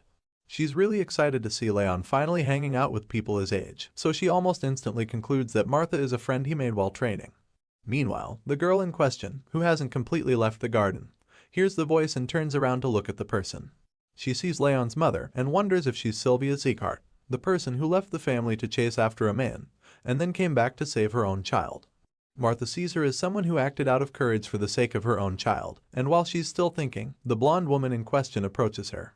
She notices the black hair of the girl she had seen earlier and expresses her happiness at finally getting to meet her. Leon, on the other hand, isn't so excited about the introduction, so he murmurs something about how nobody likes Martha and how they aren't really friends. Our boy tries to make his mom go inside, but she's just excited to meet her son's friend. She engages Martha in conversation, asking her if she got hurt during the duel. As you'd expect, the girl is taken aback by the mother's concern, but she manages to tell her that she's okay. Sylvia reveals that she was really worried and starts to smother the girl with affection, telling her that she didn't know Daniel brought up such a talented and beautiful child. And because of this, Martha starts to blush uncontrollably, not knowing how to react to the kindness. Either way, the woman finally asks her what brings her around, so the black-haired girl shyly reveals that she just had something to tell our hero. A very flustered Martha tries to cut the conversation short by claiming that she's done and wants to get going. But Leon's mother suddenly insists that she stay over and have a meal with them. This offer shocks the girl to her bones, and while she's still in a daze, Sylvia takes her hand and insists that she can't let her son's friend leave on an empty stomach. Of course, Martha tries to protest, but all of efforts prove futile, because the next thing we see is the two kids sitting at a table while Sylvia serves the food. Leon is utterly confused by his mother's politeness, and a bit embarrassed by the way she talks about the food he likes. When Sylvia sits at the table, she tries to make small talk with Martha. She confirms that the girl is a year older than Leon, and then asks her if she had faced any troubles during training. The girl claims that she's fine in that department, so the lady goes on to talk about how the meat might be a bit tougher than she's used to. As a result, she asks Martha to chew well so she doesn't get indigestion, and the moment the girl hears this, she literally sees her mother and Sylvia for a brief moment. The flashback of Martha's childhood with her mother is brief, but it hits really hard. She continues to eat in silence, and by the time she's done with the meal, she thanks Sylvia for having her. The kind lady reveals that she's glad Martha enjoyed the meal, and then she asks the girl to be nice to Leon going forward. Meanwhile, the son in question is standing a few meters away in utter confusion, because has no idea why the hell Martha is also acting so nice all of a sudden. It makes him wonder if she ate something bad, and Wrath, who's just as confused as him, suggests that it might be a possibility. Later, while walking home, Martha thinks about the meal and concludes that Leon must think she's crazy. However, Sylvia's eyes look just like her mother's, and it made it impossible for her to reject the offer. Martha thinks about how her hair color, face, and voice were all different, but despite that, she could really feel the warmth of her own mother from Sylvia. We suddenly learn that after Martha's real mother was kidnapped by the white blood cult, she was adopted by Daniel, and from that day, she vowed that she would never lose until she found her mother. Since then, she had done everything to keep that promise, but that was until she lost to Leon. Martha knows that the Siegharts adopted her for her talent, so she fears that she might get kicked out if she keeps losing. It seems that her father is a soft person, but the girl starts to wonder what would happen if it's all an act. If that's the case, then it would mean that she would lose all hope of finding her mother. This is why she is so hard on herself, because she thinks in her mind that she's never allowed to lose. When Martha gets home, she's met by a messenger who's been waiting for her, because he has a message for her from Daniel. The young lady is shocked to see the letter that her father left for her, and the messenger claims that it was probably written right after the duel. In the letter, we see her father congratulating her on her first loss, reminding her that one loss doesn't make her a loser. He encourages her to think about what made her lose, and improve on it, rather than get worked up about the defeat. In the end, he wishes that he could be there to comfort her, and apologizes for how long his mission is taking him. But he also assures her that he loves her, and that he's still looking for her mother with the best of his abilities. The note closes with him telling her to hold on, because he hasn't given up on her. After reading the note, Martha seems rather cold about it, and simply tells the messenger to inform her father that she'll keep his words in mind. The moment she enters her room, she resumes beating herself up about the loss. The girl thinks that the defeat was really pathetic, because it wasn't even a result of her letting her guard down or something. Troubled and frustrated, she stands in front of her mirror and picks up a knife, deciding that she has to acknowledge her loss and move forward. Martha insists that she can't bring shame to her father, so she cannot pretend that her defeat never happened. As such, she decides that she has to mark the event and improve upon her mistakes, and ensure that she won't be ashamed to see her father. With this in mind, she begins to cut her hair with the knife. And by the time she's done, she decides that it's time to set her mind straight, so that she can let go of her stupid and pathetic past. Martha then stares at her new appearance in the mirror and vows that she will become stronger than ever. The next day, when she arrives at the training ground, the other students can't believe how different she looks, but she just ignores all their murmuring and heads straight down to where Raon is sitting. Our boy is also quite shocked by her change in appearance, but she doesn't even give him a chance to ask anything before stating why she's come to see him. The young lady suddenly admits that she knows an apology won't make up for the way she's treated him in the past, but she assures him that she's going to keep her promise. As you'd expect, Raon has no idea what she's talking about, so he reluctantly asks her what she's trying to say. In response, the girl begrudgingly admits that she's talking about the deal they made before the first duel, where the loser is supposed to obey the winner. As much as it pains her to say it, she admits that it's the reason she came, and then quickly storms out of the place before her ego can take any more damage. Once she walked away from him, Raon calmly processes everything that she just said, and thinks about how random and unexpected it was. Regardless, he's quite sure that she's not going to act so docile just because of the promise, and it makes him think that she might actually have changed a lot in such a short time. As such, Raon starts to feel that Martha might actually be a lot more mature for her age. However, this conclusion gets proven wrong immediately when he sees the girl in question kicking one of the other students for getting in her way all the time. As he witnesses her kick the shit out of the green-haired weakling, he realizes that she probably only changed towards him. After that scene, the next thing we see is that the new year has arrived. Right from the start, there have been many small changes, and it's mainly because of Martha's promise. Everyone initially felt that her ego wouldn't let her keep the promise, but she proved them all wrong by actually obeying our hero. Some other changes include the fact that Byrne finally learned to be more patient with other trainees, and that Lunan was still a bit dazed out, but her sword had gotten a lot more precise. All of these changes are really good for the students, but the most important one is the fact that Raon now trains every day, so he can be ready to give his all. As you can imagine, this constant training only makes him more powerful than he already was. Some of the other students stare at him in astonishment when they see that he has already completely mastered a technique that he was taught the previous day. They start to wonder if he already knew the technique, but quickly remember that it's kind of impossible. The most baffling thing about Raon's sudden mastery is that he was just standing still with his eyes closed when the technique was being taught. As they watch him do his thing, the other students start to believe that our hero's posture might even be better than the instructor's. The elf overhears them talking about this, and after seeing Raon's technique for himself, he knows that he can't really argue about it. The scene shifts, and we see him talking to the patriarch again on top of a cliff, claiming that his son is a real monster who defies all logic. At this point, the patriarch gets a little upset that the instructor keeps talking about Raon, but the red-haired elf laughs it off, replying that he shouldn't pretend like he's not also curious about the kid. Either way, his focus turns to the compound below when he notices that the employees around the main building seem a lot busier of late, so he asks if the patriarch is preparing anything special. That's when he finds out that there are people visiting soon, and when he asks who they are, he learns that envoys from the Orwen Patriarchdom are set to arrive in a few days. The Orwen happens to be one of the 6 Emperor's 5 demons, and they are also one of the few forces that are close to the Siegharts. These guys are basically a patriarchdom of knights who prioritize the importance of swords and martial arts over everything else. Hearing this, the instructor asks who the envoy representative is going to be, and the patriarch claims that they said it would be the 3rd prince. However, he has a strong feeling it would actually be Duke Tartan. A frown appears on his face to show that he doesn't like this Tartan dude very much, and even the elf admits that he's shocked to hear that the psycho really became a duke. He also comments that the 3rd prince must be the same age as Raon or Byrne, but the patriarch just plainly states that he doesn't know. He tells the instructor to ensure that the trainees are behaving, and the latter is shocked that their training halls will also be visited.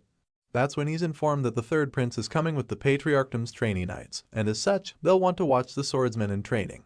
So, the patriarch summarizes everything by telling the elf that they can't afford to embarrass themselves. But while he's saying all of this, the instructor is distracted by the thought of Orwen's 3rd prince being the same age as Raon and the other students. The patriarch sees the elf getting amused, and accuses him of scheming again, which the instructor doesn't even deny. Later, he rejoins his students and informs them of the new development, so they're equally shocked to hear that Orwen Knights will be coming at their training grounds. The instructor reminds them that the envoy is already on the way, and then informs them that the third prince would like to spar with them.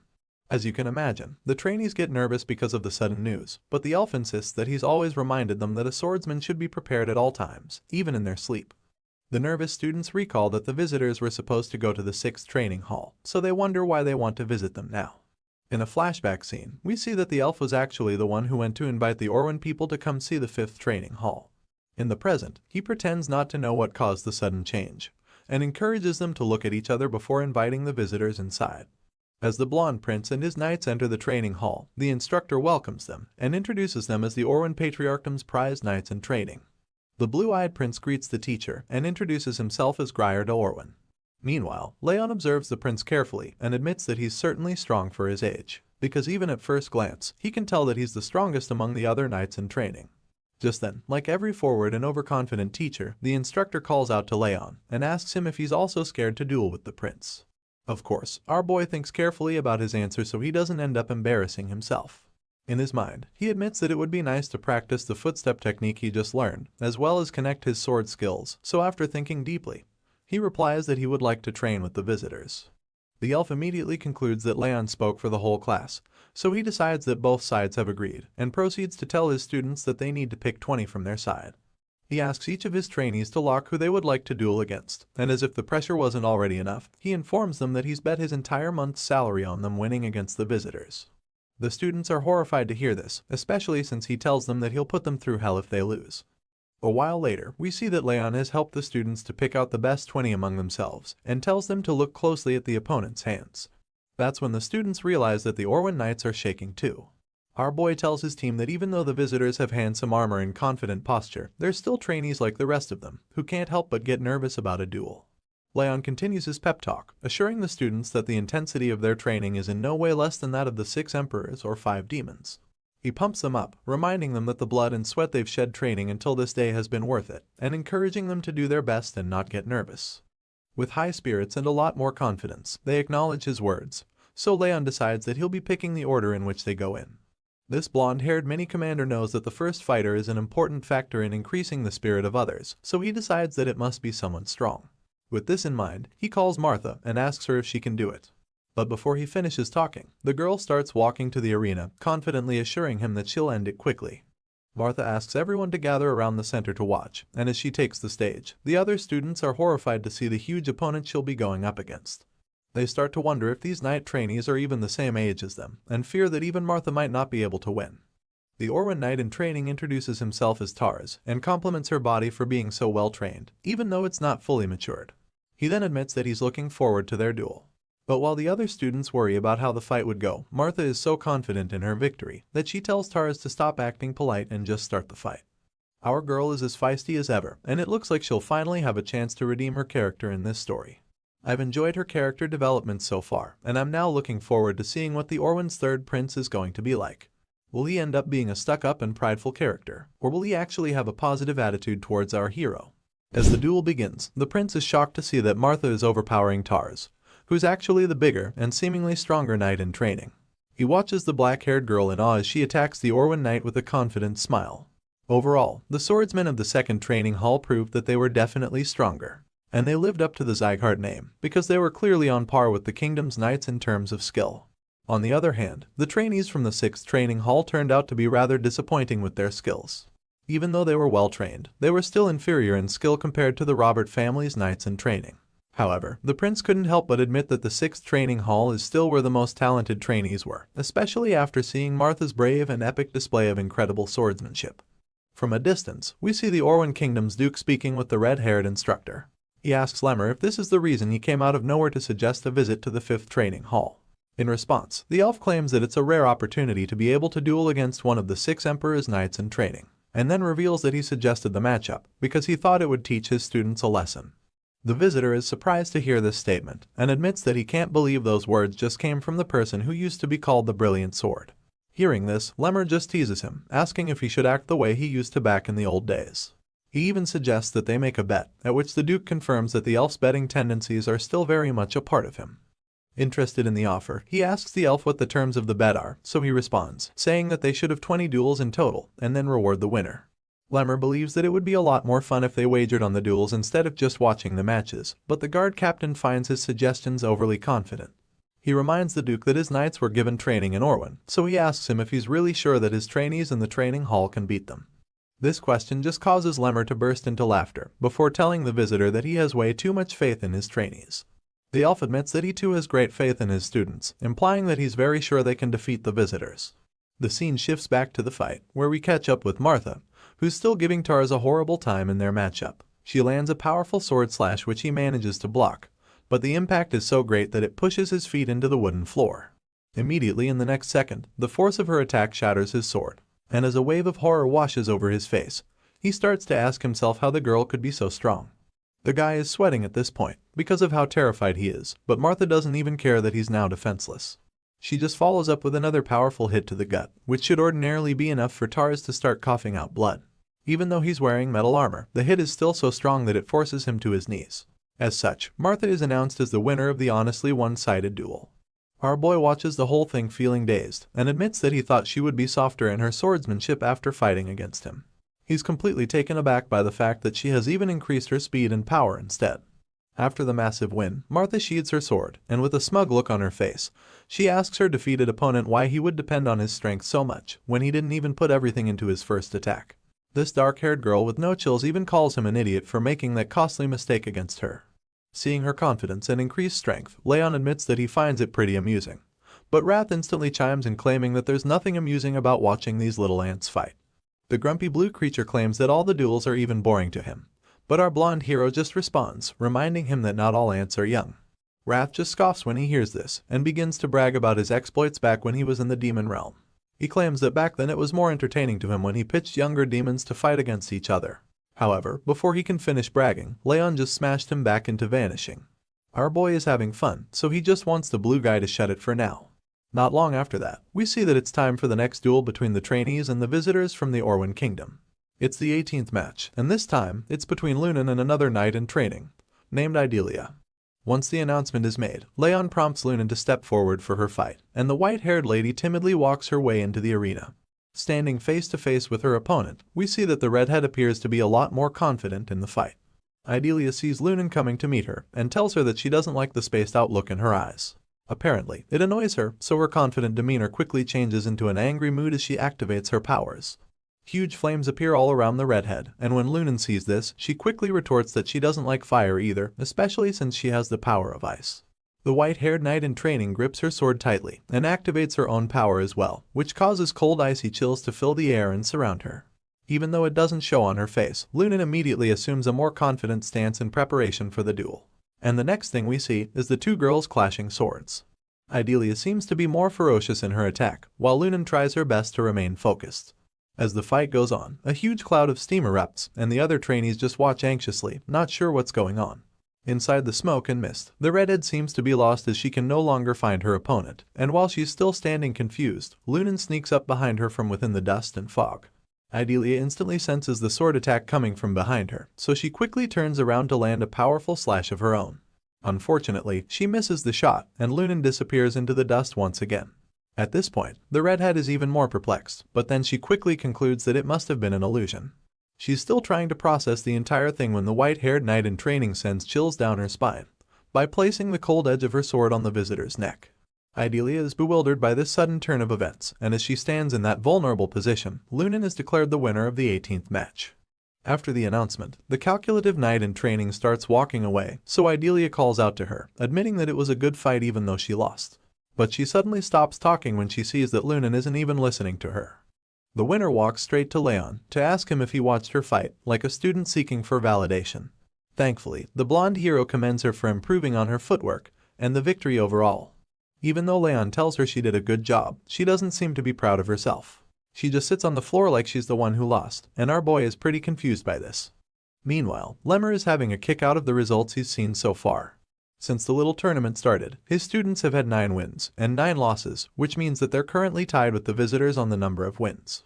So, he jokes about it, suggesting that things are getting pretty heated for the two sides.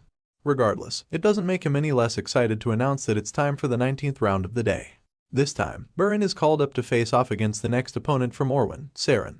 The two swordsmen take equally confident stances as they stare each other down before their fight. The visitor introduces himself first, revealing that he's Saren Kaisel, a knight in training. And that's when Reincarnated Sieghart does the same, introducing himself as a trainee. While the two are exchanging pleasantries, Raon takes a closer look at Saren and claims that he looks pretty strong. This worries him, because he feels that Saren is the strongest visitor after the third prince. But while he's getting worked up about it, the fight begins. As you'd expect, the two knights in training engage in a very heated duel. Burin attempts to land a low hit, while Saren opts for an approach from above. Not surprisingly, they cancel each other out over and over, so Burin begins to realize that his opponent is very similar to him in skill. He starts to feel threatened, and fears that it will be over for him if he lets his guard down for even a second. Saren launches at him to land another powerful blow, so the blue-haired swordsman knows that the guy must be thinking the same thing. The two guys are clearly evenly matched, but they're both aware of this, so neither of them holds back. Burin and Saren go at it with all their might, and after a grueling duel, we see that there's no winner this time. Both fighters point their broken swords at each other, and they're panting heavily after such an intense fight. Meanwhile, the other trainees watching are astonished to see that Burin and Saren somehow managed to break their swords. Seeing that this is the result of the 19th duel, the instructor confirms that the match has ended in a tie. After the announcement, a very pissed off Burin just walks back. Still, Raon commends him for doing a good job, claiming that Saren was the strongest fighter out of all the Orwen knights in training so far.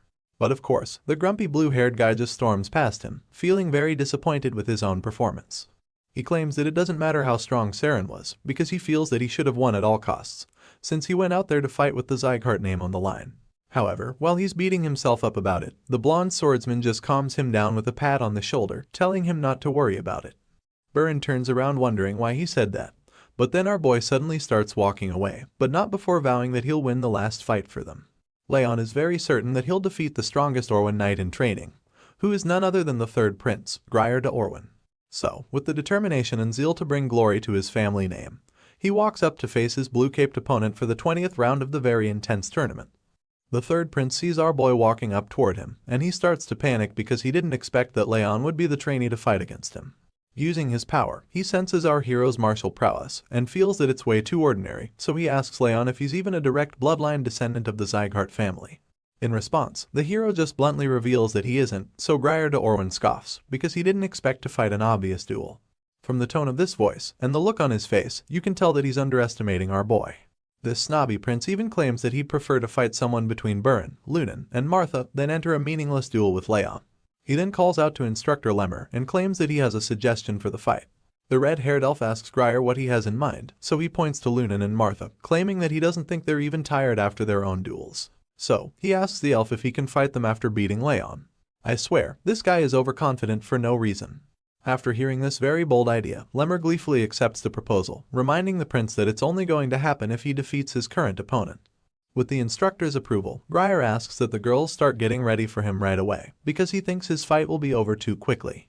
This dude is so confident that he's going to win, that he even decides he won't use his aura against Raon, feeling that he wants to save his power for the girls.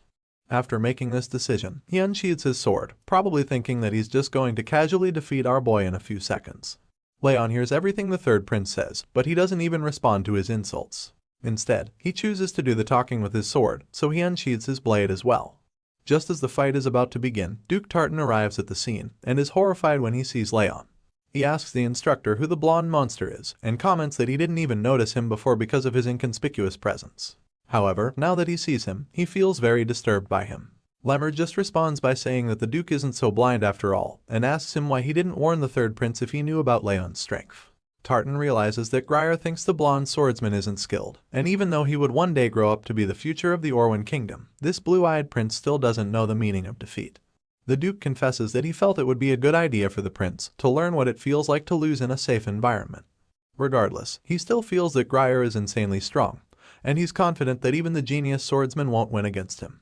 Lemmer hears this and finds it amusing, so he just smiles once again, telling Tartan that he doesn't agree. Seeing that they're not on the same page about who would win this insanely hyped duel, the elf suggests that they make another bet. The Duke is taken aback by this and asks Lemmer if he loves to gamble that much. However, the red-haired instructor assures him that it would be a simple bet on a few drinks, so Tartan agrees with him and asks what they're betting on. In response, Lemmer just raises his hand, showing 5 fingers before making a very bold statement, claiming that Raon will end the third prince in just 5 attacks. At this point, it appears that the instructor is even more confident than Grier, who thinks he'll take our boy out very quickly. The fight starts strong, and the red-eyed swordsman charges at the prince with a powerful sword attack. The prince is taken by surprise with this, and his eyes widen in horror as he sees the person he underestimated, lunging at him with a fire tornado at his back. Even the Duke is stunned by this instant attack from Raon, but before he or his champion can even think of a counterattack, the genius swordsman lands his first blow. With great force, speed, and precision, our boy hits Grier in his side, leaving him stunned for a while. The impact is so much that the prince even starts coughing blood, while wincing in pain before falling to his knees as if he's already lost. Seeing this, Raon assumes that the prince is already down, so he concludes that the fight is over and starts to cover his blade back. While he's doing that, Lemmer starts laughing again, feeling that he overestimated the prince by thinking 5 attacks would be needed to knock him down. On the other hand, Duke Tartan just watches the whole thing with shock laced all over his face. The guy can't believe his eyes, and while he remains stunned, the prince starts to reflect on his earlier thinking. He admits that he judged incorrectly, and finally starts to realize that Raon was the last fighter for a reason. Well, of course, it's because he's the real deal, and Grier finally understands this as well. Meanwhile, the Duke tries to start an argument. Tartan finds it hard to believe that Raon is just a trainee, because, in his eyes, the blonde kid already has the footwork and swordsmanship of a trained knight. But Lemmer doesn't give him any room to continue, explaining that it's the exact reason he said that Raon would win. With the way things are looking, the instructor feels that his student has brought home the win already, so he tells the Duke that he'll make reservations at a nice and fancy place where they can have some drinks. But before he can finish talking, Grier interrupts him. The injured prince tells Raon to stop when he tries to walk away. It turns out that he's not done fighting yet, and even when others try to explain that the fight is already over, he insists that he hasn't even shown his real skills. The third prince claims that the fight would have been very different if he had used his real powers at the start of the fight. And while he's being a sore loser, Martha cuts him off, insinuating that he's just a barking dog. She mocks Grier for refusing to admit his defeat, and being so whiny when he's supposed to be a prince. She also uses the opportunity to take a jab at Byrne, who's still brooding on the sidelines after his tie against Saren. The prince is shocked to hear her talk to him like that, and he's evidently ashamed of himself. But before he can say another word, Martha just continues talking, and informs him that she's actually trying her best to be nice to him at the moment.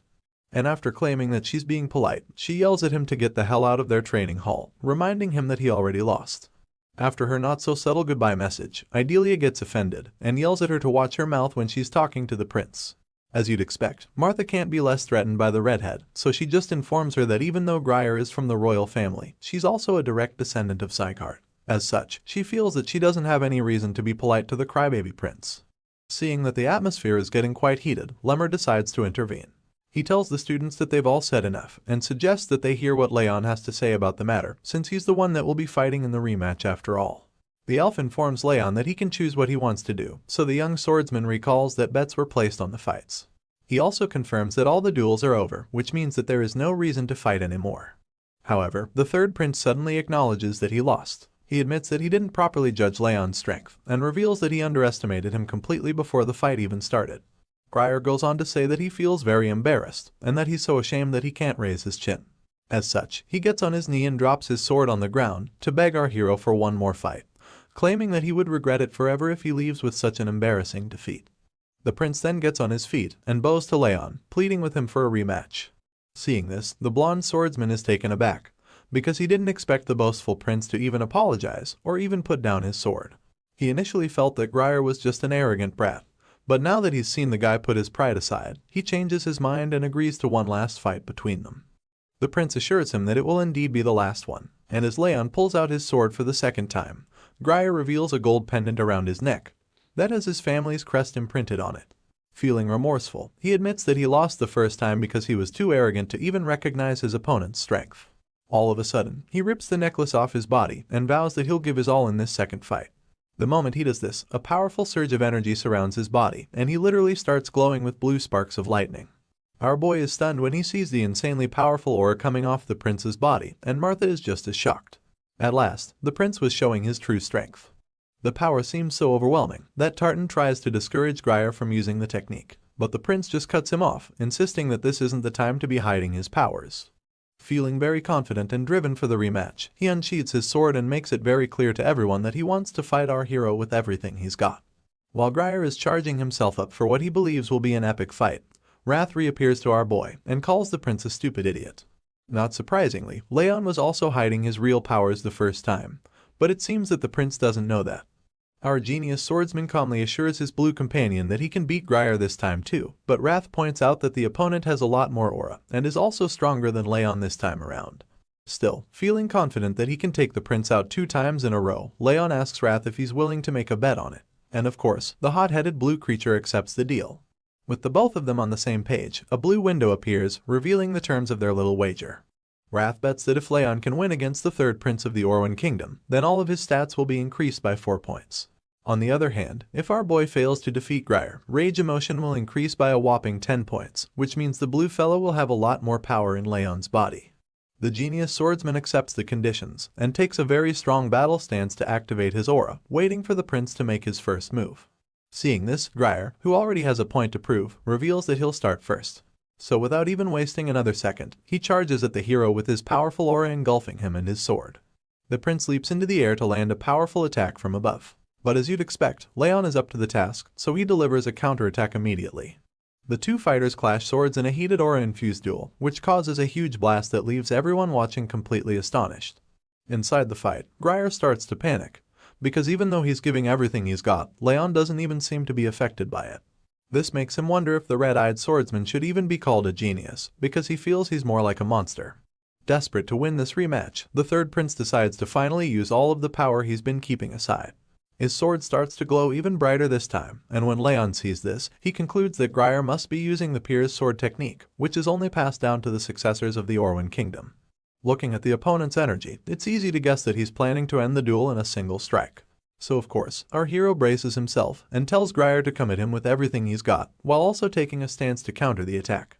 The prince sees that Raon knows what he's planning to do, so he reveals that he's putting everything on the line with his next move, and then tells the genius swordsman that he should get ready for impact. Looks like an epic clash is about to go down. The prince's aura surged, and Raon's eyes widened as he identified the unmistakable signature of the parry sword technique, a legendary art unique to the most elite warriors of the Orwan Kingdom. With this, it became evident that the prince was preparing to unleash a decisive, all-out assault. Raon's hand closed around the hilt of his sword, his mind racing with the intricate patterns and deadly precision of the third prince's signature techniques, etched indelibly in his memory. With that, Raon unleashed the Thousand Flames technique, first flames surrounded by his splendidly blazing aura. Raon's overwhelming power surprised the prince. Witnessing the emergence of golden flame aura from a mere trainee, the prince realized Raon's strength far exceeded his youthful appearance. Nevertheless resolute, the prince reaffirmed his resolve, employing his own technique, unleashing a battle cry as he swung his sword towards Raon. Equally determined, Raon's and the prince's swords clashed, illuminating the surroundings with Raon's golden aura opposing the prince's blue aura. Their swords clashed once more, seemingly establishing an equal footing, until Raon's leg gave way, catching the prince off guard. As he gained an upper hand with a resolute determination to prevail, Raon unleashed his powers, shattering the prince's sword into multiple pieces. The prince was astounded, utterly surprised that his aura had been repelled. In a swift motion, Raon struck, leaving the prince on his knees with the duel victoriously claimed by House Sieghart. Observing his damaged sword, the prince remarked on his advantage in speed and strength, then smiled, pondering whether Raon had countered with adept footwork in response to his aura. "The world truly is vast," mused the prince, extending his hand for a handshake. He expressed gratitude to Raon, acknowledging the valuable lessons learned from the duel, conceding his defeat. Raon reciprocated the handshake, offering a smile and admitting his own gained insights. As they shook hands, the prince apologized for underestimating Raon earlier, attributing it to lack of insight. Curious, the prince inquired about Raon's age, to which Raon replied that he had turned 14 that year. The prince sighed, feeling defeated by a swordsman younger in both skill and character. The prince graciously handed Raon an item, requesting him to keep it. Curious, Raon inquired about its significance. The prince explained it was a token, a sign that Orwan's third prince Grier de Orwan was willing to extend any favor Raon might require. Astonished, Raon questioned why such a valuable gift was offered. The prince, defeated in their duel, admitted Raon's influence had cleared his mind. Offering a sense of enlightenment, He considered his loss fortunate, believing Raon to be the ideal victor. As he departed, he expressed certainty in their future reunion, hoping Raon would still surpass him by then. Finding the challenge of catching up enjoyable, the prince then conversed with Lemur, acknowledging their loss in the bet. Lemur simply replied, "Yep, all right." Addressing Duke Tartan, the prince proposed a return, to which the duke promptly responded, "Ah yes, your highness." Suddenly recalling an urgent task, the prince swiftly departed. Reflecting, Raon pondered over his past life, where fulfilling missions without payment was the norm, finding the concept of compensation in this life peculiar. Examining the golden pendant from the prince, he marveled at life's surprising twists and turns. Meanwhile, at the patriarch mentions place. The patriarch listened attentively as the prince recounted the lessons learned from the duel with Raon. Admitting his initial belief in superiority, the prince credited Raon for prompting reflection and learning, describing him as a remarkable mature swordsman. Despite his youth, astounded, the patriarch acknowledged the prince's revelation. The prince expressed his intent to return promptly, eager to physically train and match the mental growth experience through Raon. "Bro is glazing hard right now." The patriarch then nodded in agreement and requested him to convey gratitude to the king for the letter. The prince replied, "Certainly, thank you." As the sun dipped below the horizon, painting the sky with stunning hues, the prince and his companion rode their horses homeward, bound for their kingdom. "Your highness," the duke hesitated. Meeting the prince's gaze, he inquired if there was something on his mind. The duke expressed his concern about the prince revealing his hidden powers and employing the Perez sword technique in the duel with Raon, deeming it a tad excessive.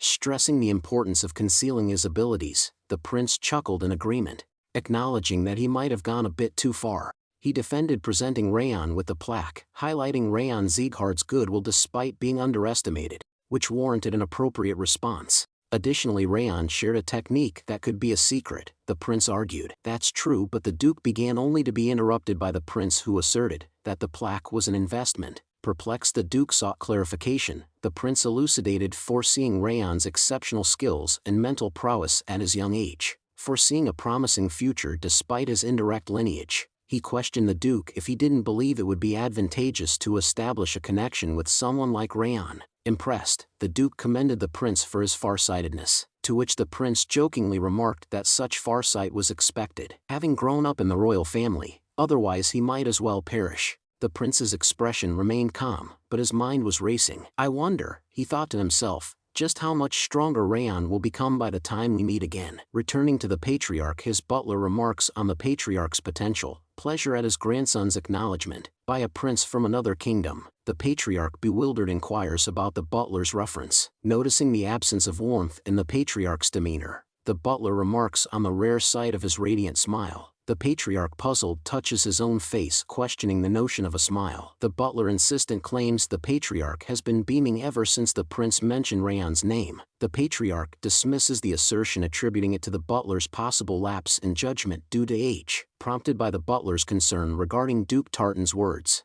the patriarch remains silent, contemplating his response. In a fleeting flashback, Duke Tartan's words echo, revealing a conversation beyond the prince's letter. The duke conveys a message from the king of Orwin and Lekros Albert and D. Orwin 11, detailing the resurgence of the five darknesses. Attentively, the patriarch listens as the duke informs him about the unsettling movement of these forces once more.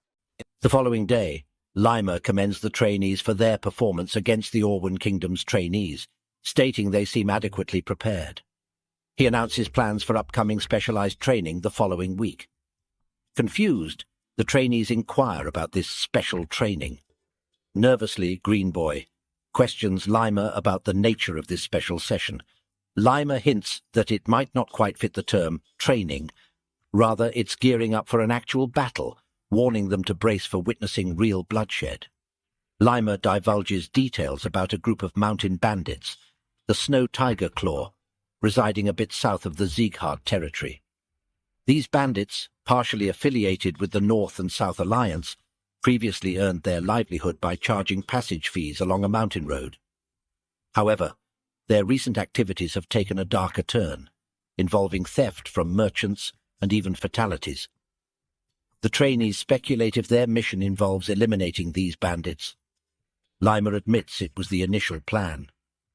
When asked why he used past tense, a trainee hints that circumstances might have changed and entertains the idea of ambushing the bandits instead.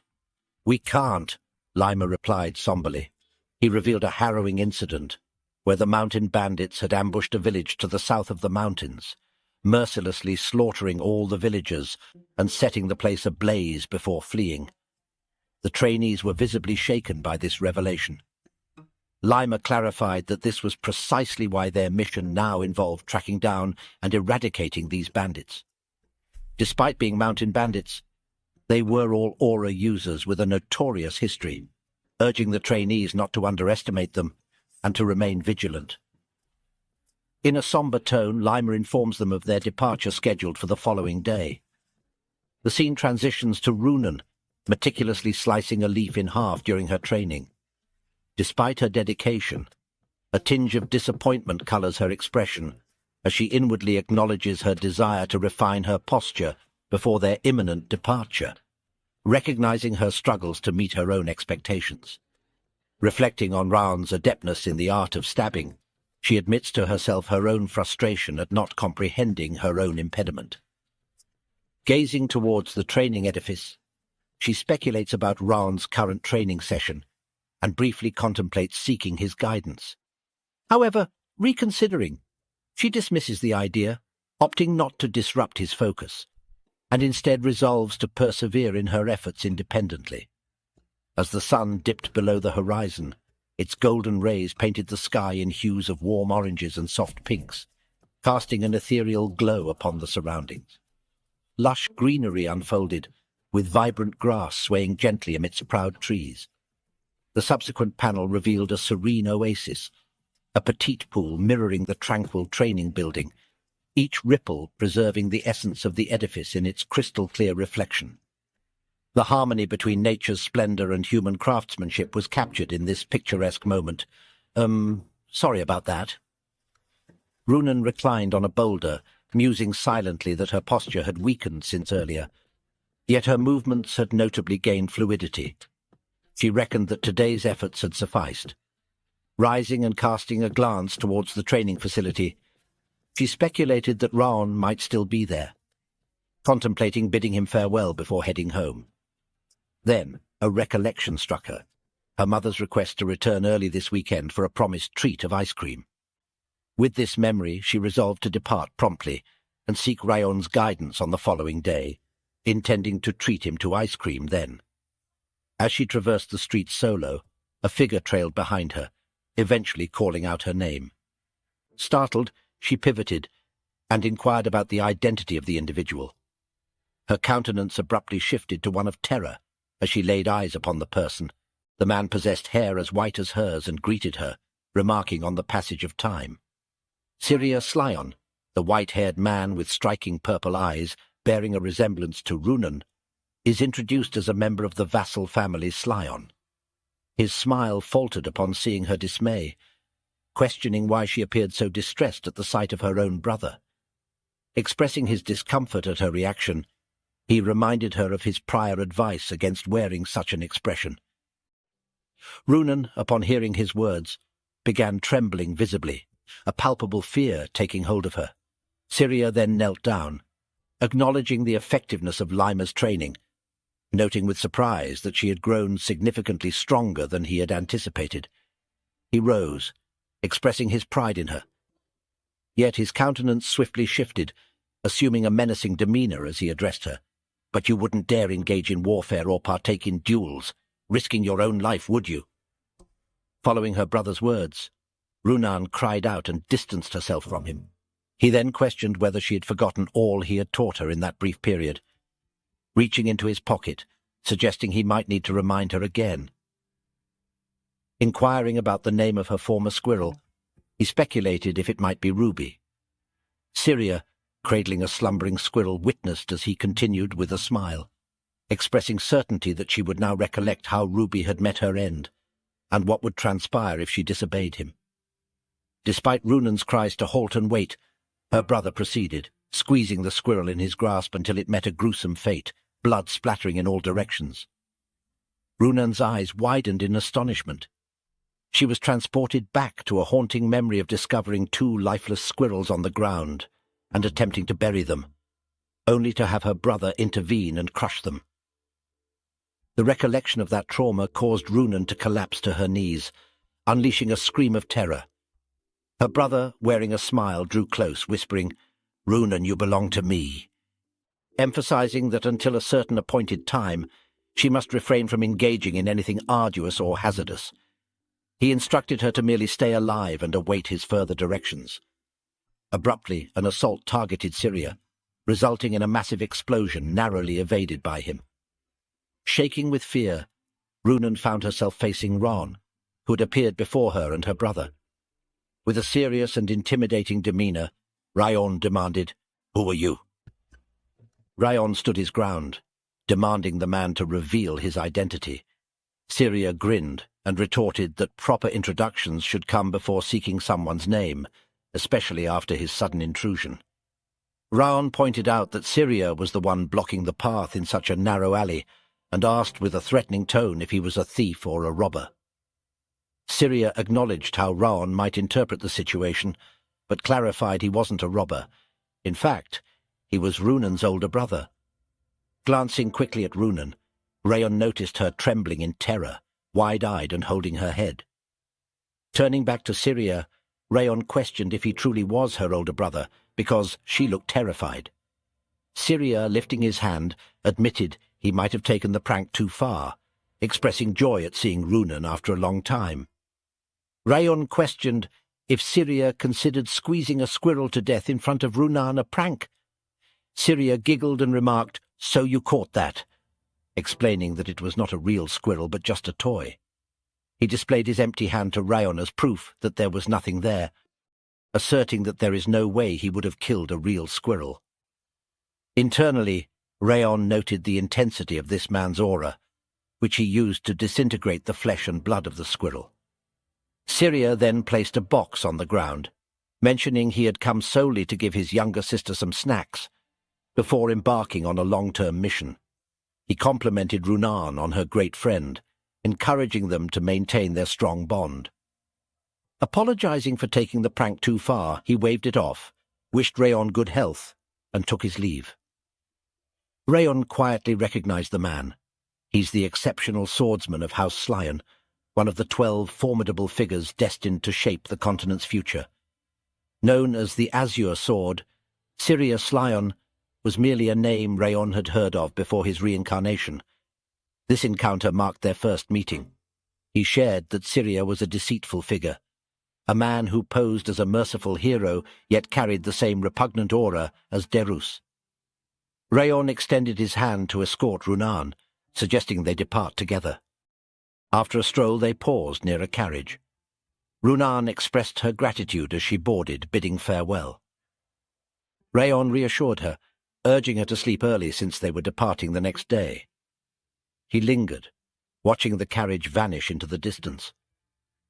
Inside the carriage, Runan remained silent until reaching her room, where the ice cream awaited beside her bed.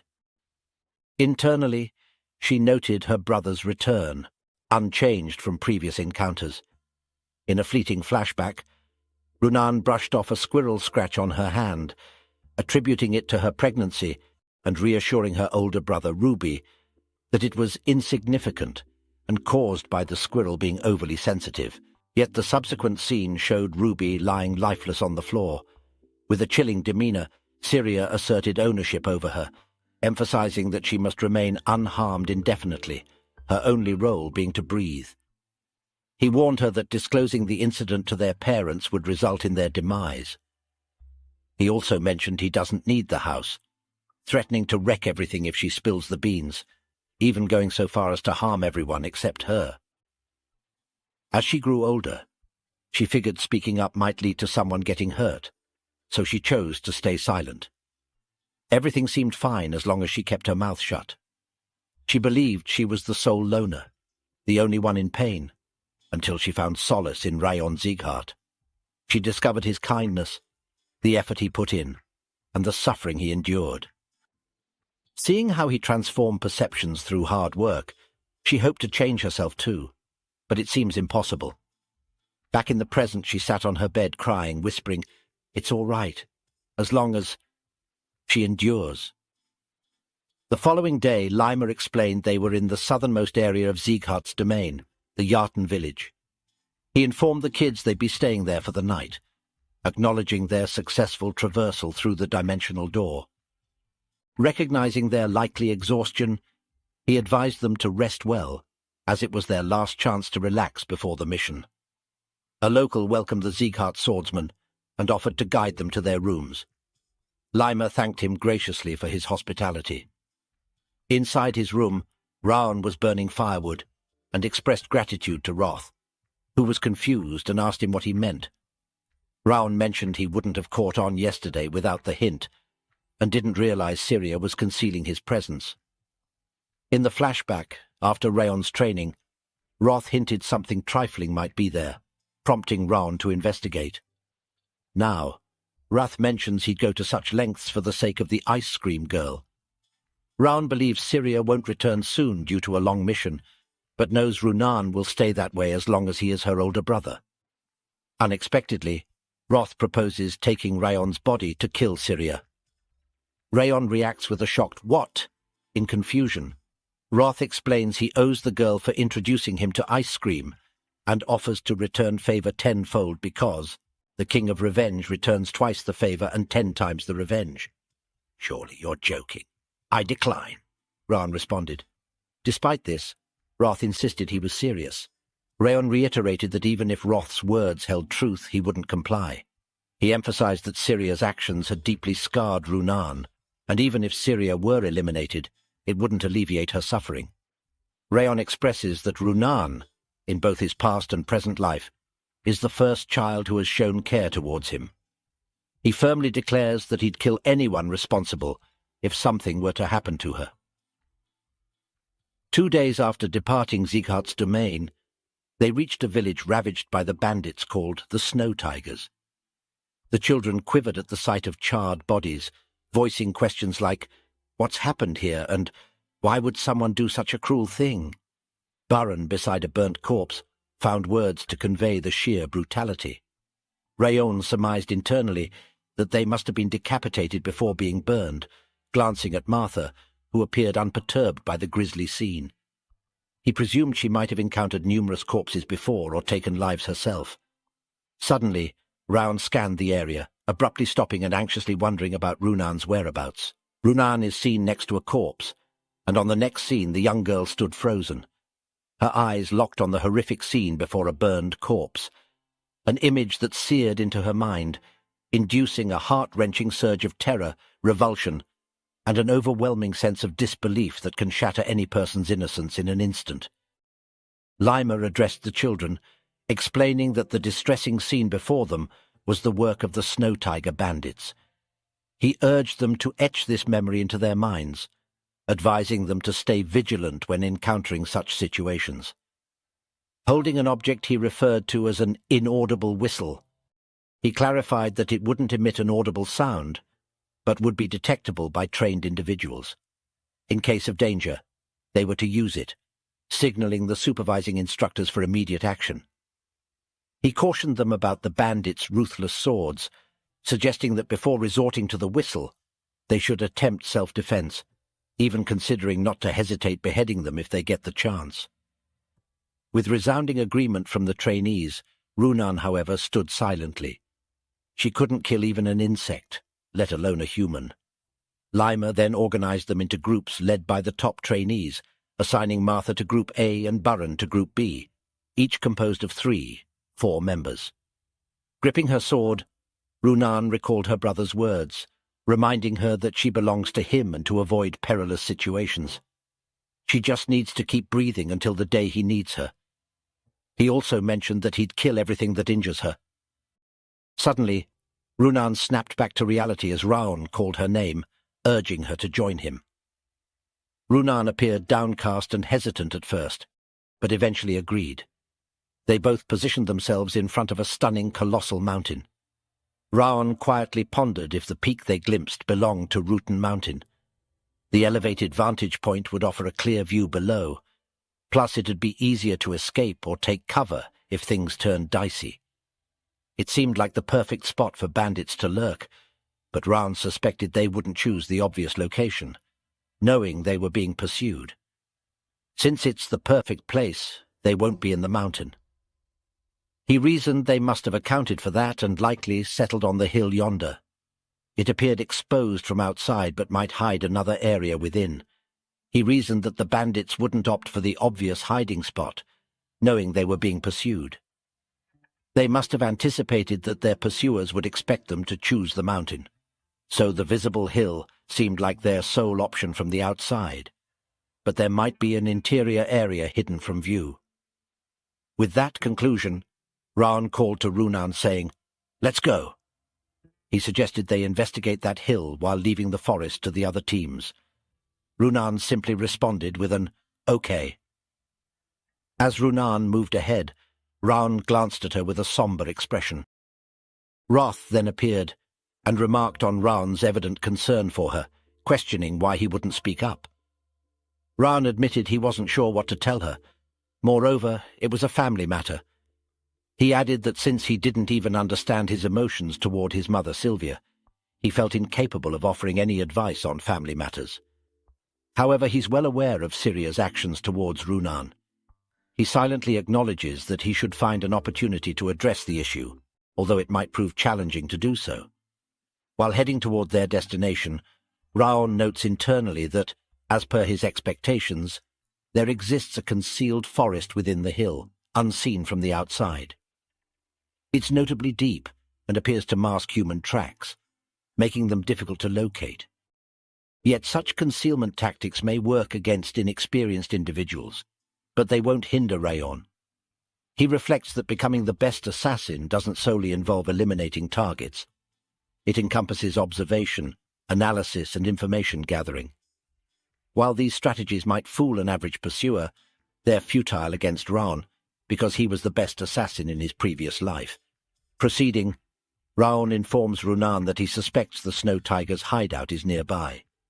He instructs her to follow silently, even regulating her breath. She complies, and they cautiously explore, seeking potential clues. Suddenly Raon spots traps on the ground, which he expected to be the only notable defenses aside from the entrance. Evidently the bandits assumed no one would venture this far, given the numerous traces left behind. Hiding behind a tree and observing the bandits, he remarks that they've underestimated their potential intruders. Among them, he notices a tied-up child, pondering if the boy is a hostage. Despite the robust bodies of the guards, Raon senses no aura from them, recognizing them as low-ranking warriors.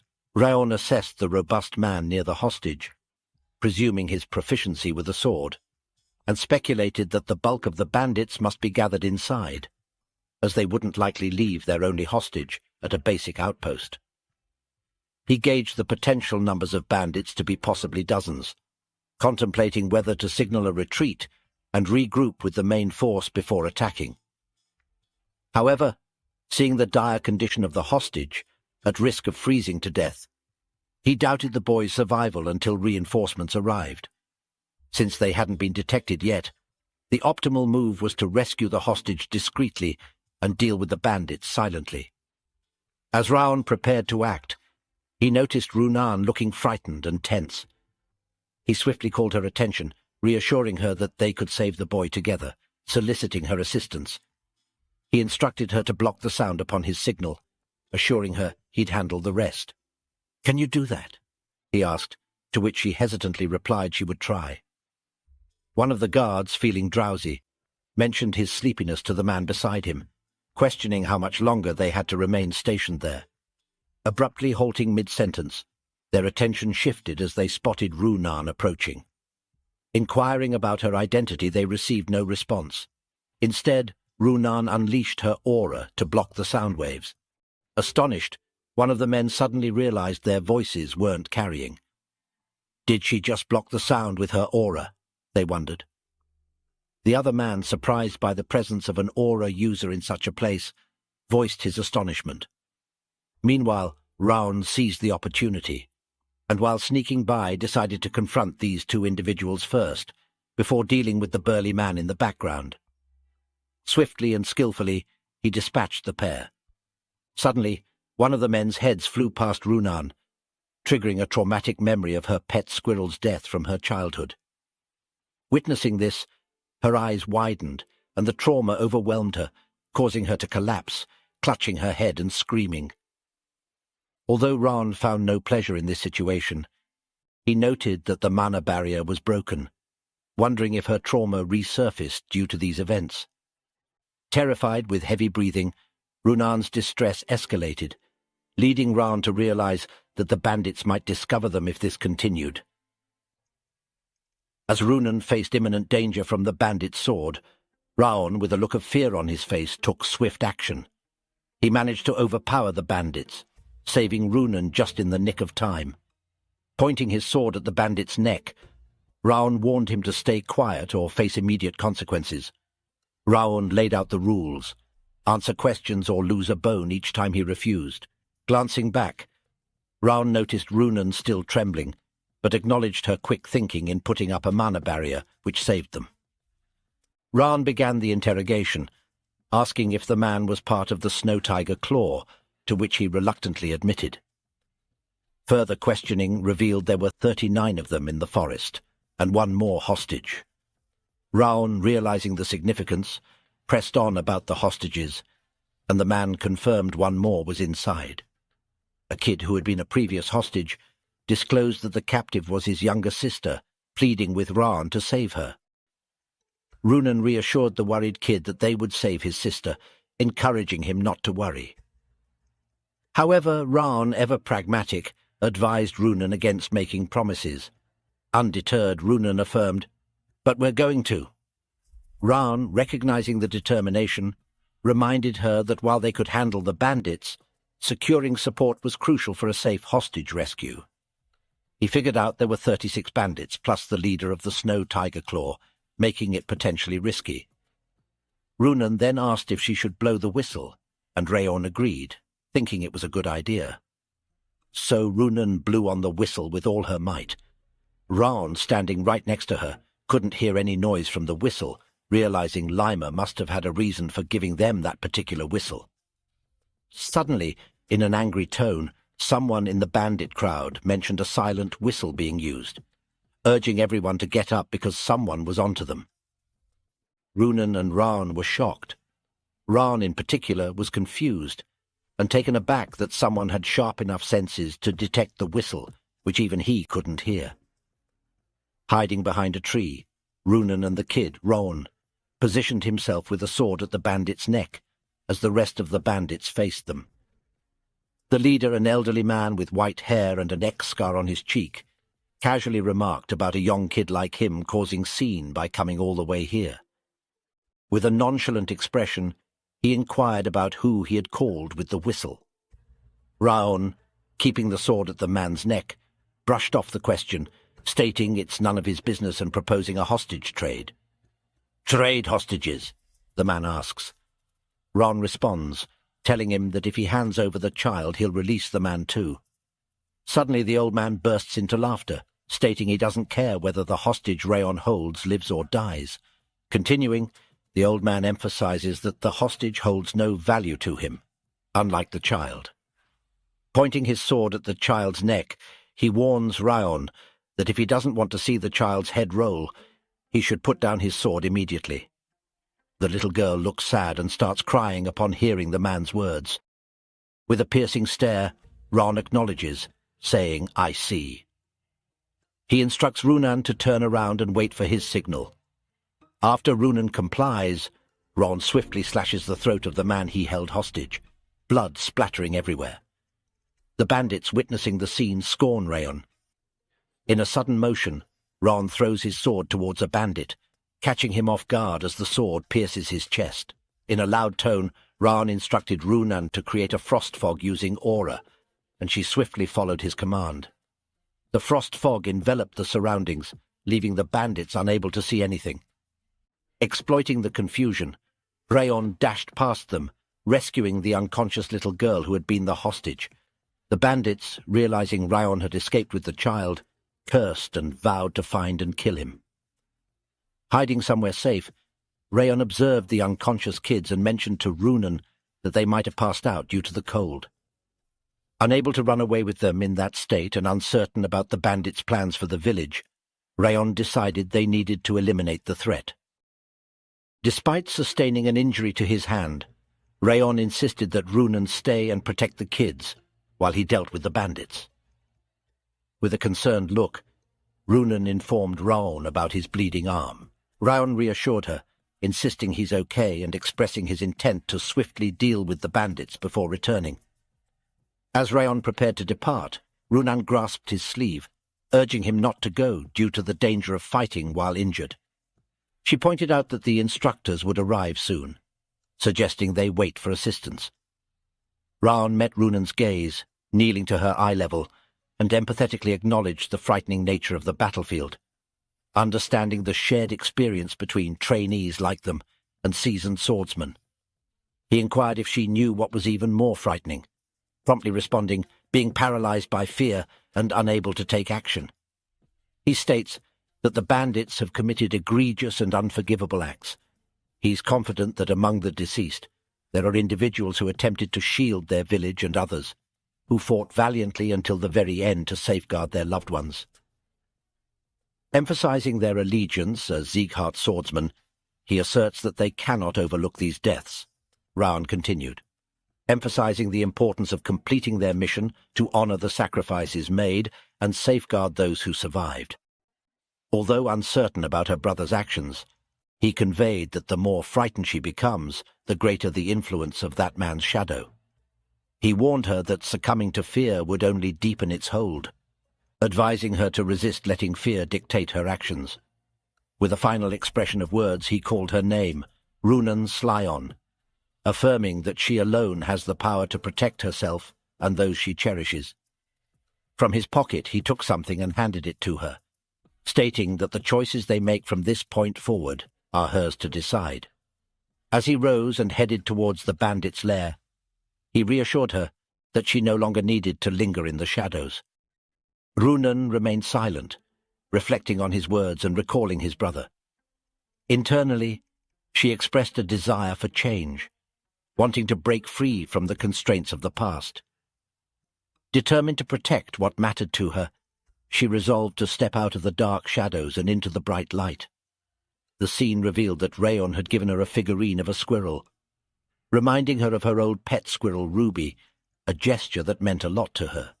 Raon re-entered the bandits' lair, displaying ruthless efficiency by dispatching 3 of them with a single slash each. Amidst the chaos, the bandits, infuriated, cursed, urging each other to end the young threat. Despite their attempts, anyone who approached Raon met a swift demise. As Raon skillfully eliminated foes, the old man, baffled by their inability to stop a mere child, shouted in frustration. In a dramatic turn, someone leapt behind Raon, ready to strike. Alert and quick, Raon turned just in time to dodge the impending attack.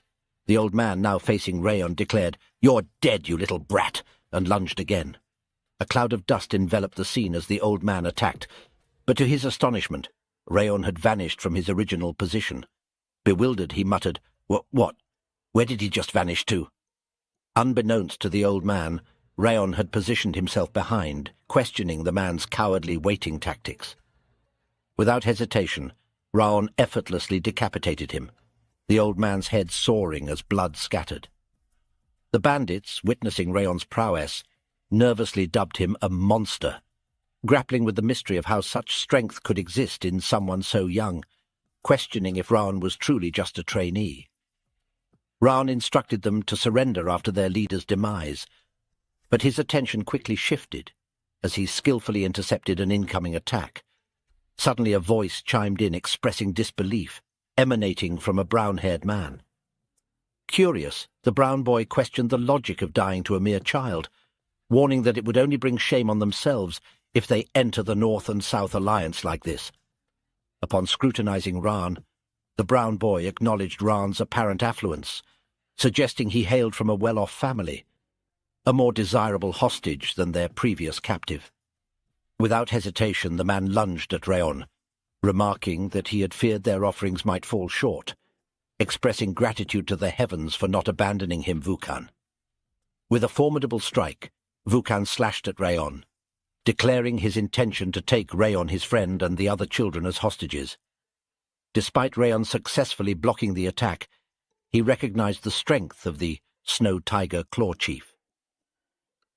Initially considering him a novice with the sword, Raon revised his assessment, identifying him as a proficient sword user. Raon grappled with the chief, employing both hands to parry the chief's slashes. Meanwhile, a voice from the sidelines exclaimed the discovery of Runan and the hostages.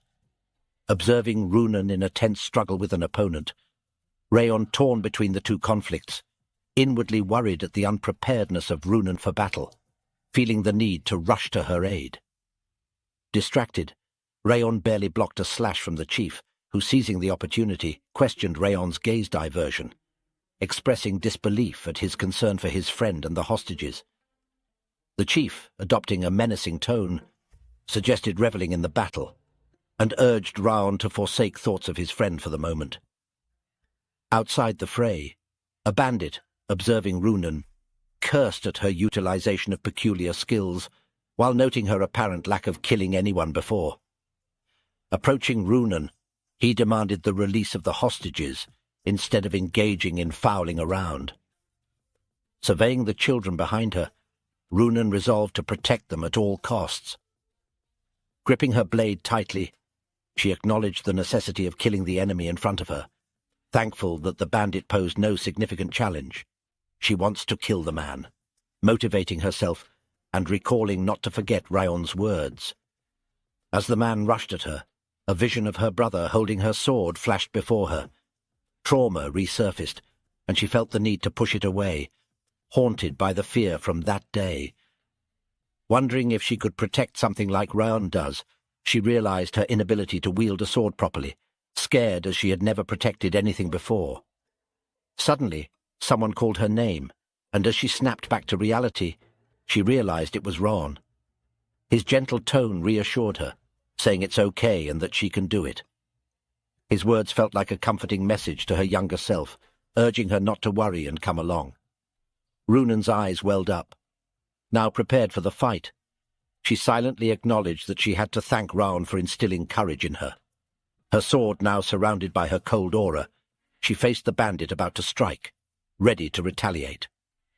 With a swift motion she slashed the man, inwardly expressing gratitude to Raon for helping her move forward and for believing in her. The chief, observing the situation, criticized everyone for losing to these kids, branding them as useless. However, Raon caught his attention, insisting they were not just little kids. Charging his fire aura, he declared to the chief that Runan is a child who overcame her dark past on her own and possessed a kinder and stronger heart than anyone he knew. Flames growing, Raon portrayed her as a swordsman who had overcome trials. Employing his powers, he executed the 1,000 Flames technique, first flames, flower fall, swiftly slashing and defeating the chief. Moments later, Raon checked a chest for remaining traps before the instructors arrived. There he discovered a two-tone flower, a rare miracle herb. Pondering if the bandits massacred an entire village for this, he was interrupted by a voice asking if it was already over. Raon and Runan turned to see a red-haired man, noticing Raon holding the same two-toned flower that Vukan had. With a smile, the man inquires if they killed them all. The man is revealed to us as the North and South Alliance's eternal bandit chief. Raon, unfazed, asks what if they did. The man maintained his smile, remarking on Raon's boldness. He acknowledged Raon's ability to judge situations, attributing his confidence to skill. When Raon questions his affiliation with the North and South Alliance, the man confirms it, introducing himself as Richter. Upon hearing the name, Raon inwardly acknowledges Richter with a hint of nervousness. Inwardly, Raon recalled hearing Richter's name before, a genius swordsman who joined the North and South Alliance with only a sword, rising to chief of a large mountain bandit group in a decade. Raon acknowledged that the Snow Tiger Claw bandits couldn't compare. Richter was a true martial artist with genuine skills. Richter discerned that these kids hailed from a renowned family, a direct lineage of the Siegharts. Observing the absence of engravings on Raon's and Runan's swords, he concluded that they must be trainees. What should I do?" He uttered, then with a nonchalant tone and expression, he casually proposes, "Should I kill you?" Richter unleashes his formidable aura, signaling his hostile intentions. Raon, having once lived the life of an assassin, remains unfazed, drawing his sword in response. Richter, impressed by Raon's composure, questions how he can withstand such a potent aura. Now he understands that Raon is not just a normal kid. In his mind, Raon was contemplating all the things he can do to kill this guy. He knows he can kill this man if he approaches from behind, but he can't defeat him as he is right now in a head-on fight. But for some reason, Raon doesn't want to back down, so he tells him to take his sword and come at him with all his might.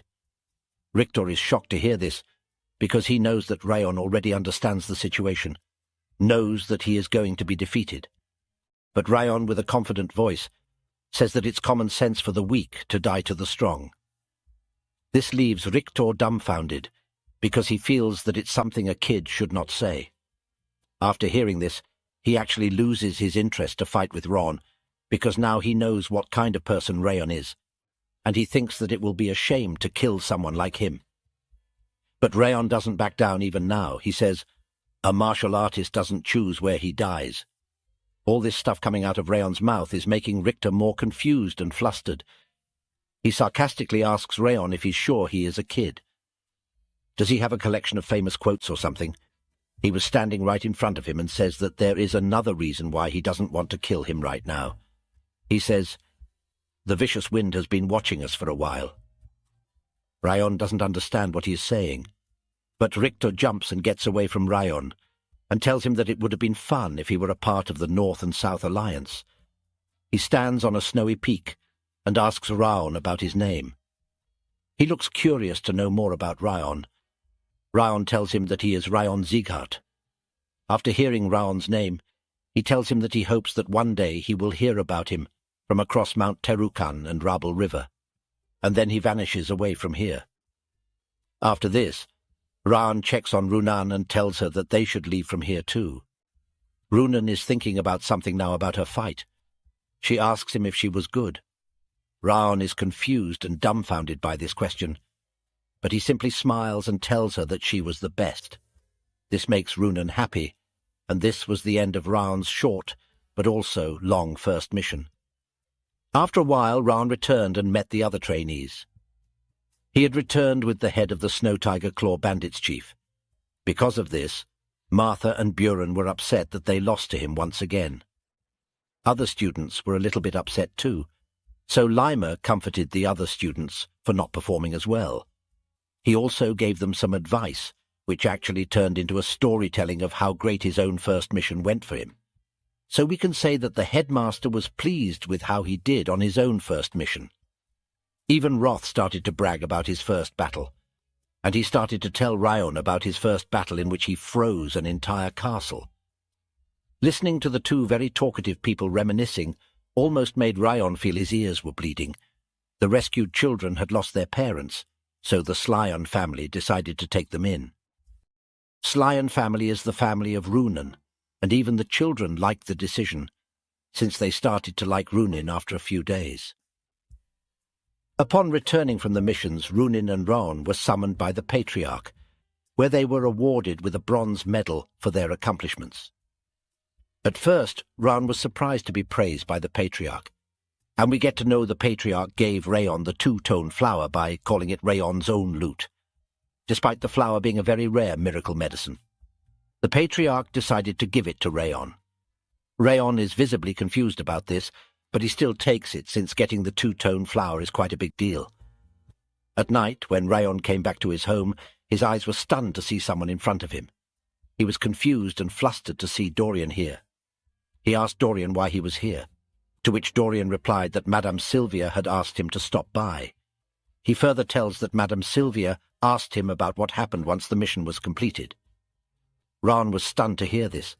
Beads of sweat fell from his face as he was in terrible shock. With a pinch of fear in his voice, he asked Dorian if he had told her everything. Dorian's eyes teared up when he informed Raon that he told Madame Sylvia about the touching story. Raon was dumbfounded by this and inwardly wondered, what has this idiot done? Suddenly he heard Sylvia's voice, who was accompanied by Maid Helen. Both of their faces looked like they couldn't process what they had just heard. Raon thought that Sylvia would be really mad if she knew that he stepped up to kill the bandits. He tried to explain the situation, but suddenly Sylvia ran up to him and hugged him. She smiled and told Raon that he did a great job. Raon was confused by this series of events. Sylvia asked her why she thought she would be mad. Raon replied that Sylvia always tells him to be careful. Raon was about to say some more things, but Sylvia cut him off and said that the reason the first patriarch wielded his sword was to protect the weak. She told him that he always has reached out his hand to those in need since then. The Sieghart continued to carry out his will to protect the weak. She tells Raon that her dream was to become a swordsman like the first patriarch. So how could she scold Raon for saving the hostages? She put both of her hands on Raon's shoulders and told him that she was proud of him. Maid Helen was also proud to hear the story, and she told the other maids that tomorrow she would go to the main residence and she would brag about Raon's successful first mission. Sylvia was very emotional, but on the other hand, Raon was not able to understand her. He felt that emotions were too complicated for him. He turned his face behind to look at what that bastard Dorian had done, but he was long gone from here. Raon felt that the situation was not that bad either. On the other hand, we see Runan cherishing the wooden squirrel which was given to her as a present by Raon. She was lying on her bed and thinking about the moments spent with Raon. She remembers on their first mission, where Raon motivated her to move forward and forget about her dark past. In her mind, she thinks that next time when she will meet him, she will thank him for all that he did for her. Now we find ourselves in the forest, where Lima was also thinking about Raon. We get to know what Richter was telling Raon about the vicious wind. Actually, Lima was hiding behind the tree and watching the interaction between Richter and Raon.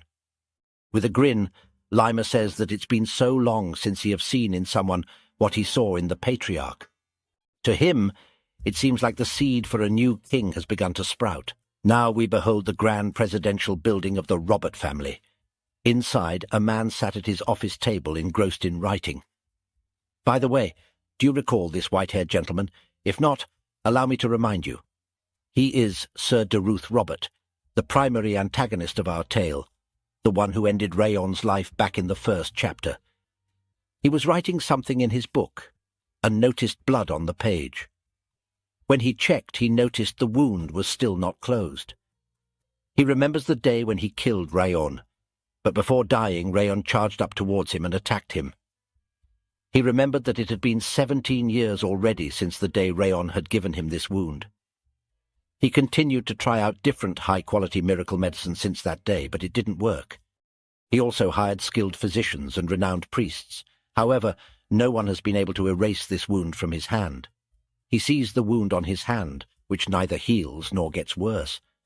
He feels that the wound looks exactly similar, just like it did the day he got it. He feels the wound is communicating to him, and it wants him to remember that day. He sarcastically says, "So some dead spirit is asking me to remember him," and feels that Raon is standing in front of him, and he laughs at him. He says that the past doesn't matter, because he is not a person who will look back on his own past. Now we get to know that there is only little time left until Robert's lifelong wish will come true. I feel he is planning something cruel, but we don't know what that is. Now we see Raon, who has achieved many rewards on his status window.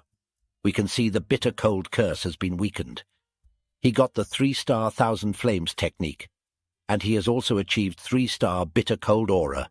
He got 3-star legendary senses, 3-star flame attribute resistance, and now he has achieved entry to sword expert. His aura manipulation speed has also increased. All of his stats have greatly increased. His sword proficiency has increased. His footwork technique proficiency has also increased. His PP has also increased. He is happy to see all these appraisals in his skills. He finally reached the expert realm, and he is satisfied with his performance, although it is still entry level. But we all know that Raon has worked really hard to reach this point. Roth tries to insult Raon by saying that it is ridiculous because even a swordsmaster is just near an insect in front of him. So why is Raon being proud of himself for becoming an expert level? Raon tells him that it is rare for a 15-year-old to become an expert level. Even if someone looks all over the continent, they won't be able to find anyone of Raon's age who has already achieved expert level. Roth annoyingly tells him that only idiots consider age on the battlefield. Age doesn't matter. Weak is still weak. But surprisingly, Raon doesn't argue back. He accepts what Roth is saying. He says that even he knows that no one goes easy on the opponent just because the opponent is young when they are on the battlefield. Roth is still annoyed and further tells Raon that he is very weak compared to him. Even if Raon tries, he can't even touch his fingernail. But Raon smiles and tells him that he also agrees with him. Then Roth questions, "If you know that you are still so weak, then why are you able to smile like this?" To this, Raon replies, "Because I'm happy. In my past life I was nowhere near this level." He continues, "Even you admitted that I have grown somewhat." Hearing this, Roth becomes speechless, and he doesn't know what he should reply to Raon. He starts to throw a tantrum like a little child and says, "Why would I praise a human? I will never do that." Raon roasts him and says, "Don't get so mad over such small things." Raon says that he heard Roth's voice shake a little, so it confirms to him that he has become stronger. They both have been together long enough to know what Roth is thinking, but Roth doesn't accept this. He tells Raon, "A human like you who can see through my behavior should deserve more than death." Now he tries to freeze Raon with his power, but that doesn't affect Raon at all. He smiles and tells him that this kind of rage is nothing for him now. He claims that if Roth doesn't get his power again, then he's going to be eaten by him instead. Now we see Roth's typical useless trash talk, and he starts to reminisce again by saying, listening to Raon's nonsense reminds him of the old days. He starts to tell his story that back in his days in the demon realm, there were demons who came to challenge him. But before he can continue his story, Raon starts to walk away from here. These two have an interesting relationship. Let's see how their relation will grow in the future. The next day in the training hall, Lima tells everyone that the training for today is over and they can go now. But Björn stops Lima and reminds him that he himself has come 20 minutes late. So shouldn't all the students go 20 minutes past the usual time? But the lazy Lima tries to sneak his way out, saying that they can make up for it tomorrow, and that was enough for today. Inwardly, Björn calls him an irresponsible elf. Now Raon gathers all the students around him and tells them to finish up the training. The one in charge for today should start the clean-up, he says. We see Dorian go to a locker to pick up cleaning stuff, but as soon as he closes the locker, he notices that Martha was giving him cold stares. He gets really afraid and screams, trying to run away from her, but she catches him. Annoyed, she tells him to quickly finish cleaning up everything together, because she's already busy enough with her training. She's cold and shouts at other students, asking them, what are they all loitering around for? Since she have to clean, she tells them to quickly get out from here. This makes Raon realize that she is only calm towards him, and even the headmaster was standing behind him, confirming that she is unchanged. She only switches up around Raon. Raon turns behind and is confused to see Headmaster Lima here, because he had run away from here just now. The headmaster goes in front and tells everyone that he's come back for something he forgot. The students standing there are a little bit afraid and scared to know what he is about to say. They all question what did he forget. The headmaster gathers all around here and announces them to listen carefully. He claims that there is something else he has to announce, and it is really very important. Students are curious and confused to know what it is this time, and the headmaster tells them that there is a second mission for all of them. Hearing this, all the students get confused and stand still in one place. They don't know how should they react to this. The headmaster laughs and says how could he forget to tell them this important thing. All the students are dumbfounded that how could Headmaster Lima could be so irresponsible that he forgot such an important thing. We get to know that it's already been half a year since the first mission has been completed. Raon thinks it took longer than expected for the second mission to come. He feels that there are fewer duties for the Siegharts to handle compared to his past life. Headmaster now further explains them about the second mission. Apparently there has been orc invasions in the southern part of the Zart territory, and their mission is to eliminate the orcs who are threatening the villagers, and they should protect the people of the village. In simple words, we can say that their mission is the protection of the village and monster raid. Everyone gets excited to hear this news because it is an actual orc raid. They always waited for such a kind of mission to arrive. Now they all can show their sword skills and finally test out their swordsmanship skills. Lima calls them newbies and grabs the attention by saying that why are they so excited about this mission? They all get confused by the headmaster's words, but now the headmaster further explains that the instructors will not be accompanying them on this mission. They are the only ones going to the village, and they need to work together to accomplish the mission. Now, this was surprising for all of them. But suddenly Buren raises his hand and asks Lima that what if they come across a dangerous situation that they cannot handle? What should they do in that situation? To this, Lima replies, "It's up to you to handle. If it's a mission you cannot accomplish, then you should know when to give up." That's why the leader's ability to accurately judge a situation is important. He claims that a leader needs to be able to judge what the best response to the given situation should be. Now Dorian raises his hand and asks Lima, "Isn't it bad if we run away from a mission?" Lima tells him that normally it is considered bad, but it depends on the situation too. If you all come across one of the 5 demons and manage to escape, then in that situation that would be praiseworthy. Hearing this answer from Lima makes Dorian happy, because now he knows that running away won't get him into trouble. And seeing his reaction, Buren is confused and speechless. Now, Lima drops the actual bomb by saying that they all have to leave the day after tomorrow. They all are stunned and speechless to hear this, because they have to leave in 2 days, and this is not an easy mission. The kids were surprised, wondering why they had so little time allocated to them. It felt like they were being rushed too much. One person mentioned that the approaching nightfall made them feel even more rushed, squeezing their time down to just 1 day. Lima jumped in, explaining the complex preparations needed for an upcoming monster attack, differentiating it from regular guard duties or dungeon explorations. With a friendly smile, he stressed the potential consequences for the village if they didn't prepare well in advance, advising them to be careful. On the other hand, Buren suggested they could have prepared better if they had been warned earlier. Suddenly, Raon spoke up, ending the growing argument with a firm statement. All eyes turned to him as he reinforced Lima's consistent advice about the unpredictable nature of their missions, urging them to focus on readiness rather than panic. He pointed out that the more they worried about their situation, the less time they would have to prepare. Encouraged by Raon's words, one student admitted he was right, while another agreed that waiting for the perfect moment might not guarantee success. So they decided to take action together.